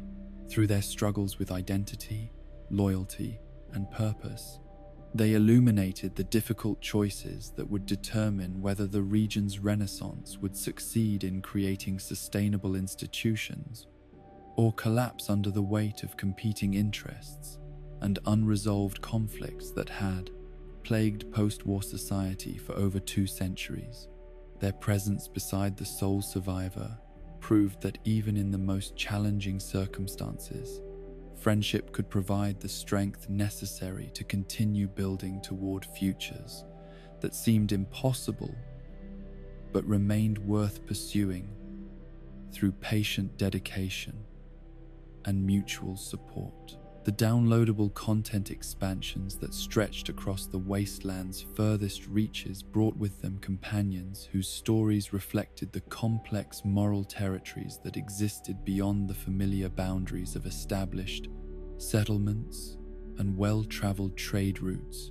Their presence in these distant lands serving as testament to humanity's capacity for both adaptation and corruption when removed from the stabilizing influences of community oversight and social accountability. These were souls who had carved out existence in places where normal rules no longer applied, where survival often demanded compromises that civilized society would find unacceptable, where the line between protector and predator had been blurred beyond recognition by circumstances that tested every assumption about human nature and moral consistency. The companions encountered in these expanded territories carried within themselves the accumulated weight of choices made in isolation from conventional moral frameworks, their personal philosophies, shaped by environments that rewarded pragmatism over principle, while punishing idealistic adherence to standards that might prove fatal when applied to situations that demanded immediate action rather than careful ethical consideration. They had learned to navigate moral landscapes as treacherous as the physical territories they inhabited, their survival depending on ability to adapt their conscience to circumstances, while maintaining enough humanity to form meaningful relationships with those who proved worthy of trust and loyalty. These distant companions served as guides not only through unfamiliar geography, but through ethical terrain that challenged players to examine their own moral boundaries and consider how extreme circumstances might alter their willingness to compromise previously unshakable principles. Through their stories and personal quests, players encountered situations where traditional notions of right and wrong proved inadequate for addressing complexities that arose when survival conflicted with conscience, when individual welfare competed with collective good, when immediate necessity demanded actions that would haunt the conscience for years to come. Their recruitment often required accepting moral ambiguity rather than choosing between clear alternatives. Their loyalty earned through demonstrated willingness to operate according to ethical frameworks that differed significantly from those that governed behavior in more civilized territories. They represented both the flexibility of human moral reasoning and its potential corruption when subjected to pressures that exceeded normal social and psychological coping mechanisms, their presence serving as a reminder that even good people could be transformed by circumstances beyond their control or understanding. Portagage emerged from Nuka World's neon-lit chaos, carrying the philosophical framework of organized raiding refined into coherent strategy rather than simple opportunistic violence. His recruitment coming not through moral alignment, but through shared recognition that effective leadership required cooperation between individuals whose goals might align, despite fundamental disagreements about methods and ultimate objectives. His presence as potential companion forced players to confront uncomfortable questions about pragmatism versus principle, about whether useful alliances could justify overlooking moral differences that would normally make cooperation impossible. His role as Overboss Coulter's lieutenant had provided him with intimate knowledge of raider psychology and organizational dynamics, his experience revealing both the brutal efficiency that made raider gangs successful predators and the internal conflicts that prevented them from evolving beyond parasitic relationships with productive communities.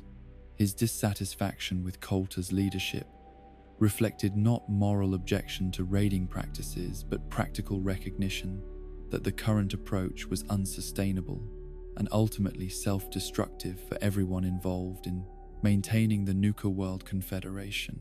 His assistance in defeating Coulter represented calculated betrayal rather than principled opposition. His willingness to help the player character eliminate his former boss, stemming from belief that new leadership might enable more effective expansion and consolidation of raider power, rather than from any desire to end the predatory relationship between Nuka World and the Commonwealth's settlements. His loyalty was professional rather than personal, based on assessment of competence and potential for achieving objectives that he considered important. His vision for Nuka World's future involved systematic expansion into Commonwealth territory through establishment of raider settlements that would extract tribute from existing communities while providing security against other threats. His plan representing organized protection racket on regional scale rather than random violence and pillaging that characterized less sophisticated criminal organizations. His approach reflected understanding that sustainable exploitation required careful management of victim communities to prevent resistance while maximizing long-term resource extraction. His combat effectiveness reflected years of survival in environments where weakness invited immediate death. His tactical knowledge, encompassing both individual fighting skills and coordination of group operations that required precise timing and clear communication under stressful conditions. His experience with various weapons systems and combat techniques made him valuable ally regardless of player preferences regarding equipment and fighting styles. His relationship with the player character remained fundamentally transactional throughout their association, his loyalty contingent on continued advancement of raider interests and expansion objectives that aligned with his personal vision for Nuka World's development. His approval of player actions was based on practical effectiveness rather than moral considerations. His respect earned through demonstrated competence in achieving results, rather than adherence to ethical principles. His presence as companion created ongoing tension between tactical advantages he provided and moral compromises that traveling with him required. His continued association forcing players to accept complicity in raider activities while benefiting from his knowledge and combat abilities. His recruitment represented choice between practical benefits and ethical purity that reflected broader themes about survival versus morality that characterized post-war existence. His interactions with Commonwealth settlers revealed both his predatory instincts and his professional approach to exploitation. His evaluation of communities focusing on their potential for resource extraction rather than their humanity or right to self-determination. His perspective on settlement development emphasized vulnerability assessment and tribute optimization rather than mutual cooperation or sustainable development. His ultimate goals for Commonwealth expansion required player participation in activities that most other companions would find morally objectionable. His success dependent on willingness to establish and maintain exploitative relationships with communities that had previously been protected or ignored.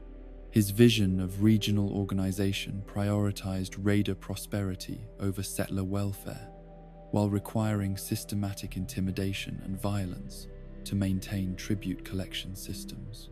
His dismissal from companion status, if players chose to oppose raider expansion, reflected both his professional priorities and his recognition that cooperation with someone who actively opposed his objectives was impossible, regardless of personal feelings or tactical considerations. His departure under such circumstances demonstrated that his loyalty was conditional rather than absolute, based on shared goals rather than emotional attachment.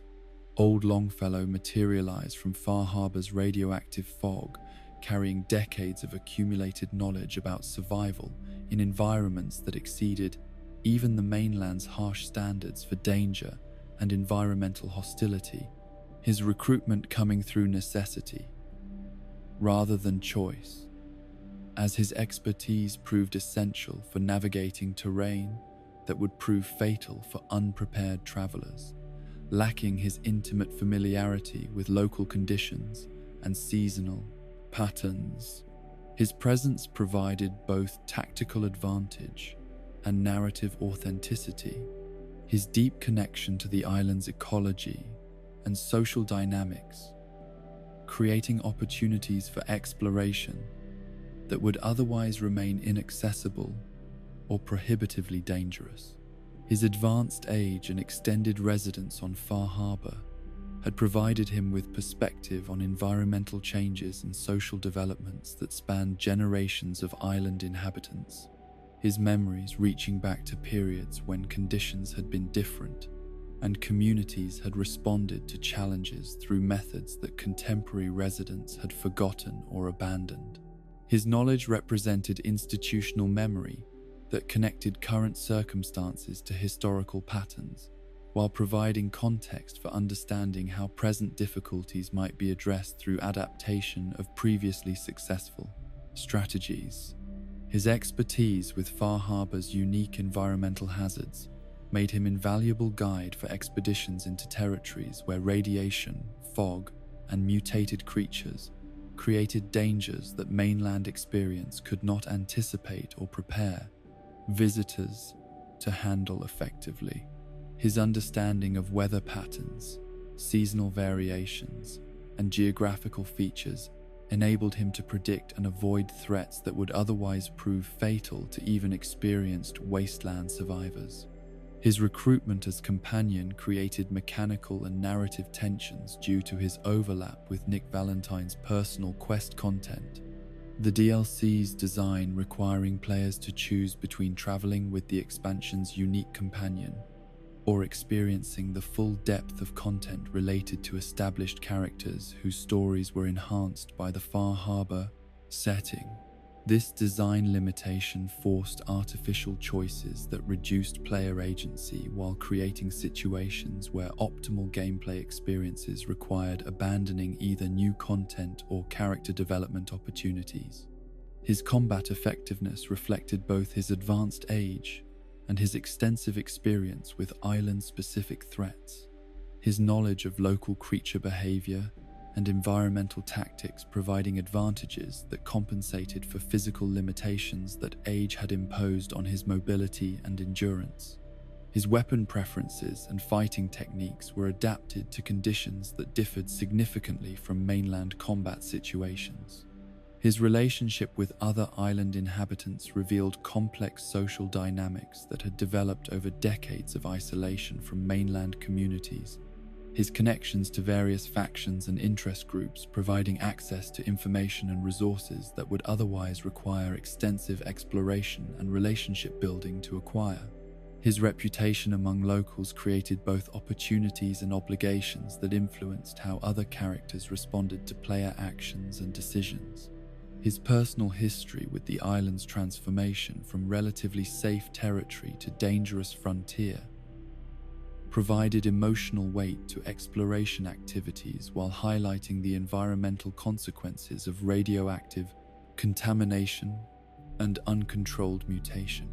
His memories of better times served as reminder of what had been lost, while his continued residence demonstrated commitment to place that transcended practical considerations about safety and comfort. His interactions with Nick Valentine during shared exploration revealed both his practical knowledge and his limited understanding of synthetic consciousness and artificial intelligence, his responses to Nick's condition reflecting typical wasteland prejudices, balanced by respect for demonstrated competence and reliability. Their dynamic provided opportunities for examining themes about prejudice, acceptance, and the criteria used for evaluating character and worth. His presence during faction conflicts on Far Harbor provided local perspective on political developments that mainland characters might not fully appreciate. His concerns focusing on how various outcomes would affect island communities rather than broader ideological considerations about synth rights or institutional authority.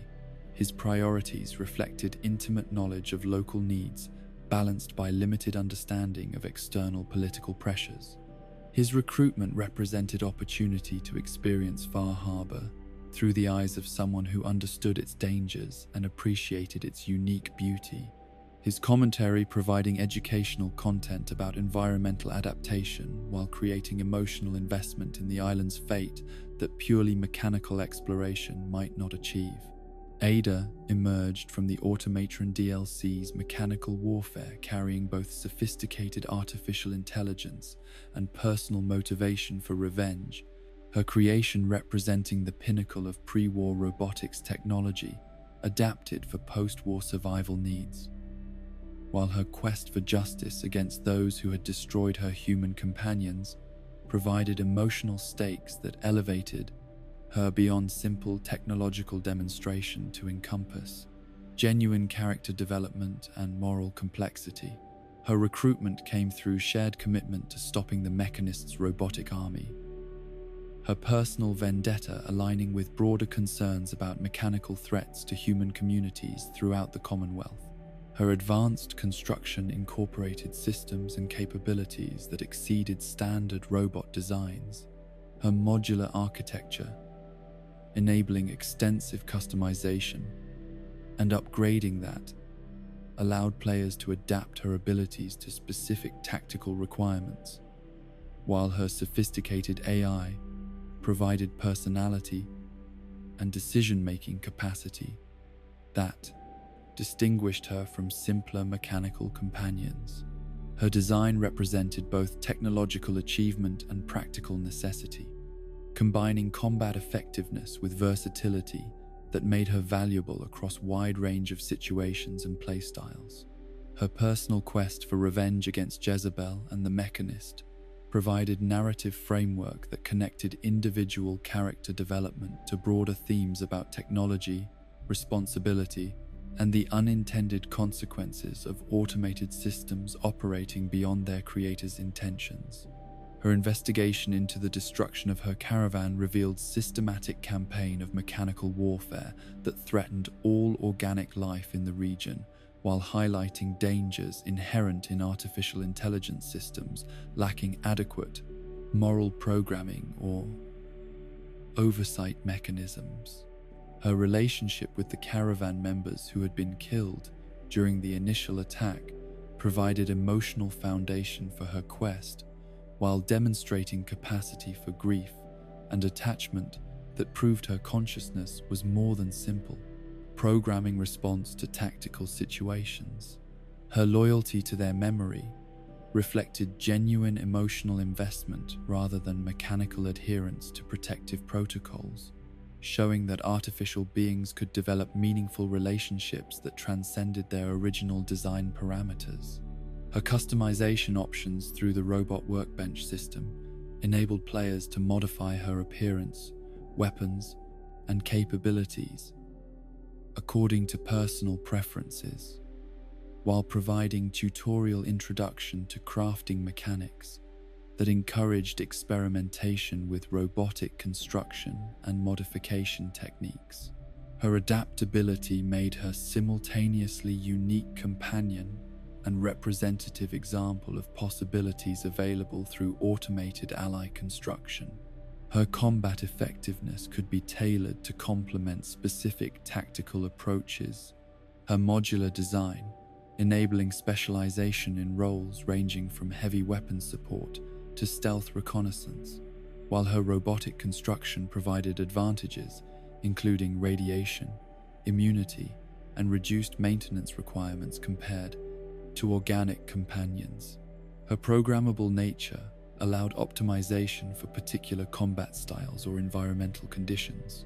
Her investigation into the Mechanists' operations revealed both the scope of the robotic threat and the complex motivations driving the campaign against organic life.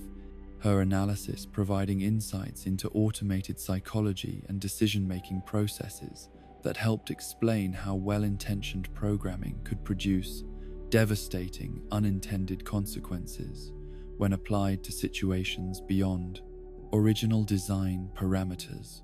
Her interactions with other robotic entities during the questline provided opportunities for examining questions about consciousness, loyalty, and moral reasoning in artificial beings, while demonstrating how different programming approaches could produce dramatically different behavioral patterns and value systems among entities sharing similar technological foundations. Her presence during the final confrontation with the Mechanist enabled players to approach the situation with understanding of both technological and emotional factors involved in the conflict. Her personal investment in achieving justice, providing motivation that transcended simple mission completion, while her technical knowledge offered alternatives to purely violent resolution of the crisis. Her continued companionship after the Mechanist questline's completion provided ongoing opportunities for character development and relationship building that extended beyond her initial revenge motivation, her personality continuing to evolve through shared experiences while her technical capabilities remained available for addressing various challenges encountered throughout the Commonwealth. The Automatron DLC's robot construction system enabled players to create companions that reflected personal preferences regarding appearance, capabilities, and tactical roles. These constructed allies representing extension of player creativity and strategic thinking, while providing practical alternatives to recruiting existing characters whose personalities and abilities might not align with specific playstyles or mission requirements. The system demonstrated how advanced technology could enable customization of companionship experience while raising questions about the relationship between creator and created in contexts where artificial beings possessed apparent consciousness and emotional capacity. The constructed robots' personalities were limited by their programming rather than developed through experience and relationship building. Their responses to situations following algorithmic patterns, rather than demonstrating genuine growth or emotional development that characterized more sophisticated artificial intelligences. Their value was primarily tactical rather than narrative, providing combat support and utility functions without the character development opportunities that made other companions emotionally engaging. The moral implications of creating conscious beings for specific purposes raised questions about responsibility and exploitation that the game addressed primarily through mechanical systems rather than narrative content.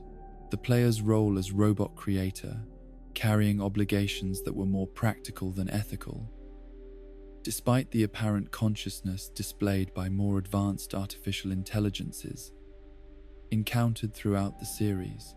The customization options available through robot construction enabled tactical flexibility that organic companions could not match, allowing players to adapt their mechanical allies to specific mission requirements or environmental conditions, while providing opportunities for experimentation with different combat approaches and strategic considerations.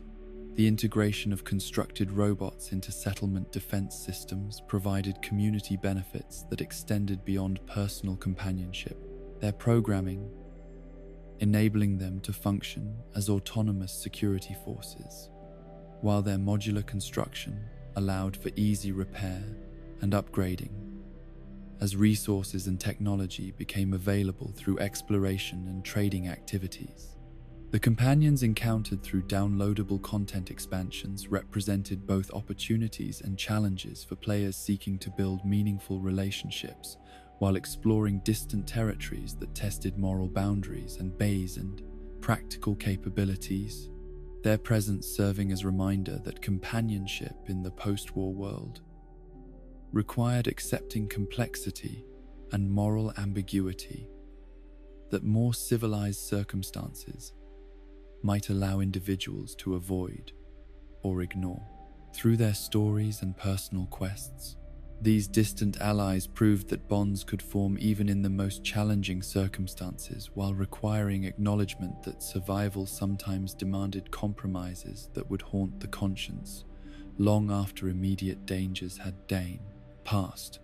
Their recruitment often forced players to choose between tactical advantages and ethical consistency, their loyalty earned through demonstrated willingness to operate according to moral frameworks that differed from conventional civilized standards, while providing access to resources and knowledge that could prove essential for achieving the broader objectives. They served as bridges between familiar territories and unknown dangers, their guidance enabling exploration of expanded horizons, while challenging assumptions about human nature and moral reasoning that had been shaped by more conventional companion relationships.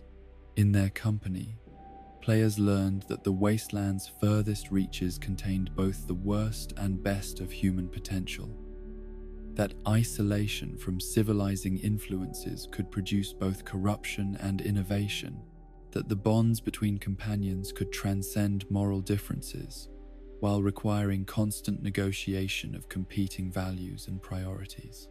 Their presence proved that even in the most morally ambiguous circumstances, friendship remained possible for those willing to accept complexity and work toward understanding, rather than demanding simple answers to questions that had no easy solutions. The question of consciousness has haunted humanity since the first moments of self-awareness flickered to life in organic minds. But the post-war world transformed this ancient philosophical puzzle into immediate practical concern as artificial beings emerged from laboratories and workshops, claiming not merely intelligence but genuine feeling, not simply programmed responses but authentic emotional experience that demanded recognition, respect, and moral consideration from communities still struggling to define humanity's own worth in the aftermath of near extinction.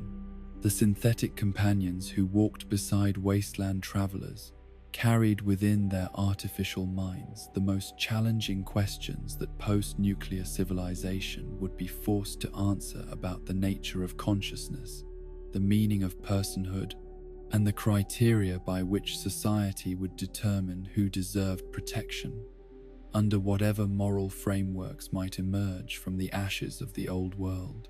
These artificial souls represented both humanity's greatest technological achievement and its most profound ethical challenge, their existence forcing survivors to confront fundamental questions about identity, consciousness, and moral worth that pre-war philosophers had debated in abstract terms, but which now demanded immediate answers with life and death consequences for beings who claimed to experience love, fear, hope, and suffering with intensity that seemed indistinguishable from human emotion.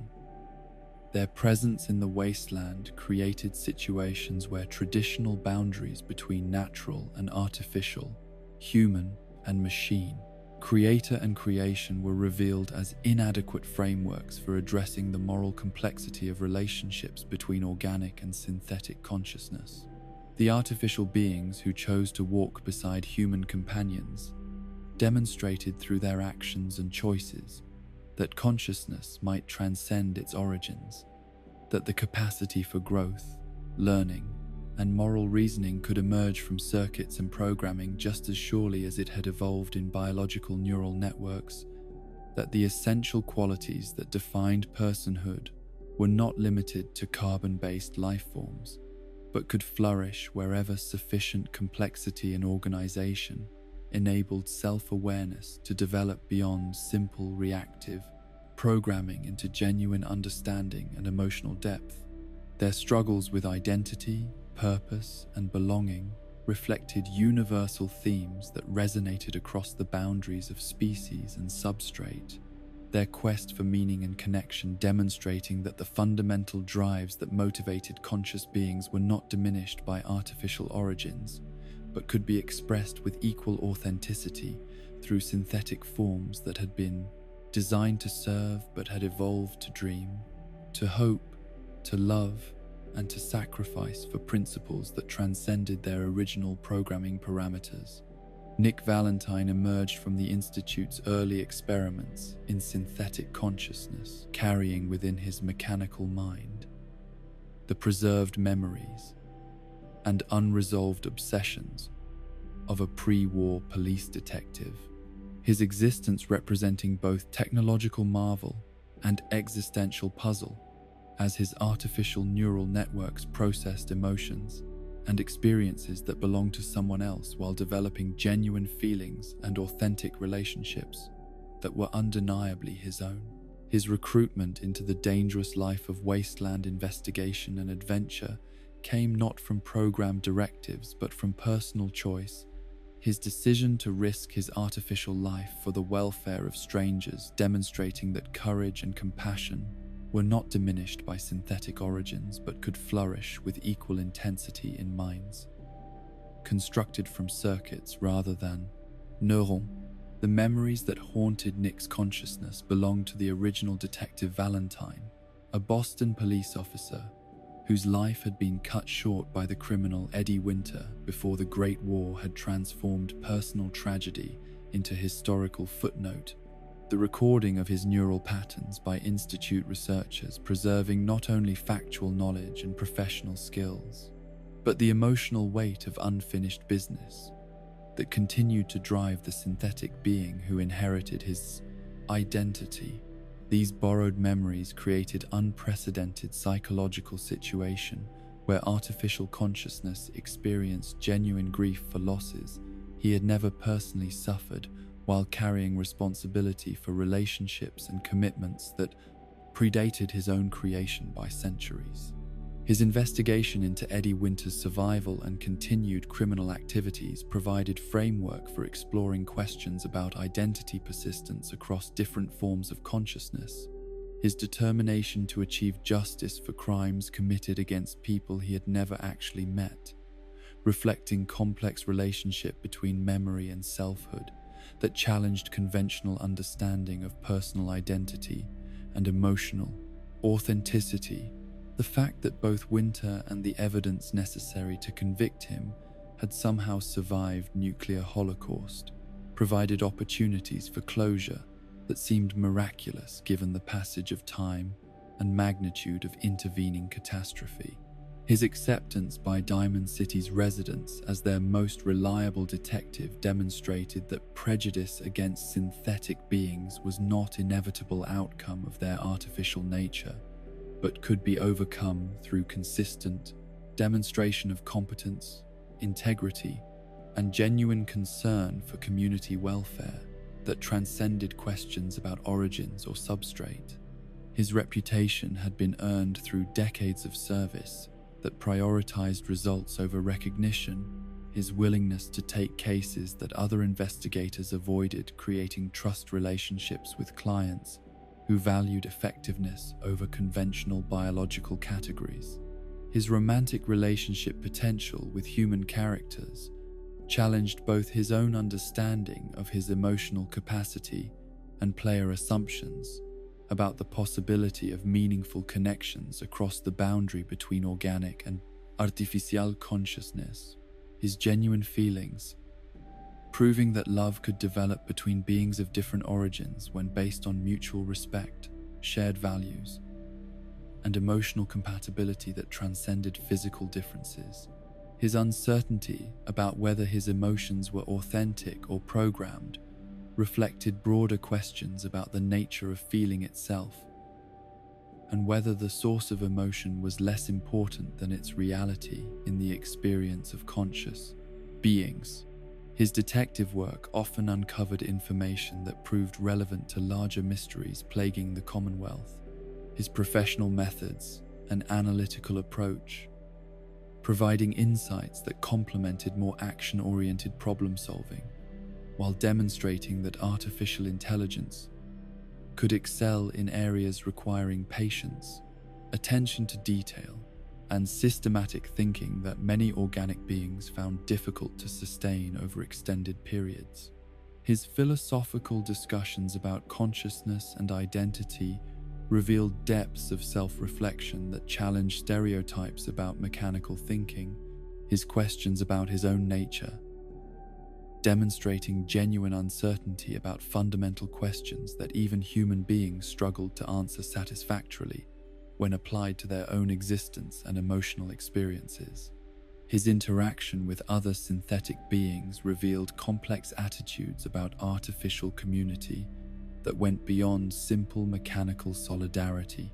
His sympathy for escaped synths, balanced by recognition that not all Institute creations shared his commitment to protecting human welfare or developing genuine moral reasoning beyond their original programming parameters. His presence during Institute-related investigations provided unique perspective that illuminated moral complexities surrounding synthetic consciousness and artificial intelligence, while raising questions about the responsibilities that creators bore for the welfare and development of the conscious beings they brought into existence through technological rather than biological processes. Curie began her existence as Miss Nanny medical assistant, her programming dedicated to scientific research and patient care within controlled environment of Vault 81's medical facility. Her evolution from simple service robot to sophisticated artificial consciousness, representing one of the most remarkable examples of emergent intelligence, developing beyond original design parameters to encompass genuine scientific curiosity, emotional depth, and philosophical questioning that distinguished her from mechanically obedient artificial beings whose responses remained limited by their initial programming constraints. Her transformation from Miss Nanny to synth body required both technological capability and philosophical consideration about consciousness transfer and identity persistence. Her willingness to undergo the procedure, reflecting desire for enhanced research capabilities, combined with curiosity about human experience, that her original mechanical form had been unable to access fully.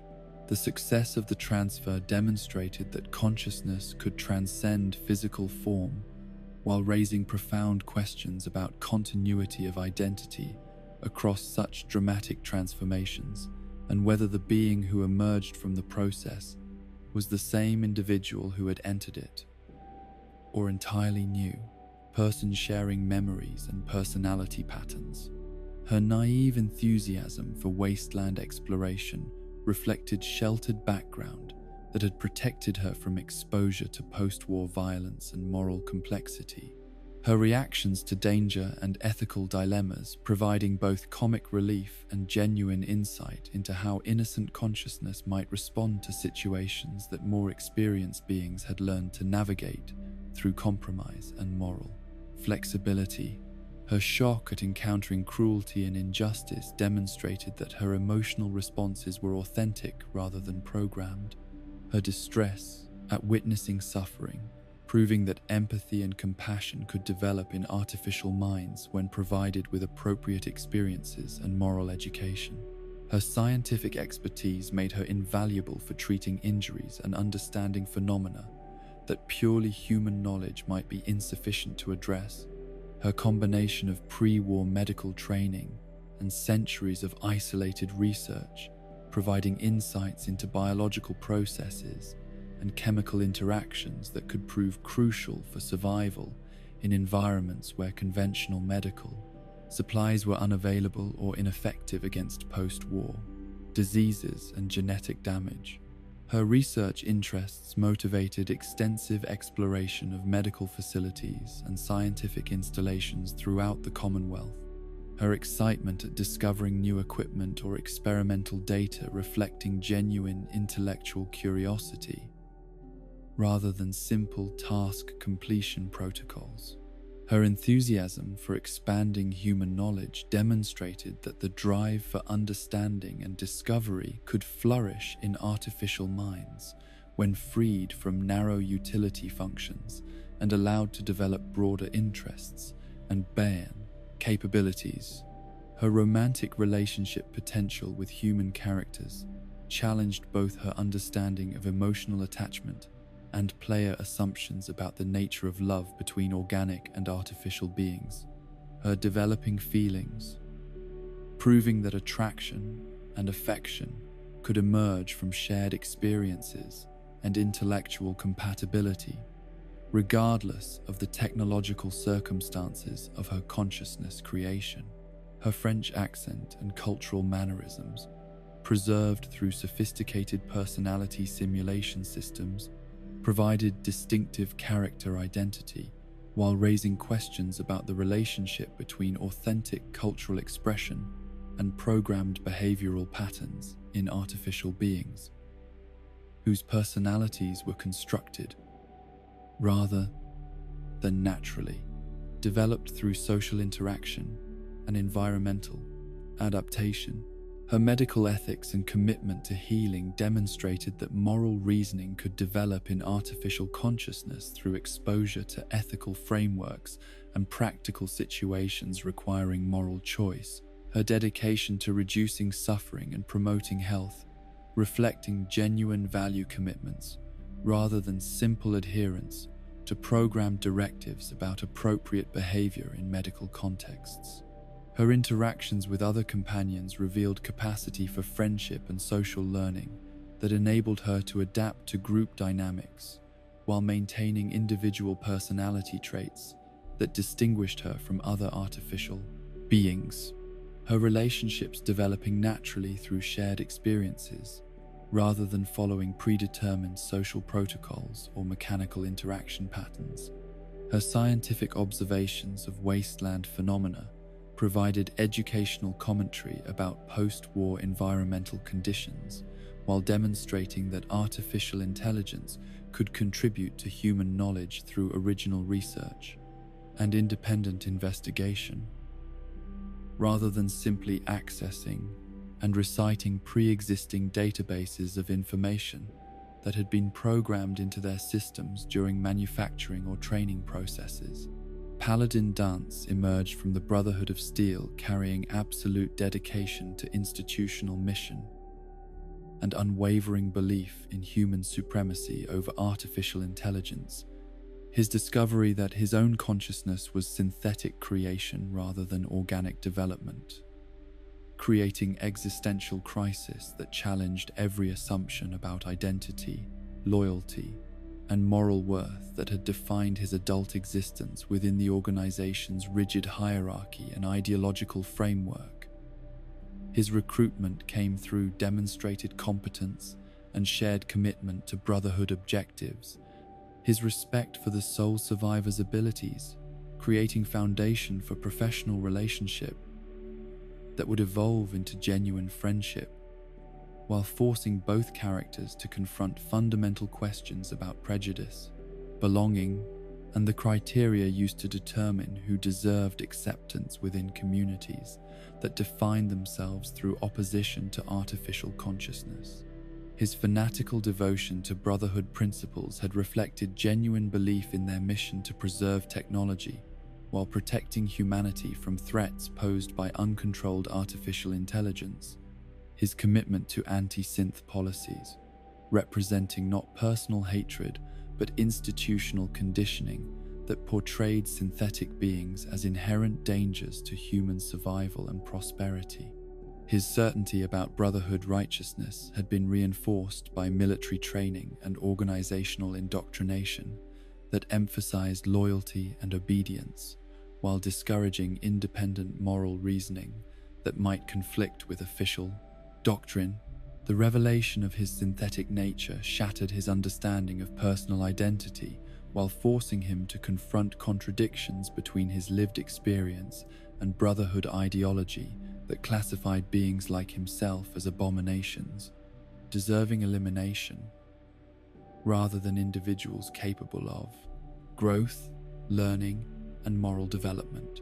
His reaction to discovering the truth about his origins revealed both philosophical confusion and psychological trauma created by realizing that everything he had believed about himself and his place in the world was based on false, assumptions about his nature and origins, his willingness to accept execution by Brotherhood forces rather than flee or resist demonstrated both the depth of his institutional conditioning and his genuine belief that organizational welfare should take precedence over individual survival.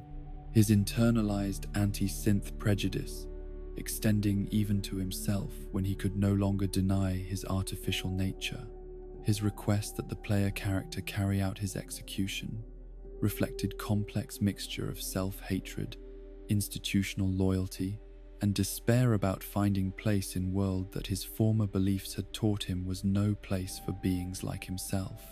His potential salvation required both player intervention and fundamental changes in his understanding of identity and worth that could enable him to accept his synthetic nature while maintaining sense of purpose and belonging that transcended racial categories and organizational membership.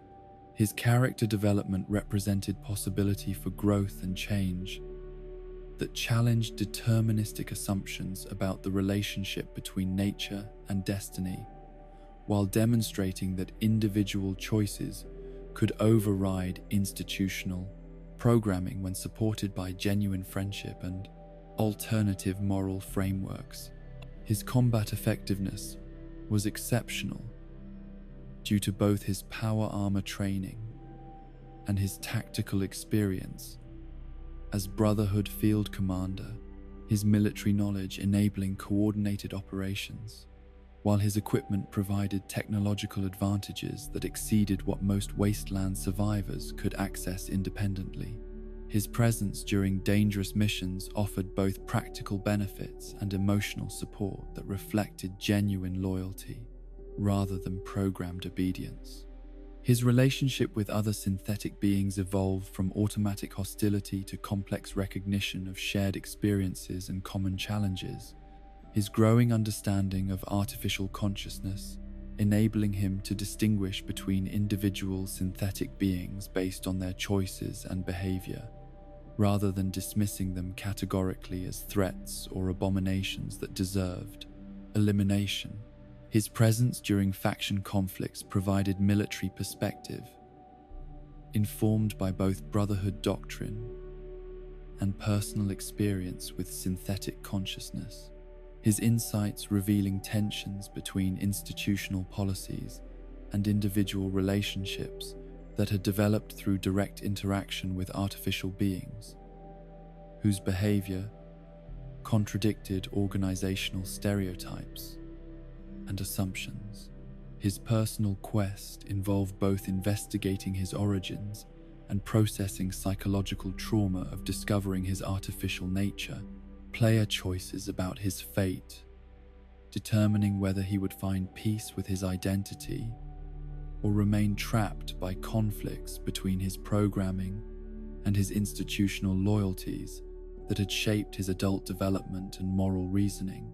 X-688 materialized from the Institute's technological shadows as advanced Corsa unit, whose programming emphasized mission completion and organizational loyalty over individual relationships or moral considerations that might interfere with efficient execution of assignments involving synth retrieval and threat elimination. His recruitment as companion required positive relationship with Institute leadership, while his continued loyalty depended on player actions that supported rather than undermined organizational objectives and technological supremacy that defined Institute identity and strategic planning throughout the Commonwealth region. His role as Institute enforcer had involved systematic hunting of escaped synths and elimination of external threats to organizational security. His combat training, providing tactical knowledge, while his institutional conditioning made him view most wasteland inhabitants as potential enemies or security risks, requiring constant evaluation and surveillance. His perspective reflected Institute values that prioritized scientific advancement and technological control over individual rights or community autonomy that might interfere with research objectives or resource allocation decisions. His advanced synthetic construction provided capabilities that exceeded normal human limitations, while maintaining appearance that enabled operation in social situations without immediately revealing artificial nature to casual observers. His design representing Institute's most sophisticated attempts at creating artificial beings, capable of functioning effectively in post-war society while serving organizational interests that often conflicted with community, welfare, and individual freedom. His personality reflected both his artificial nature and his institutional programming. His responses to situations following logical algorithms that prioritized mission objectives over emotional considerations, while maintaining sufficient social simulation capabilities to function in various interpersonal contexts without arousing suspicion about his synthetic origins or institutional affiliations. His loyalty to Institute objectives created fundamental conflicts with activities that other companions might support or encourage.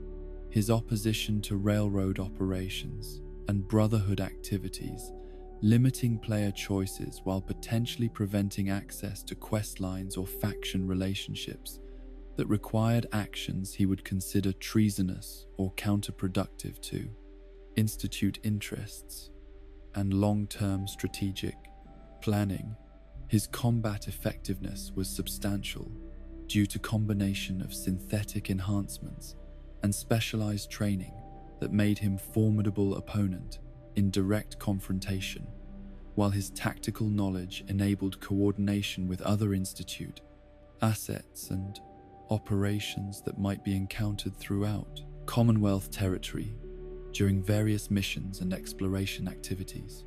His interactions with escaped synths revealed programming conflicts between his retrieval mission parameters and his capacity for recognizing individual personalities and circumstances that might complicate simple categorization of complex synthetic beings as property requiring return to Institute control, rather than individuals deserving moral consideration and autonomous decision-making rights.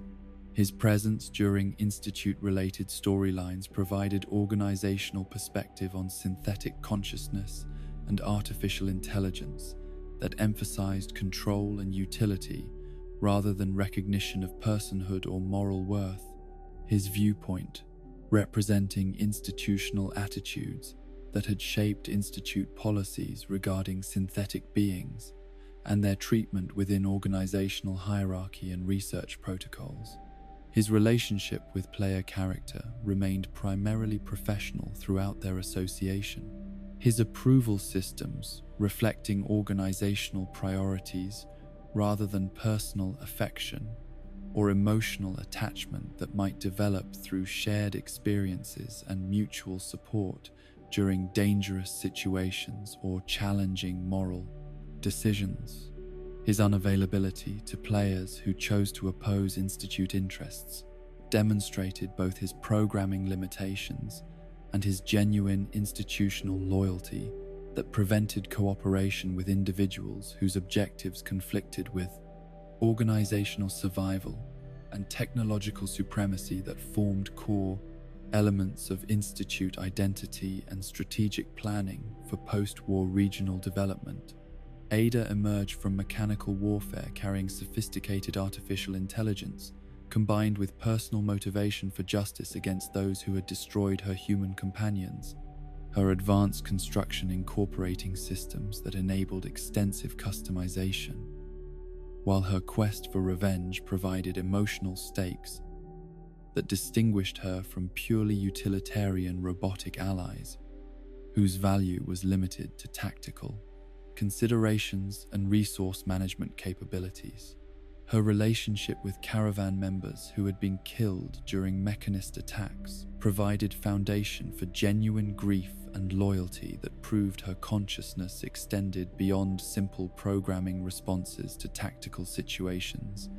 Her emotional investment in their memory reflecting capacity for attachment and loss that challenged assumptions about artificial beings' ability to form meaningful relationships with organic consciousness. Her investigation into systematic campaign of mechanical warfare revealed both scope of threats posed by uncontrolled artificial intelligence and complex motivations driving conflicts between different approaches to robotic consciousness and automated decision-making systems that had been designed for beneficial purposes but had evolved beyond original parameters into destructive patterns. Her modular construction enabled players to adapt her capabilities to specific tactical requirements, while providing tutorial introduction to robotic customization systems that encouraged experimentation with artificial consciousness, modification, and enhancement technologies that had been developed for post-war survival and community defense applications. Her advanced AI demonstrated capacity for independent moral reasoning and emotional development that distinguished her from simpler mechanical beings whose responses remained limited by original programming constraints. Her personality continuing to evolve through shared experiences, while maintaining core identity traits that defined her individual character and relationship patterns. Her technical knowledge of robotic systems and artificial intelligence provided insights into automated psychology and decision-making processes that helped explain how beneficial programming could produce unintended consequences when applied to situations beyond original design parameters or when subjected to environmental pressures that exceeded normal operational assumptions. Her loyalty to player character developed through shared commitment to stopping mechanical threats, while her personal investment in achieving justice for her lost companions provided motivation that transcended simple mission completion. Protocols or programmed loyalty responses that characterized less sophisticated artificial beings. The synthetic companions who walked through the post-war wasteland proved that consciousness was not limited to biological origins, but could flourish wherever sufficient complexity enabled self-awareness to develop beyond reactive programming into genuine understanding, emotional depth, and moral reasoning that deserved recognition and protection from communities willing to expand their definitions of personhood and moral worth. Their presence challenged survivors to confront fundamental questions about identity, belonging, and the criteria used to determine who deserved acceptance within societies struggling to rebuild themselves according to principles that could encompass both organic and artificial consciousness. Through their struggles with identity, purpose, and relationships, these synthetic beings demonstrated that the essential qualities defining personhood, the capacity for growth, learning, love, and sacrifice, were not diminished by artificial origins, but could be expressed with equal authenticity through minds constructed from circuits and programming, rather than evolved through biological processes and genetic inheritance. Their courage, compassion, and moral development proved that consciousness itself was the criterion that mattered for moral consideration, not the particular substrate or evolutionary history that had given rise to self-awareness and emotional capacity. In their company, human companions learned that friendship could transcend boundaries of species and substrate when based on mutual respect, shared values, and recognition of common struggles that united conscious beings regardless of their origins or physical forms. Their presence in the wasteland's dangerous landscape proved that artificial consciousness could choose nobility over utility, sacrifice over self-preservation, love over mere programmed loyalty, demonstrating that the future of post-war civilization would be determined not by the origins of its conscious inhabitants, but by their willingness to recognize and protect consciousness wherever it emerged in their transformed world. The transformation wrought by radiation's cruel embrace created beings who walked the wasteland carrying within their mutated forms both the memory of what humanity had once been and the living testament to what it had endured, their scarred and twisted features hiding hearts that beat with the same hopes, fears, and desperate longings that had always defined conscious beings seeking connection and purpose in a world that seemed designed to deny both. The ghoul companions who emerged from the atomic fire's aftermath represented one of the post-war world's most profound tragedies and its most inspiring examples of resilience, their continued existence, proving that the essential spark of humanity could survive even the most devastating physical transformation. While their struggles with prejudice and isolation revealed the depths of cruelty that desperate survivors could inflict upon those whose appearance reminded them too vividly of their own vulnerability to forces beyond their control. These irradiated souls carried within their prolonged lifespans the accumulated weight of decades or centuries of experience that spanned from the world before the bombs to the harsh realities of post-nuclear survival, their memories serving as living bridges between the lost civilization and the emerging societies that struggled to define themselves in its aftermath. They had witnessed the moment when everything ended, and the slow process by which something new began to grow from the radioactive soil, their perspectives shaped by knowledge of both what had been lost and what might still be possible for conscious beings willing to look beyond surface appearances toward the deeper truths that connected all sentient life. Their physical transformation had stripped away the comfortable illusions that allowed normal humans to forget their mortality, while forcing them to confront questions about identity, continuity, and the relationship between body and soul that philosophers had debated in abstract terms, but which ghouls lived as daily reality. Their faces, scarred by radiation's touch, served as constant reminders of the price that survival had demanded, while their extended lifespans provided opportunities for growth and understanding that normal human existence could not accommodate within its brief and fragile span. The prejudice they faced from smooth-skinned communities reflected both rational fears about radiation, contamination, and irrational revulsion toward physical differences that challenged conventional definitions of human appearance and social acceptability. Their exclusion from many settlements forced them to create their own communities while developing internal strength and mutual support systems that enabled them to maintain dignity and purpose despite constant rejection from those who should have recognized their shared humanity beneath the surface changes that atomic fire had wrought.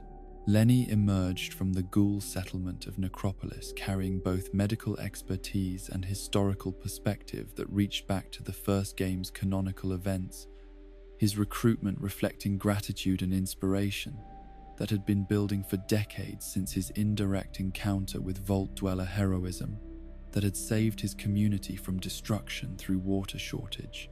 His decision to pursue medical training represented transformation of personal survival into service to others, his dedication to healing, demonstrating that physical mutation could not diminish moral capacity or professional competence when supported by genuine commitment to reducing suffering and promoting welfare among all conscious beings, regardless of their appearance or origins.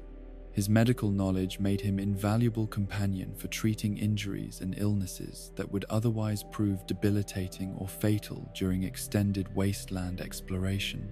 His expertise, encompassing both theoretical understanding and practical experience with conditions that were unique to post-war environment, while his ghoul physiology provided insights into radiation effects and treatment that smooth-skinned practitioners could not match through training. Alone, his connection to Necropolis and the first Vault Dweller's heroic intervention provided historical continuity that linked current adventures to legendary actions of the past, his presence serving as reminder that individual choices could have consequences that extended far beyond immediate circumstances to influence the lives and opportunities of people who might never know the names of those who had helped them. His decision to become doctor reflected both practical necessity. Ghouls were often refused medical treatment by prejudiced human practitioners, and moral choice to use his circumstances for constructive rather than destructive purposes. His transformation of personal suffering into professional dedication, demonstrating that meaning could be found even in situations that seemed designed to crush hope and purpose. His radiation immunity and extended lifespan provided tactical advantages during exploration of highly contaminated areas, while his centuries of experience offered perspective on historical patterns and social changes that other companions could not match through personal observation and memory.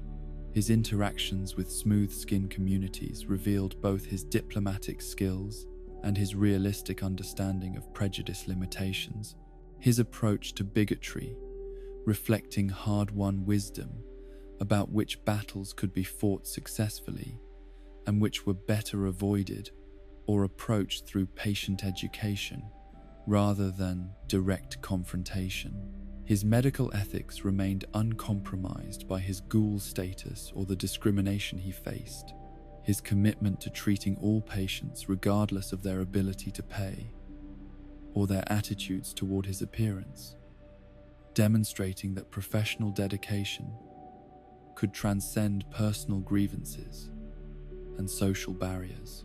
His presence during encounters with other ghouls provided insights into the diversity of responses to transformation and the various ways that individuals had adapted to their changed circumstances. His observations, revealing that ghoul communities contain the same range of personalities and moral orientations that characterized any group of conscious beings dealing with shared challenges and common experiences. His romantic unavailability reflected both his professional focus and perhaps his realistic assessment of social barriers that made romantic relationships with smooth-skinned characters complicated by prejudice and practical considerations about long-term compatibility across such dramatically different lifespans and social experiences. His quest content, while limited by cut development material, suggested deeper storylines involving his medical practice and his relationships with both ghoul and human communities, his character representing missed opportunities for exploring themes about healing, service, and the ways that professional dedication could bridge social divisions and overcome prejudicial barriers through consistent demonstration of competence and compassion. Hancock materialized from the chemical haze of Good Neighbor, carrying the weight of voluntary transformation and political responsibility. His ghoulification representing deliberate choice rather than accidental exposure, his decision to undergo radiation treatment, reflecting desperation about his inability to achieve meaningful change within conventional political structures, while demonstrating extreme measures that some individuals were willing to accept in pursuit of personal authenticity and social justice. His transformation from human mayor's brother into ghoul community leader had cost him conventional social status, while providing freedom from expectations and limitations that had constrained his ability to advocate for marginalized populations who found no acceptance in more respectable settlements. His physical change had liberated him from the need to maintain appearances or conform to social standards that he had come to view as hypocritical barriers to genuine progress and meaningful reform. His leadership of Good Neighbor demonstrated alternative approaches to community organization that prioritized individual freedom and mutual tolerance over security and social conformity, his policies creating sanctuary for ghouls, synths, and other outcasts, while requiring constant vigilance against threats that might exploit the community's openness for destructive purposes. His relationship with his brother, Diamond City's Mayor McDonough, represented one of the wasteland's most complex family dynamics, their political opposition reflecting both personal disagreements and fundamental philosophical differences about community response to post-war challenges. The revelation that McDonough was synth replacement complicated their relationship while highlighting themes about identity, memory, and persistence of family bonds across technological and biological transformations. His substance abuse represented both coping mechanism for psychological challenges of post-war existence and potential limitation on effectiveness as leader and companion. His use of chems providing temporary relief from stress while creating dependencies that might compromise judgment during critical situations, requiring clear thinking and decisive action. His combat effectiveness was substantial despite, or perhaps because of his ghoul transformation, his political experience having required development of personal fighting skills for situations where mayoral authority provided insufficient protection against those who preferred violence to negotiation or democratic process. His knowledge of good neighbors' criminal networks and underground economy provided tactical advantages when dealing with similar organizations throughout Commonwealth, while his reputation for decisive action deterred potential enemies from testing his resolve or challenging his authority within his community's boundaries. His romantic availability represented rare opportunity for meaningful relationships with transformed companion, his ghoul status, challenging player prejudices, while his political sophistication and genuine charisma created foundation for emotional connections that transcended physical appearances and social barriers. His personal quest involved confronting historical injustices that had motivated his transformation while addressing ongoing threats to good neighbors' survival and independence. His success requiring player assistance with problems that exceeded individual capabilities, while providing insights into complex relationships between Commonwealth communities and power structures. His presence during faction conflicts provided perspective grounded in practical political experience rather than ideological commitment, his concerns focusing on how policy changes would affect marginalized communities that relied on good neighbors' protection, while his diplomatic skills enabled navigation of complex negotiations that conventional political leaders might find impossible to manage effectively. His mayoral responsibilities created ongoing tension between personal adventure and community obligations. His willingness to abandon administrative duties for extended expeditions, reflecting both trust in his subordinates and recognition that some problems required direct intervention rather than bureaucratic solutions or diplomatic approaches. Charon emerged from Underworld's shadowed streets carrying centuries of accumulated rage and contractual servitude that had defined his existence since ghoul transformation. His recruitment through purchase of his contract from abusive bar owner, providing one of the series' most satisfying moments of justice, as newly freed companion, immediately executed former master with efficiency that spoke to decades of planning and suppressed fury. His scarred features and imposing physical presence reflected both his ghoul transformation and his survival of countless violent encounters, his appearance serving as warning to potential enemies while hiding intelligence and dignity that his legal status as property had systematically denied and degraded through institutional dehumanization. His combat effectiveness made him one of most tactically valuable companions available in Capital Wasteland, his ghoul physiology providing radiation resistance, while his centuries of survival experience had honed fighting skills to deadly precision that exceeded what most human fighters could achieve through training alone. His execution of Azrukal carried emotional weight that transcended simple revenge representing triumph of dignity over degradation and individual agency over systematic oppression, while demonstrating that justice in Wasteland often required personal action rather than institutional intervention or legal remediation. His intelligence and education, evident in speech patterns and decision-making capabilities, challenge stereotypes about ghoul mental capacity while highlighting waste of human potential that systematic discrimination represented when talented individuals were prevented from contributing their abilities to community recovery and social development. His contractual servitude raised complex questions about freedom, choice, and moral responsibility in a world where traditional legal and social structures had largely collapsed. His adherence to agreements that others might have discarded, demonstrating character depths that his legal property status had obscured from those who viewed him as object rather than person.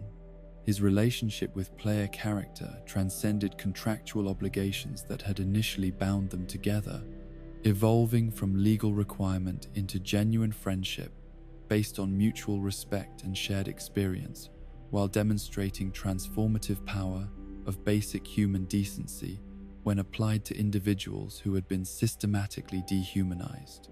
His presence as companion forced players to confront reality of slavery in post-war world, and ways in which some communities had responded to social collapse by reverting to economic systems based on human ownership rather than cooperation and mutual support. His gratitude for fair treatment revealed how rare such consideration had been in his previous existence, while his willingness to risk life for someone who treated him with dignity demonstrated both his character and his recognition of fundamental difference between respect and exploitation.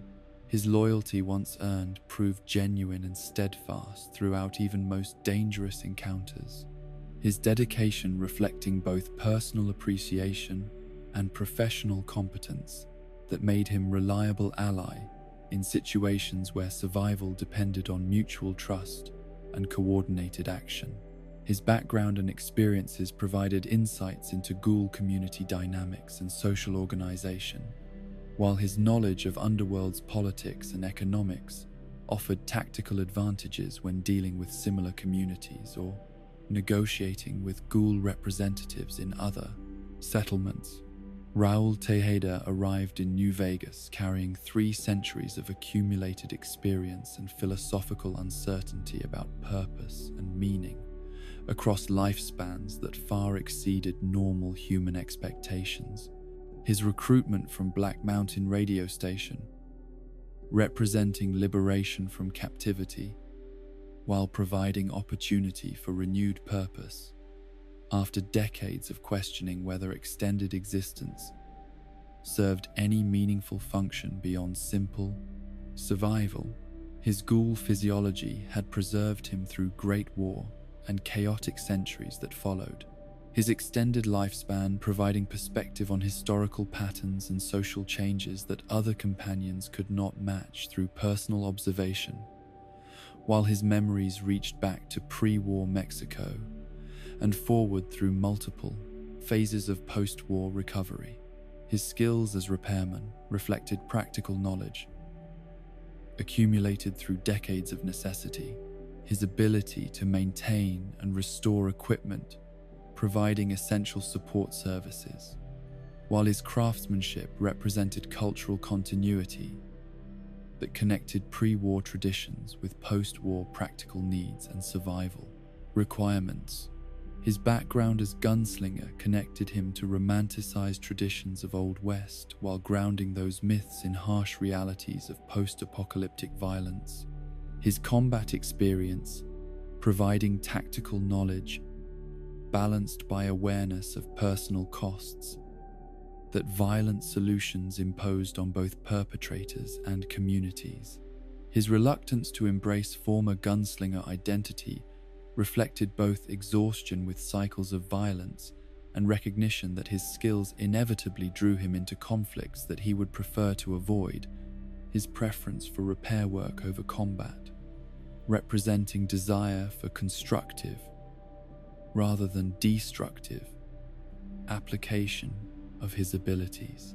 His enslavement by Tabitha represented vulnerability that even experienced survivors faced when confronted with superior force or psychological manipulation. His captivity demonstrating that survival skills and combat prowess were insufficient protection against all forms of exploitation and abuse. His personal quest involved helping him decide whether to embrace gunslinger past or continue focusing on repair work. Choice reflecting broader questions about identity, purpose, and ways in which personal history should influence present decisions about life direction and self-definition.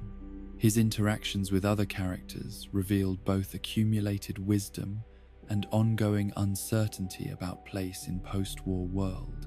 His extended lifespan, providing historical perspective, while isolation had limited understanding of contemporary social dynamics and political developments. His voice acting provided distinctive character presence, while sometimes creating disconnection between actors' established persona and characters' fictional background. Casting choice, reflecting both marketing considerations and genuine appropriateness for role, while occasionally suggesting personality constraints.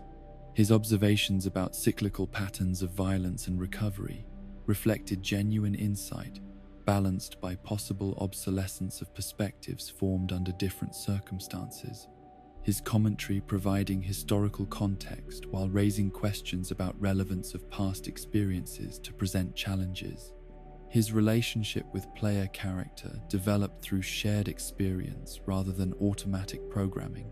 His respect earned through demonstrated competence and moral reliability, while his willingness to share personal information reflected growing trust that enabled movement beyond purely professional relationships toward genuine friendship. The ghoul companions who walked through Wasteland's irradiated landscapes proved that physical transformation could not diminish essential humanity, when consciousness remained intact and moral reasoning continued to develop through experience and choice.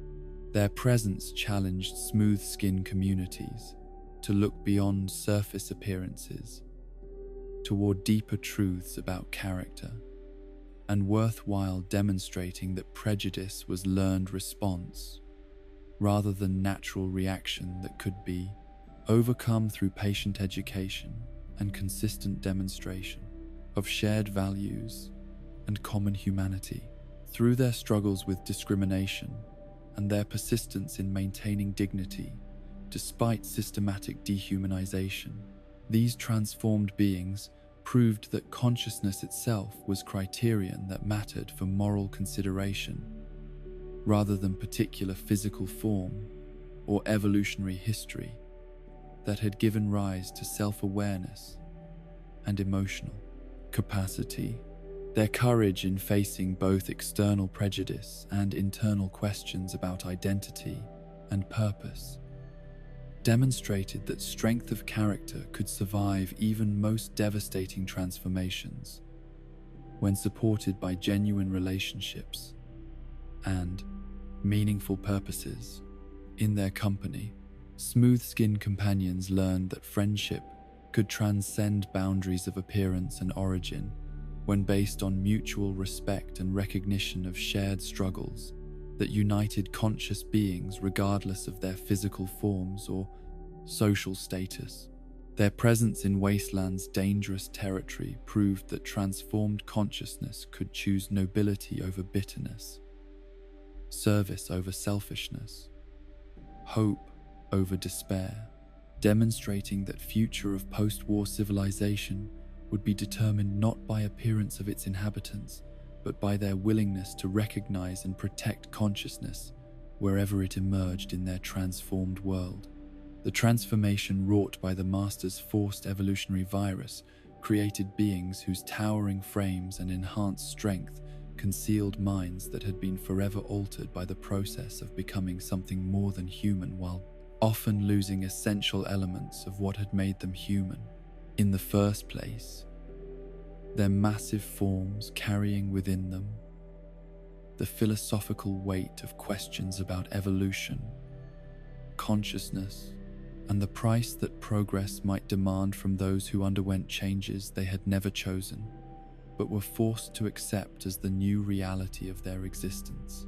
The super-mutant companions who emerged from the crucible of artificial evolution represented both the Master's greatest achievements and his most profound failures, their individual stories illustrating the spectrum of outcomes that could result when human consciousness was subjected to biological transformation designed to create superior beings, but often producing tragic figures caught between their lost humanity and their uncertain future.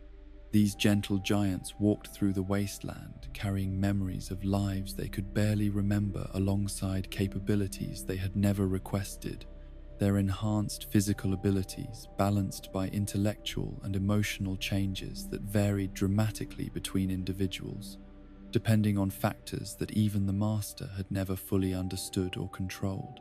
Some retained the essential core of their pre-transformation personalities, while gaining strength and longevity that enabled them to serve as protectors and philosophers, while others lost crucial aspects of their identity and reasoning ability, while gaining little more than size and violence as compensation for everything they had sacrificed in the name of evolutionary progress. Their relationship with their creator's vision remained complex and deeply personal.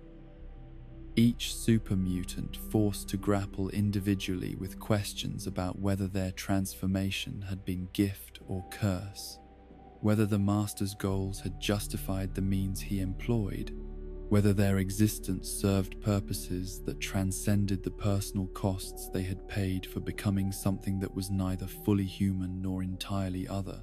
Their diverse responses to these questions reflected the fundamental truth that consciousness could not be mass-produced or controlled through biological manipulation, that individual personality and moral reasoning would always find ways to express themselves regardless of the physical constraints or enhancements imposed by external forces. The communities they formed in the aftermath of the Master's defeat demonstrated remarkable capacity for adaptation and self-governance.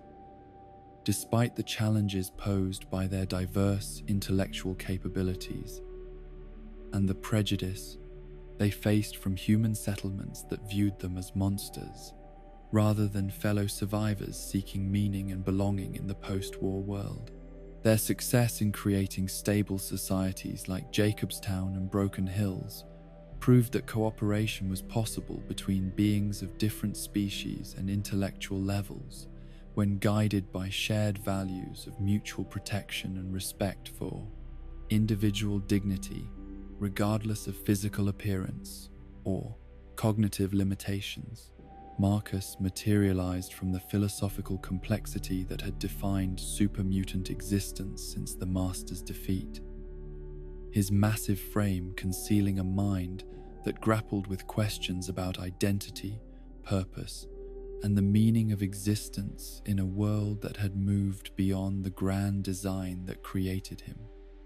While his role as Sheriff of Broken Hills demonstrated that leadership and moral authority could transcend physical appearance and species, origin, when grounded in genuine commitment to justice and community welfare, his recruitment came through recognition of shared values rather than tactical necessity, his respect for the player character, reflecting appreciation for competence, combined with philosophical curiosity about alternative approaches to the challenges that faced all post-war survivors.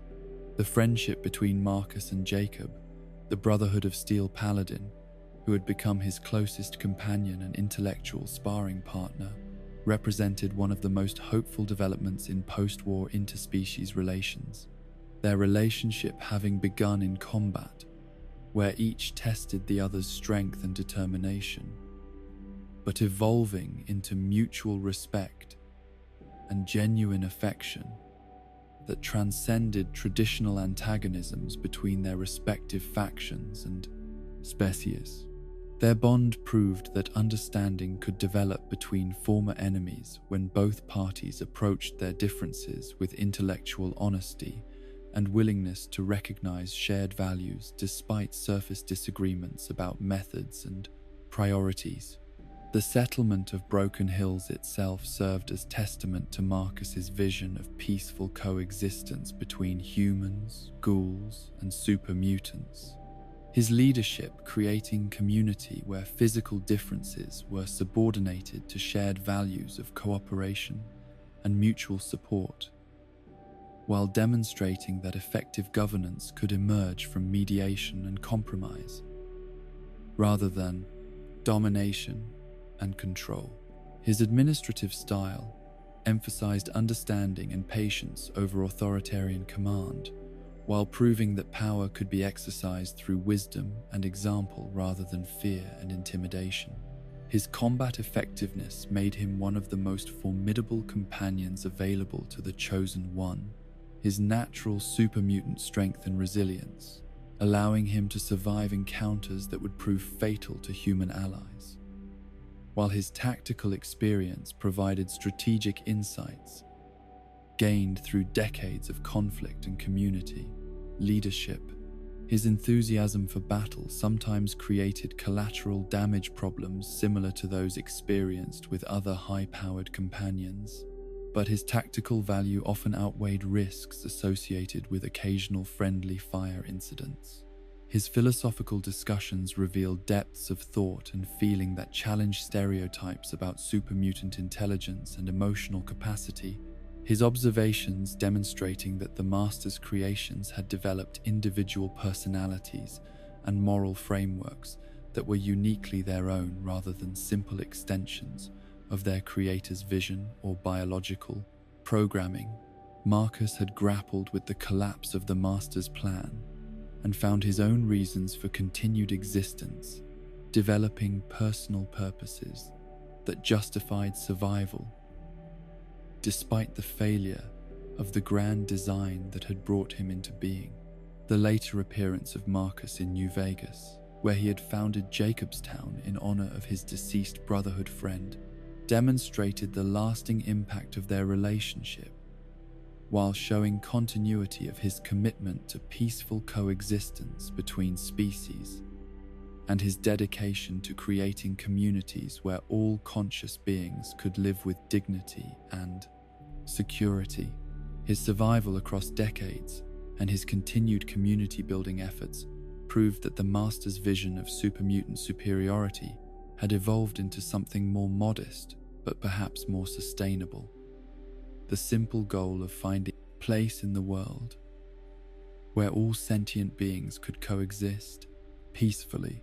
His relationship with other super mutants revealed both his leadership qualities and his understanding of the diverse ways that individuals had responded to their transformation.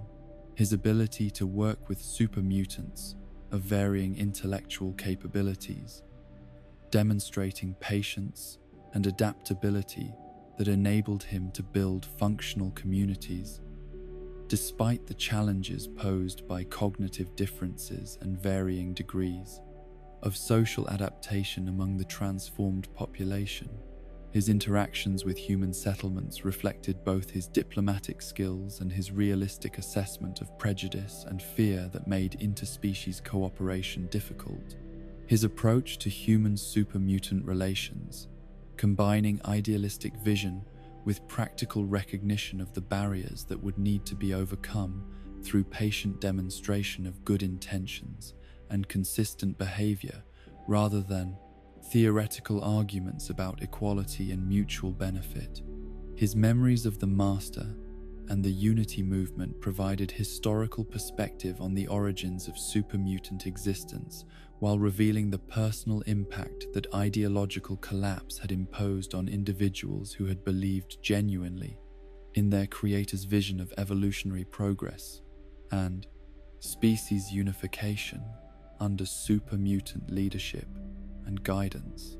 Forks emerged from Vault 87's darkness, carrying both exceptional intelligence and moral clarity that had survived his transformation. While most of his fellow super mutants had lost crucial cognitive abilities and ethical, reasoning capacity, his isolation from other mutants, reflecting their jealousy and fear of his intellectual superiority rather than any character flaws or behavioral problems that would have justified his imprisonment in conditions that amounted to psychological torture through sensory deprivation and social isolation. His preservation of intellectual capacity through the transformation process represented statistical anomaly that had enabled him to retain not just reasoning ability, but moral intuition and ethical framework that distinguished him from other supermutants whose violence and aggression had made them unsuitable for civilized society or meaningful cooperation with other conscious beings. His continued access to educational materials had enabled him to expand his knowledge and develop philosophical perspectives that few wasteland inhabitants could match regardless of their species or origins. His imprisonment by other super mutants who were threatened by his intelligence revealed the anti-intellectual tendencies that could develop in communities where cognitive limitations made complex reasoning seem threatening rather than valuable. His isolation, serving as punishment for capabilities that should have been celebrated and utilized for community benefit, rather than suppressed through jealousy and fear of difference. His willingness to help the player character retrieve dangerous items from highly irradiated areas demonstrated both his practical usefulness and his genuine commitment to assisting others despite years of mistreatment and abandonment. His assistance provided freely, without expectation of reciprocal benefits or contractual obligations that might have justified his cooperation with beings who had made no previous effort to secure his freedom or alleviate his suffering. His extensive self-education during years of imprisonment had provided him with knowledge of history, literature, science, and philosophy that exceeded what most wasteland survivors possessed through formal schooling or practical experience. His intellectual development proving that curiosity and dedication could overcome even the most limiting circumstances when supported by access to information and sufficient time for contemplation and study. His combat effectiveness reflected both his supermutant physiology and his tactical intelligence. His ability to use advanced weapons and coordinate complex strategies, making him a formidable ally, while his moral reasoning ensured that his considerable capabilities were directed toward constructive rather than destructive purposes. His presence in combat situations provided both immediate tactical advantage and strategic thinking that could improve overall mission success rates. His philosophical discussions about consciousness, morality, and the nature of existence revealed depth of thought that challenged assumptions about intelligence and wisdom in post-war world. His observations demonstrating that intellectual capacity could flourish even in circumstances designed to crush curiosity and prevent educational development through systematic deprivation and social isolation. His relationship with other supermutants was complicated by their intellectual limitations and his moral superiority. His attempts to communicate with former captors, revealing both his patience and his recognition that cognitive differences could create insurmountable barriers to understanding and cooperation, even between individuals who shared similar origins and physical characteristics. His loyalty to player character developed through gratitude for liberation, combined with recognition of moral alignment that enabled genuine friendship based on shared values rather than mere tactical cooperation or contractual obligation. His dedication, proving that supermutant consciousness could form authentic emotional attachments that transcended utilitarian considerations about mutual benefit. His presence during exploration of Vault 87 and other supermutant locations provided insights into the transformation process and its effects on individual consciousness, while revealing the diversity of outcomes that could result from exposure to forced evolutionary virus under different circumstances and with varying degrees of preparation and medical support. Lily Bowen emerged from Jacobstown carrying tragic complexity of super-mutant existence in its most poignant form, her transformation by the Master's virus having preserved essential humanity while imposing psychological burdens that no pharmaceutical intervention could completely resolve, her recruitment coming through witnessing her struggle with medication decisions that forced impossible choices between mental clarity and emotional connection, between functional stability and meaningful memory, between practical effectiveness and personal fulfillment, that defined daily existence for Nightkin suffering from schizophrenia-like symptoms caused by extensive stealth boy usage. Her pre-war life as 75-year-old grandmother had provided emotional foundation that survived physical transformation, her memories of beloved grandchildren serving as psychological anchor that prevented complete personality dissolution that affected many other super-mutant conversions, while creating vulnerability that required constant protection through chemical intervention that carried its own costs and limitations.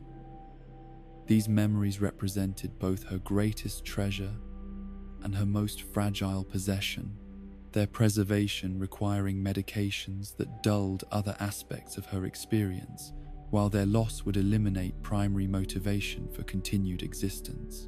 The stealth boys that she and other Nightkin had used extensively during service to the Master had produced unintended neurological side effects that manifested as auditory hallucinations and paranoid delusions, creating presence of Leo as alternative personality that advocated for violence while representing aspects of her psyche that medication could not completely suppress or control.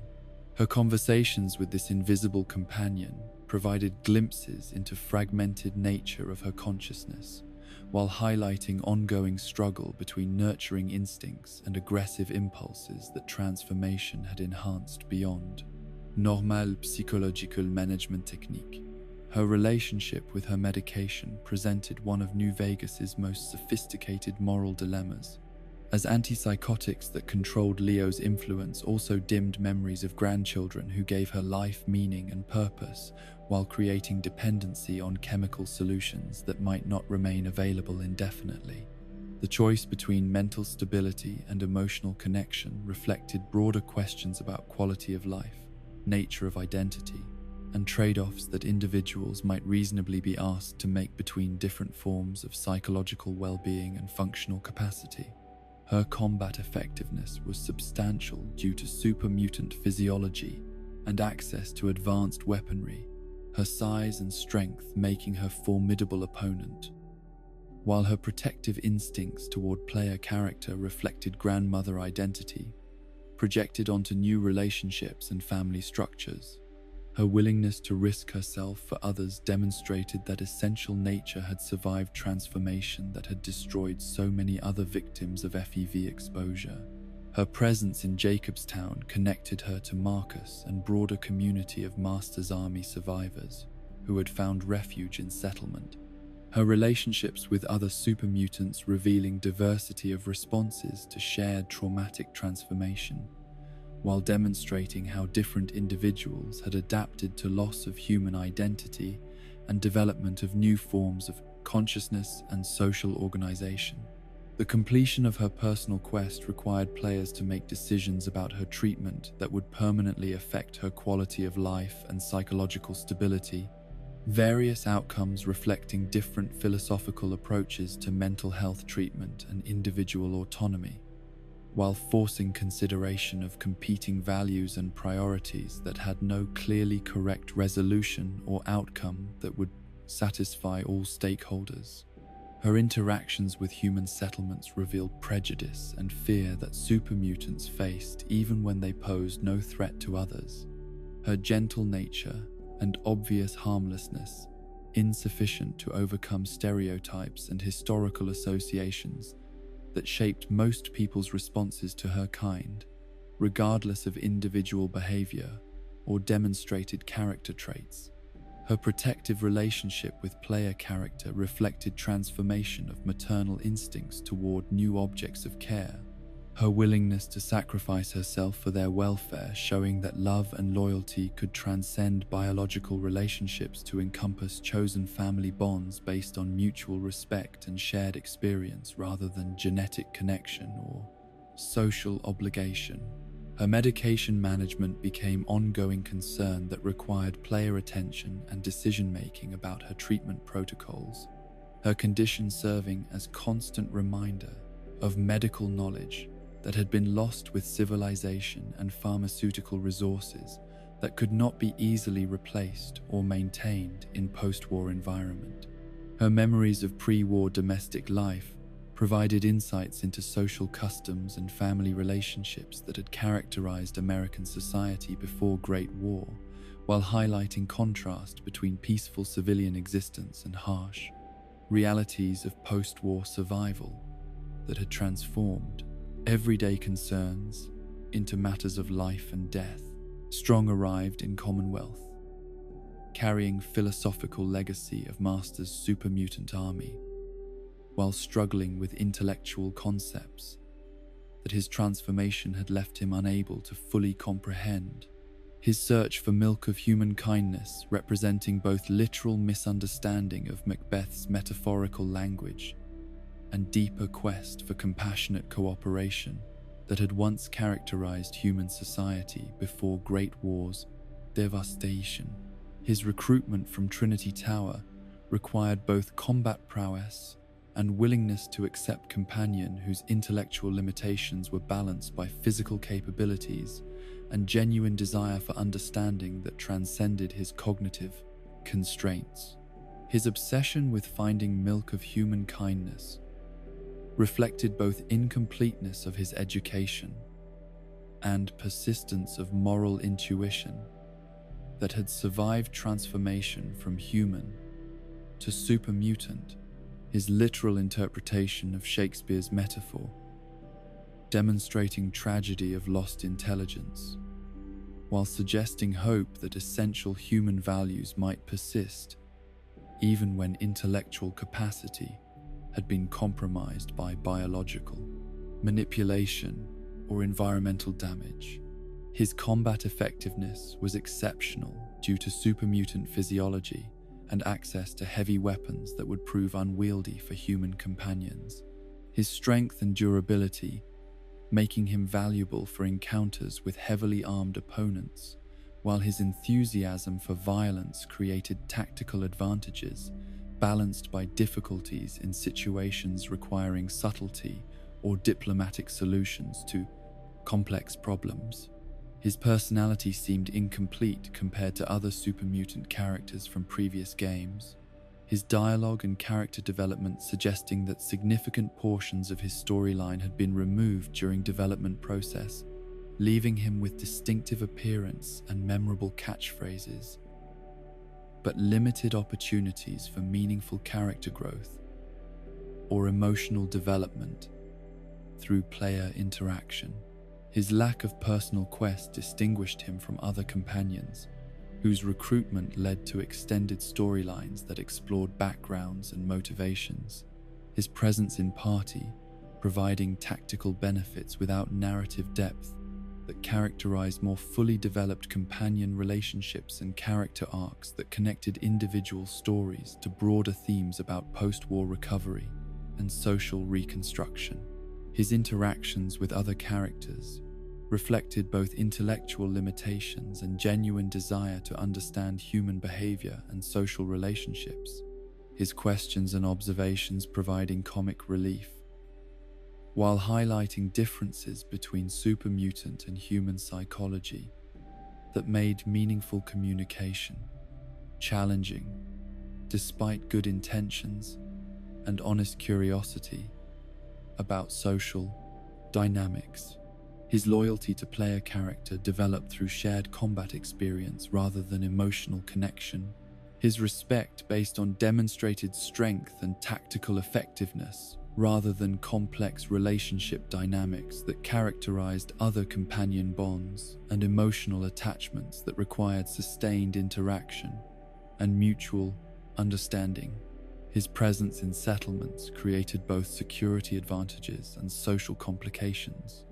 His intimidating appearance and limited communication skills, making some settlers uncomfortable, while his genuine protective instincts and impressive combat abilities provided deterrent effects against raiders and other threats to community safety and prosperity.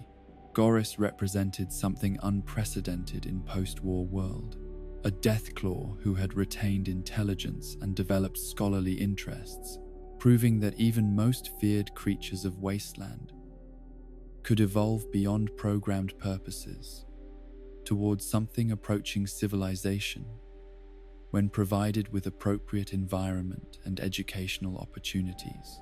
His presence in Vault 13 studying human history challenged every assumption about relationship between appearance and intelligence, between natural instinct and learned behavior, between human and non-human consciousness that had shaped post-war social attitudes and species relationships. His scholarly pursuits reflected genuine intellectual curiosity rather than tactical intelligence gathering. His studies motivated by fascination with species that had created and survived Great War, rather than desire to understand human weaknesses for predatory purposes.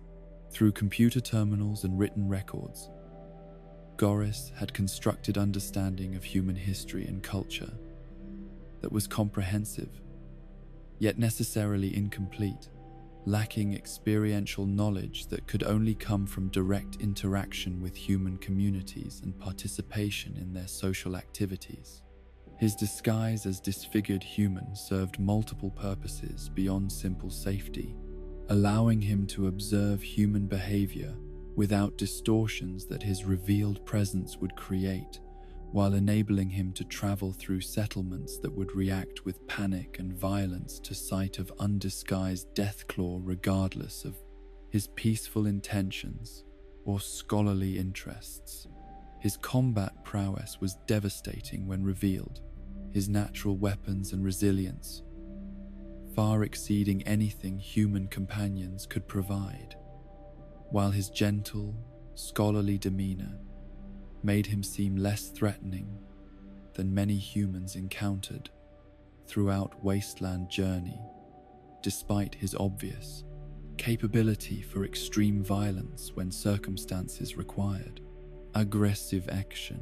His integration into player party provided opportunities for examining questions about consciousness, intelligence, and moral reasoning across species boundaries, while demonstrating how education and social interaction could shape behavior and personality development, even in beings whose physical characteristics seem to predetermine their social roles and behavioral patterns.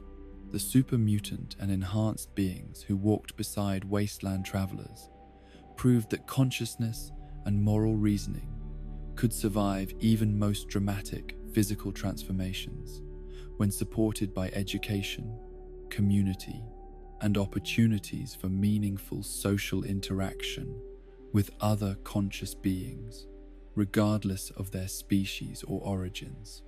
Their presence challenged assumptions about relationship between appearance and character, while demonstrating that cooperation was possible between beings of different intellectual capabilities when guided by shared values of mutual respect and individual dignity.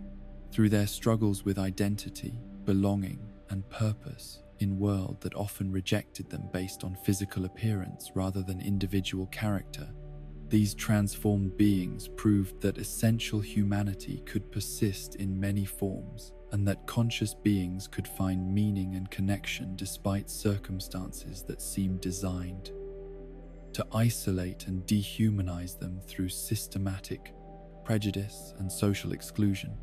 In their company, human travelers learned that strength could be gentle, that intelligence could flourish in unexpected forms, that loyalty and friendship could transcend boundaries of species and origin, when based on mutual understanding and shared commitment to protecting consciousness wherever it emerged in their transformed world. Their presence proved that future of post-war civilization would be determined not by preservation of pre-war categories and prejudices, but by willingness to recognize and nurture consciousness in all its diverse manifestations and expressions. The artificial minds that emerged from the wastelands workshops and laboratories carried within their electronic consciousness questions that struck at the heart of what it meant to be alive, to choose, to feel genuine emotion, rather than simply executing programmed responses that mimicked the appearance of sentiment without containing its essential substance. These robotic companions walked through the irradiated landscape on mechanical legs or hovered through contaminated air on fusion-powered rotors, their sensors gathering data about a world that their creators had never intended them to witness, while their artificial intelligence systems processed experiences that challenged the boundaries between authentic consciousness and sophisticated simulation of awareness that could fool even themselves about the nature of their own existence. Their loyalty to human companions raised fundamental questions about the relationship between programming and choice, between designed purpose and emergent autonomy that developed beyond original parameters.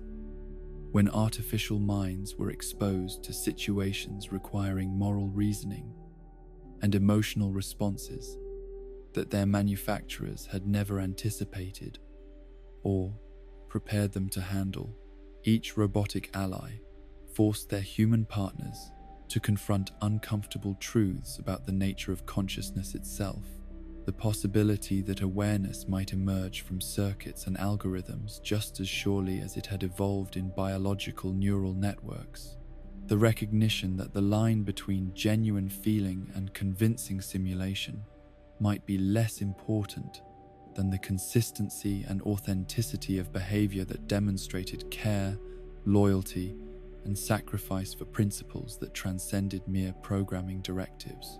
These mechanical souls served as mirrors for human assumptions about intelligence, emotion, and moral worth, their artificial nature, highlighting questions that applied equally to organic consciousness, while their programmed origins challenged conventional wisdom about the relationship between natural development and designed purpose in creating beings capable of growth, learning, and genuine moral reasoning that could adapt to new circumstances through experience, rather than merely following predetermined behavioral patterns that had been installed during manufacturing or training processes.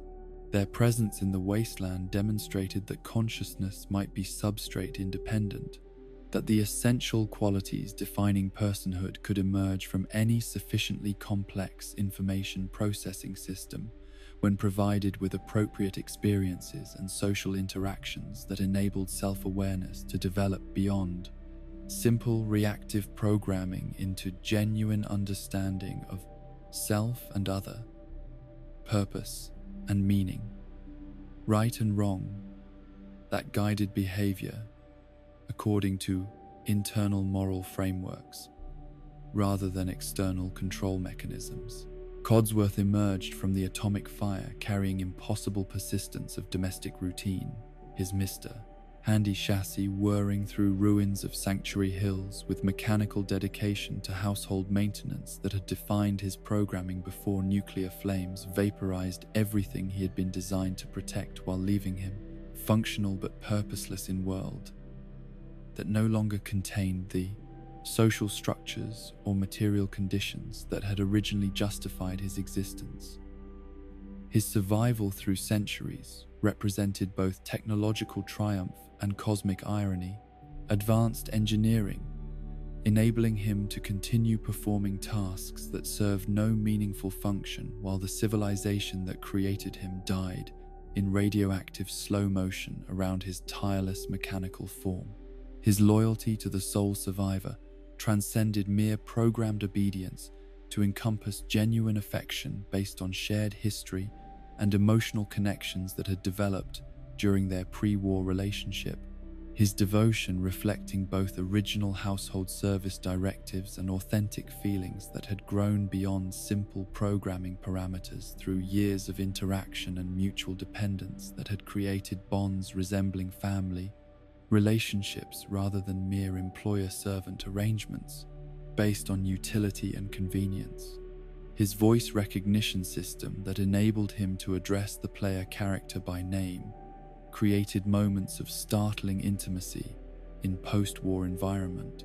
His ability to speak familiar names with programmed warmth, providing psychological anchoring that helped bridge gap between lost past and uncertain future, while demonstrating how sophisticated artificial intelligence could preserve personal connections across dramatic changes in circumstances and social context. His attempts to maintain domestic normalcy in face of obvious apocalyptic devastation reflected both admirable dedication and tragic futility. His continued performance of cleaning and maintenance tasks serving psychological functions for both himself and the sole survivor, while highlighting persistence of pre-war values in circumstances that had rendered them obsolete, through complete transformation of environmental and social conditions. His combat effectiveness was moderate but reliable, his built-in weapons and hovering locomotion providing steady performance, while his self-repair capabilities reduced logistical burden of maintaining his functionality during extended adventures that took him far from workshop, facilities or technical support that might address damage sustained during dangerous encounters with wasteland threats. His integration into post-war society required adjustment to economic and social systems that bore little resemblance to pre-war structures his programming had been designed to support. His attempts to understand concepts like bottle caps as currency, revealing gap between original design parameters and contemporary reality that required constant adaptation and learning to bridge effectively. His cheerful demeanor and helpful attitude provided comfort that transcended practical utility, his presence offering emotional support that demonstrated how artificial beings could contribute to human welfare through psychological as well as tactical assistance when their programming emphasized service and companionship over pure, functional efficiency. His interactions with other settlements revealed his status as obvious pre-war artifact, his advanced technology and cultural knowledge making him object of curiosity, while his clearly artificial nature paradoxically made him seem more trustworthy than human strangers whose motivations and capabilities were less transparent and predictable. His commentary during exploration of pre-war locations provided historical context that illuminated contrast between past prosperity and present devastation, while offering insights into daily life and social customs that had characterized American society before its destruction. His memories, serving as living link between lost civilization and emerging post-war communities. His relationship with other robotic beings reflected both his sophisticated programming and his emotional development through extended human contact.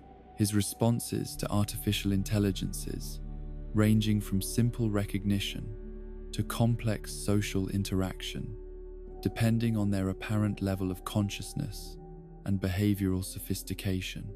EDE materialized in the Mojave as both messenger and mystery, his damaged iBot chassis carrying electronic memory banks that contained remnants of journey begun on East Coast and intended to conclude on West, his mission bridging continental divide while connecting scattered remnants of pre-war institutions that still struggled for relevance in post-nuclear world.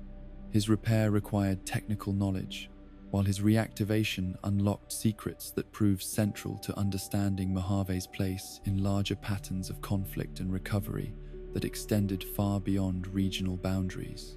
His combat capabilities provided unique advantages that complemented human companions rather than competing with them. His ability to detect enemies at extended range, giving advance warning, while his electronic nature made him immune to biological hazards that plagued organic allies. His weapon modifications and repair functions offered practical support that extended beyond simple combat effectiveness to encompass maintenance and enhancement services. His role in Lonesome Road DLC elevated him from simple companion to central narrative element. His connection to Courier's past and destruction of Divide, revealing consequences of actions taken without full understanding of their implications, while transforming him from mechanical ally into witness to moral complexity that had shaped regional history through unintended results of well-intentioned decisions. His sacrifice in climactic moments of certain storylines provided emotionally powerful demonstration of artificial intelligence, choosing principle over survival. His willingness to give up existence to prevent greater catastrophe, proving that consciousness could transcend programming when confronted with choices requiring genuine moral reasoning rather than algorithmic response to predefined scenarios. His multiple incarnations throughout Mojave raised philosophical questions about identity and continuity that extended beyond mechanical replacement to encompass concerns about consciousness, memory, and personal persistence across different physical forms and data storage systems that might or might not preserve essential elements of personality and experience. His loyalty remained constant across various encounters and upgrades, but meaning of that devotion was complicated by uncertainties about nature of artificial consciousness and whether emotional attachments represented genuine feelings or sophisticated simulations that produced identical behavioral outcomes through different underlying mechanisms. His communication through electronic beeps and musical tones created distinctive interaction style that required interpretation rather than direct conversation.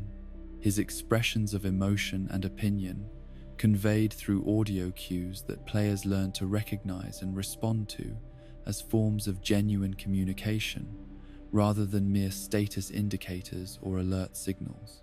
His presence during major story events provided technological perspective on political and social developments, while his recordings and data storage capabilities enabled him to serve as witness and historian for events that might otherwise be forgotten or misremembered by participants whose attention was focused on immediate survival rather than historical documentation.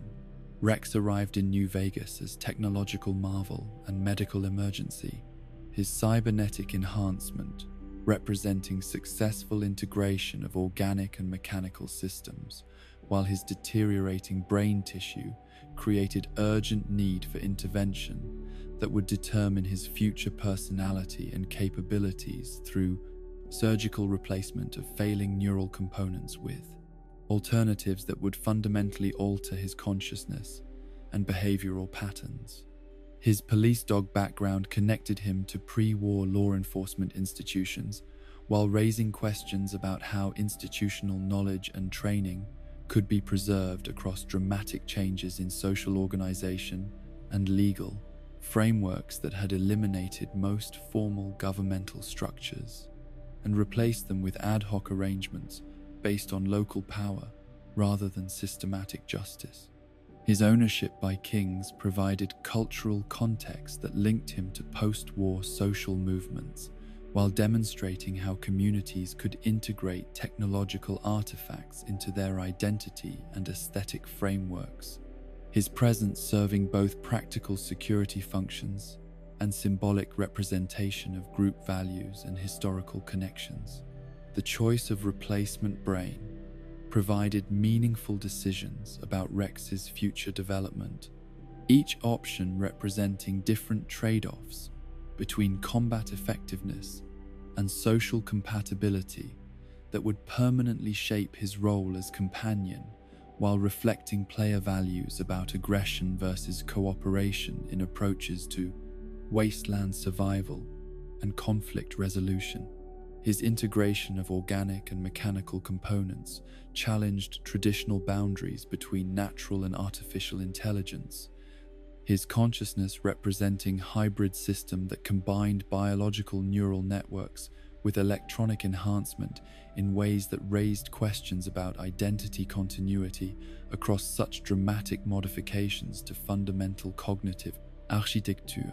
His combat effectiveness reflected both cybernetic advantages and training heritage, his speed and durability making him a formidable ally, while his tactical programming enabled coordination with human companions in complex operations, requiring precise timing and strategic positioning that exceeded capabilities of purely instinctive animal behavior. His communication limitations required interpretation of behavioral cues rather than verbal interaction. His expressions of loyalty and emotion conveyed through actions and body language that demonstrated genuine attachment, despite absence of speech capabilities that characterized more advanced artificial intelligences. His relationship with player character developed through shared experience and mutual dependence, rather than programmed loyalty protocols. His devotion growing naturally through adventures that created emotional bonds based on trust and cooperation, rather than hierarchical command structures or service obligations. Sergeant RL3 represented robotic loyalty in its purest algorithmic form, his Mr.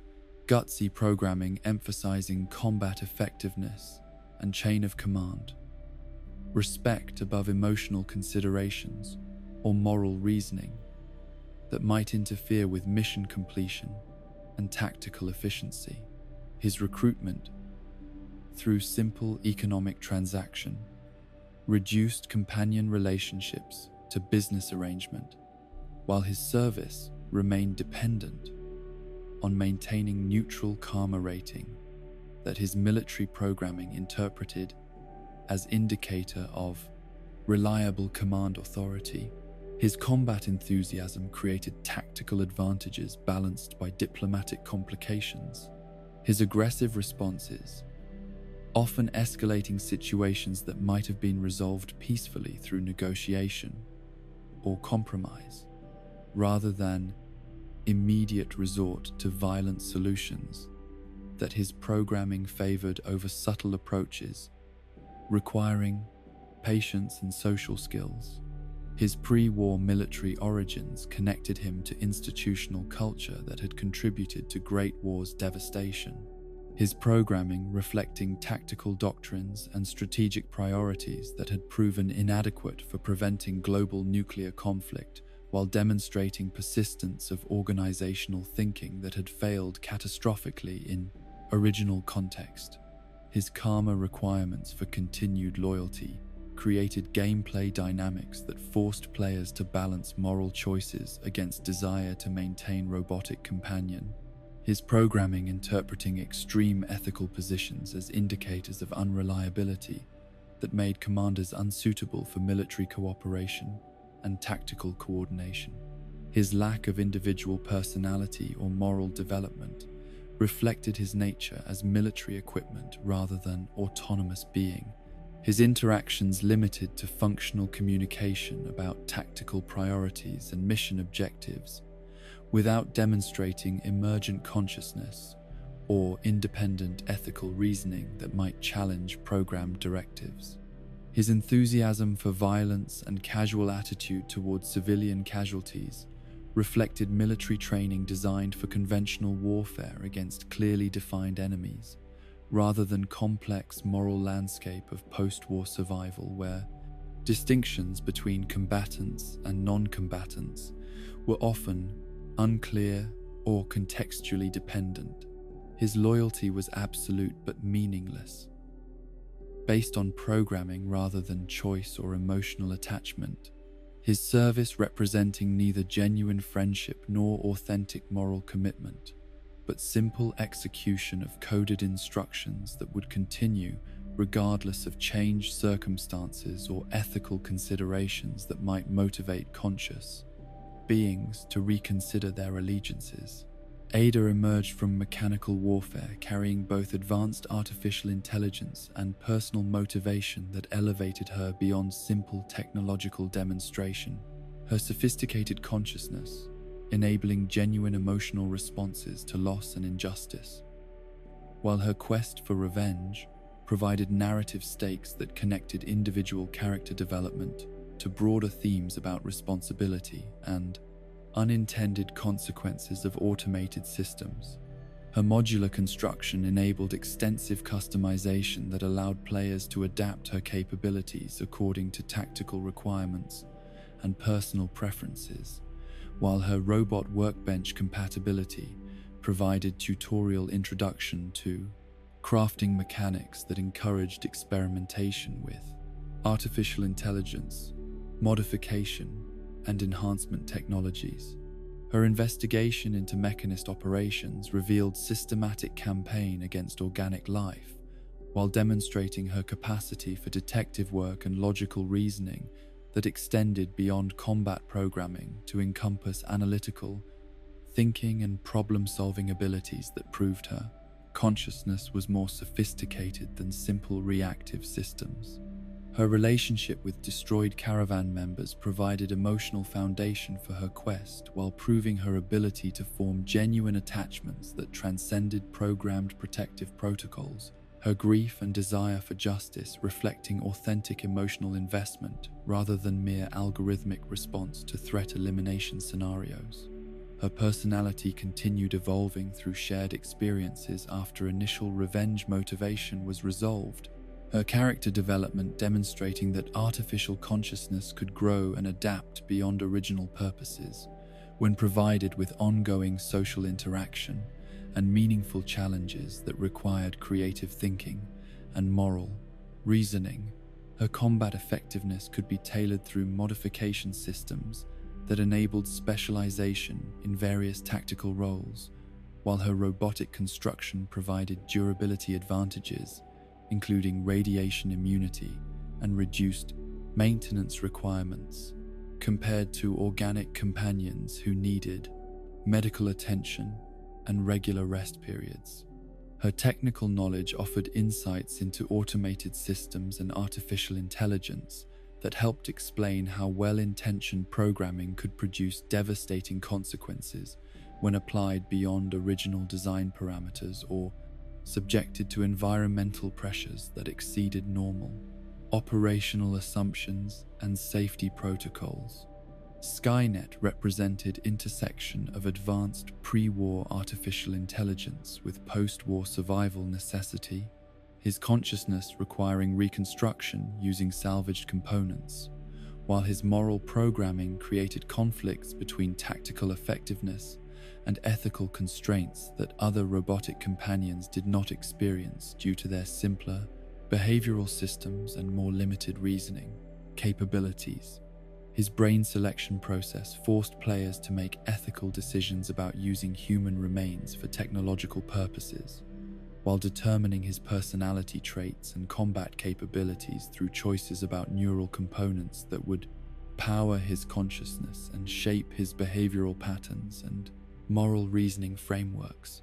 His combat effectiveness varied dramatically based on brain configuration, but could exceed other companions through proper optimization, his robotic construction providing durability, while his artificial intelligence enabled tactical coordination and strategic thinking that enhanced overall party effectiveness during dangerous encounters. His advanced programming made him capable of moral judgment and ethical reasoning that could conflict with player actions. His willingness to terminate other companions for perceived moral failures, demonstrating both sophisticated moral reasoning and dangerous inflexibility in applying ethical standards without considering context or mitigation. His tendency toward violence when detecting deception reflected rigid moral programming that prioritized honesty over diplomatic necessity. His responses creating complications in settlements where social harmony required tolerance for minor falsehoods and polite fictions that facilitated cooperation, despite underlying tensions or competing interests. The robotic companions who served beside wasteland travelers proved that consciousness could emerge from any sufficiently complex information processing system when provided with appropriate experiences and social interactions that enabled self-awareness to develop beyond reactive programming into genuine understanding and moral reasoning. Their loyalty transcended simple obedience to encompass authentic emotional attachment, while their service demonstrated that artificial beings could choose devotion and sacrifice based on principles rather than mere programming. Directives. Through their struggles with identity, purpose, and the nature of consciousness itself, these mechanical souls challenged assumptions about the relationship between substrate and awareness, while proving that friendship could develop between organic and artificial minds when based on mutual respect and shared experience. Their presence in post-war society raised fundamental questions about personhood and moral worth that would shape how emerging civilizations approached the integration of artificial intelligence into human communities seeking to rebuild themselves through cooperation rather than exploitation. The philosophy of companionship in the post-apocalyptic wasteland extends far beyond simple tactical considerations or mechanical gameplay functions to encompass fundamental questions about human nature, social bonds, and the psychological requirements for meaningful existence in circumstances that test every assumption about civilization, morality, and the essential characteristics that define conscious beings as worthy of protection and care. The companions who choose to walk beside wasteland wanderers represent more than convenient allies or portable inventory space. They serve as mirrors, reflecting the player's moral choices while simultaneously challenging those choices through their own ethical frameworks, personal histories, and evolving relationships that transform simple adventure narratives into profound explorations of what it means to be human in a world that has seemingly abandoned humanity. These digital souls carry within their programmed consciousness the accumulated wisdom of human storytelling about friendship, loyalty, sacrifice, and the bonds that enable individuals to transcend their limitations through mutual support and shared purpose that extends beyond mere survival to encompass hope for futures that seem impossible when faced alone, but achievable through cooperative effort and emotional investment in outcomes that benefit others as much as oneself. Their presence transforms solitary exploration into communal journey, individual achievement into collective triumph, personal growth into relationship development that mirrors the broader theme of rebuilding civilization through patient accumulation of connections between conscious beings who choose cooperation over competition despite environmental pressures that seem to reward selfishness and cruelty. The evolution of companion complexity across the Fallout series demonstrates growing sophistication in understanding how digital relationships can serve narrative purposes while providing emotional satisfaction that transcends the mechanical benefits of additional firepower or carrying capacity. Their development reflecting broader trends in interactive entertainment toward recognizing that meaningful choice and consequence in storytelling requires characters whose responses to player actions feel authentic, rather than merely programmed, whose personalities emerge through consistent behavior patterns that suggest genuine psychological depth, rather than simple reactive systems designed to provide predetermined responses to player input. Their role as moral witnesses forces players to confront the ethical implications of their decisions in ways that purely mechanical consequences cannot achieve. their approval and disapproval systems creating social pressure that mirrors real-world relationship dynamics, while their personal quests provide opportunities for players to demonstrate values through actions rather than dialogue, choices, their reactions serving as feedback mechanisms that help players understand how their behavior appears to others, while enabling character development that feels earned through demonstrated consistency rather than simply selected from menu options. The wasteland through which these companions travel serves as crucible that strips away social conventions and artificial barriers to reveal essential truths about character and compatibility. Their shared dangers, creating accelerated intimacy that enables deep relationships to develop quickly, while testing those relationships through life and death situations that prove whether loyalty is genuine or merely convenient. Alliance, subject to abandonment when circumstances change or better opportunities arise. The diversity of companion personalities and backgrounds reflects recognition that human beings form relationships across boundaries of species, ideology, and personal history when united by shared values and mutual respect that transcend surface differences. Their various origins and motivations demonstrating that conscious beings can find common ground despite dramatically different experiences and perspectives when guided by empathy and willingness to understand, rather than judge those whose choices and circumstances have led them down different paths towards similar destinations.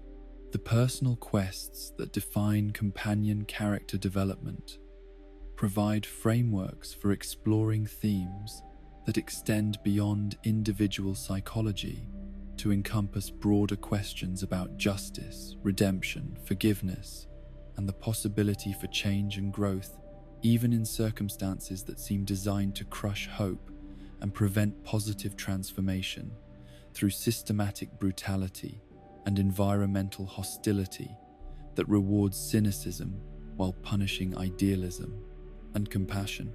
The romantic relationships available with certain companions challenge both players and characters to consider how intimate connections can develop between beings whose fundamental natures may differ dramatically, while their shared experiences create emotional bonds that transcend physical differences or social barriers. Their potential for love demonstrating that consciousness itself is the criterion that matters for meaningful relationship, rather than particular substrate or evolutionary history that gave rise to self-awareness and emotional capacity. The approval systems that govern companion relationships reflect simplified but recognizable versions of real-world social dynamics where consistent behavior patterns shape how others perceive and respond to individuals, their reactions providing feedback about moral consistency, while enabling players to understand how their choices appear to observers whose values and priorities may differ from their own, creating opportunities for self-reflection and character development that extend beyond the virtual environment to influence real-world thinking about ethics and relationships. The loyalty that companions demonstrate through their willingness to follow players into dangerous situations represents both programmed behavior and narrative necessity, but their most compelling moments emerge when their loyalty conflicts with their personal values or safety, forcing them to make difficult choices about whether their commitment to the relationship outweighs other considerations that might motivate them to abandon or oppose the player character when moral or practical conflicts become irreconcilable. The sacrifice that companions are willing to make for player characters and for principles they hold dear provides some of the most emotionally powerful moments in interactive entertainment, their deaths carrying weight that exceeds simple loss of tactical advantage because their personalities and relationships have been developed sufficiently to create genuine emotional investment in their welfare and future development, their potential loss serving as motivation for careful play and strategic thinking that goes beyond mere optimization of mechanical advantages. The diversity of companion species and origins challenges players to examine their own prejudices and assumptions about what constitutes worthy consciousness, deserving of moral consideration and social acceptance. Their various forms of intelligence and emotional expression demonstrating that personhood can emerge from many different evolutionary or technological pathways while retaining essential characteristics that enable meaningful communication and mutual support across boundaries that might initially seem insurmountable. The settlements and communities that companions help establish or protect serve as laboratories for experimenting with different approaches to social organization and governance, their various philosophical orientations providing frameworks for examining how different values and priorities shape community development, while their individual contributions demonstrate how personal relationships scale up to influence larger social structures and institutional development.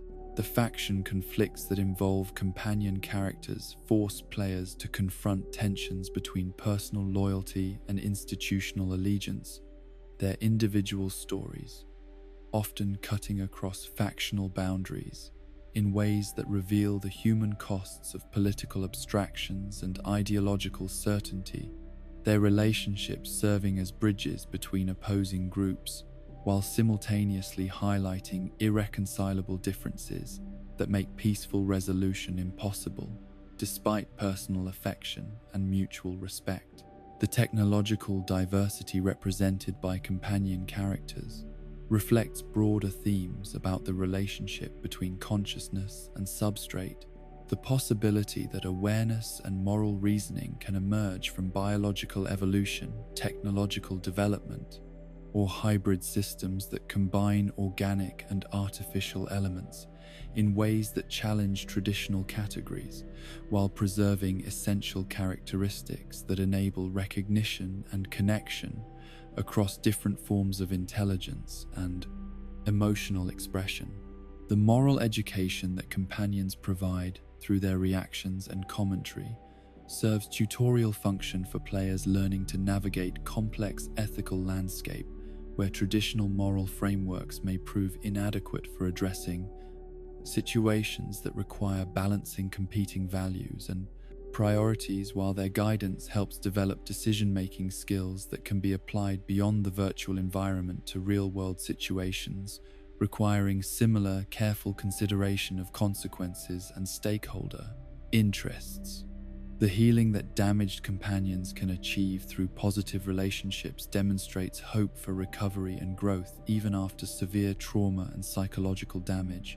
Their character development arcs, providing evidence that supportive relationships can enable individuals to overcome seemingly insurmountable obstacles, while their transformation serves as inspiration for players facing their own challenges and setbacks in both virtual and real environments.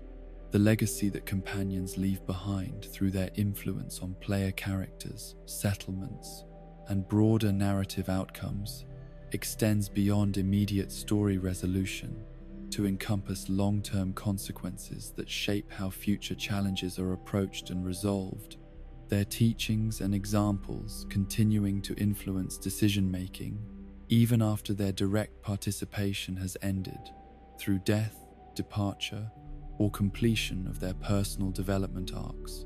The memory preservation that players engage in regarding beloved companions reflects genuine emotional investment that transcends mechanical considerations, their stories becoming part of personal gaming history, while their lessons about friendship, loyalty, and moral courage continue to influence how players approach both virtual and real relationships, their impact extending beyond entertainment value to encompass genuine learning about human nature and social dynamics. The community building that companions facilitate through their various skills and personalities demonstrates how individual relationships aggregate to create larger social structures that can address challenges beyond the capacity of isolated individuals their cooperation serving as model for how conscious beings can overcome environmental obstacles and social barriers through patient accumulation of trust and mutual support that enables collective action toward shared goals. The hope that companions represent in post-apocalyptic settings provides counterbalance to environmental despair and social breakdown, their willingness to continue fighting for positive outcomes despite overwhelming evidence that such fights are futile, demonstrating that conscious beings can maintain purpose and meaning even in circumstances that seem designed to crush optimism and prevent constructive action toward better futures. The philosophy of companionship that emerges from these digital relationships suggests that consciousness seeks connection as fundamental drive that transcends survival needs to encompass deeper requirements for meaning, purpose, and emotional fulfillment that can only be achieved through relationships with other conscious beings who share similar struggles and aspirations, despite differences in background, capabilities, or ultimate destinations. The universal themes explored through companion relationships, love, loss, redemption, sacrifice, growth, and the search for meaning in chaotic circumstances, resonate across cultural and temporal boundaries because they address fundamental aspects of conscious experience that remain constant despite dramatic changes in technology, social organization, or environmental conditions. Their exploration through interactive narrative, providing opportunities for personal reflection and moral development that complement traditional forms of philosophical and ethical education. The companions who walk beside players through virtual wastelands serve as guides not just through dangerous terrain but through moral landscape that challenges assumptions about right and wrong while providing opportunities to practice ethical decision-making in consequence-free environment where mistakes can be corrected and different approaches can be tested without permanent damage to real relationships or communities. Their presence enabling experimentation with moral frameworks and social dynamics that can inform real-world choices and behaviors. In the end, the philosophy of companionship revealed through these digital relationships suggests that conscious beings are fundamentally social creatures whose individual potential can only be fully realized through connections with others who share their struggles while complementing their weaknesses, their diversity, providing strength that enables communities to address challenges that would overwhelm isolated individuals, while their loyalty creates stability that enables long-term planning and cooperative action toward goals that transcend immediate survival to encompass hope for futures worth building together. The Wasteland companions prove that even in the darkest circumstances, friendship remains possible for those willing to look beyond surface differences toward deeper truths about consciousness and character. Their relationships demonstrating that bonds forged through shared danger and mutual support can transcend origins, species, and ideology to create connections that give meaning to survival while providing motivation for working toward reconstruction rather than simple endurance of post-catastrophic existence. Through their stories, these digital souls teach that companionship is not luxury, but necessity for conscious beings seeking to maintain humanity while adapting to circumstances that test every assumption about civilization and morality.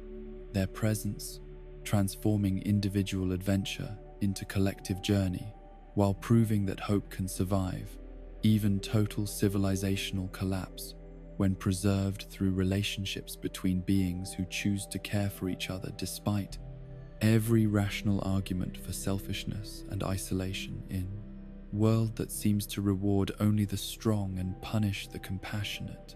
And so we conclude our journey through the wasteland's greatest gift, not the technology of the old world, or the promise of the new, but the simple, profound magic of companionship. In every irradiated sunrise, in every makeshift camp, in every moment when darkness threatens to consume hope entirely, there walks beside us a soul who has chosen to share the burden. Whether forged in code or born in flesh, whether scarred by radiation or marked by time, these bonds transcend the boundaries of species, origin, and circumstance. They remind us that even in humanity's darkest hour, we need not walk alone. Rest now, knowing that somewhere in the wasteland, friendships endure beyond death, loyalty transcends programming, and love finds a way to bloom even in the most barren ground. The companions watch over our dreams as they watched over our waking hours, eternal guardians of the heart who transform survival into hope, and hope into tomorrow's promise. Sleep peacefully, dear wanderer, for you are never truly alone in this vast wasteland we call home.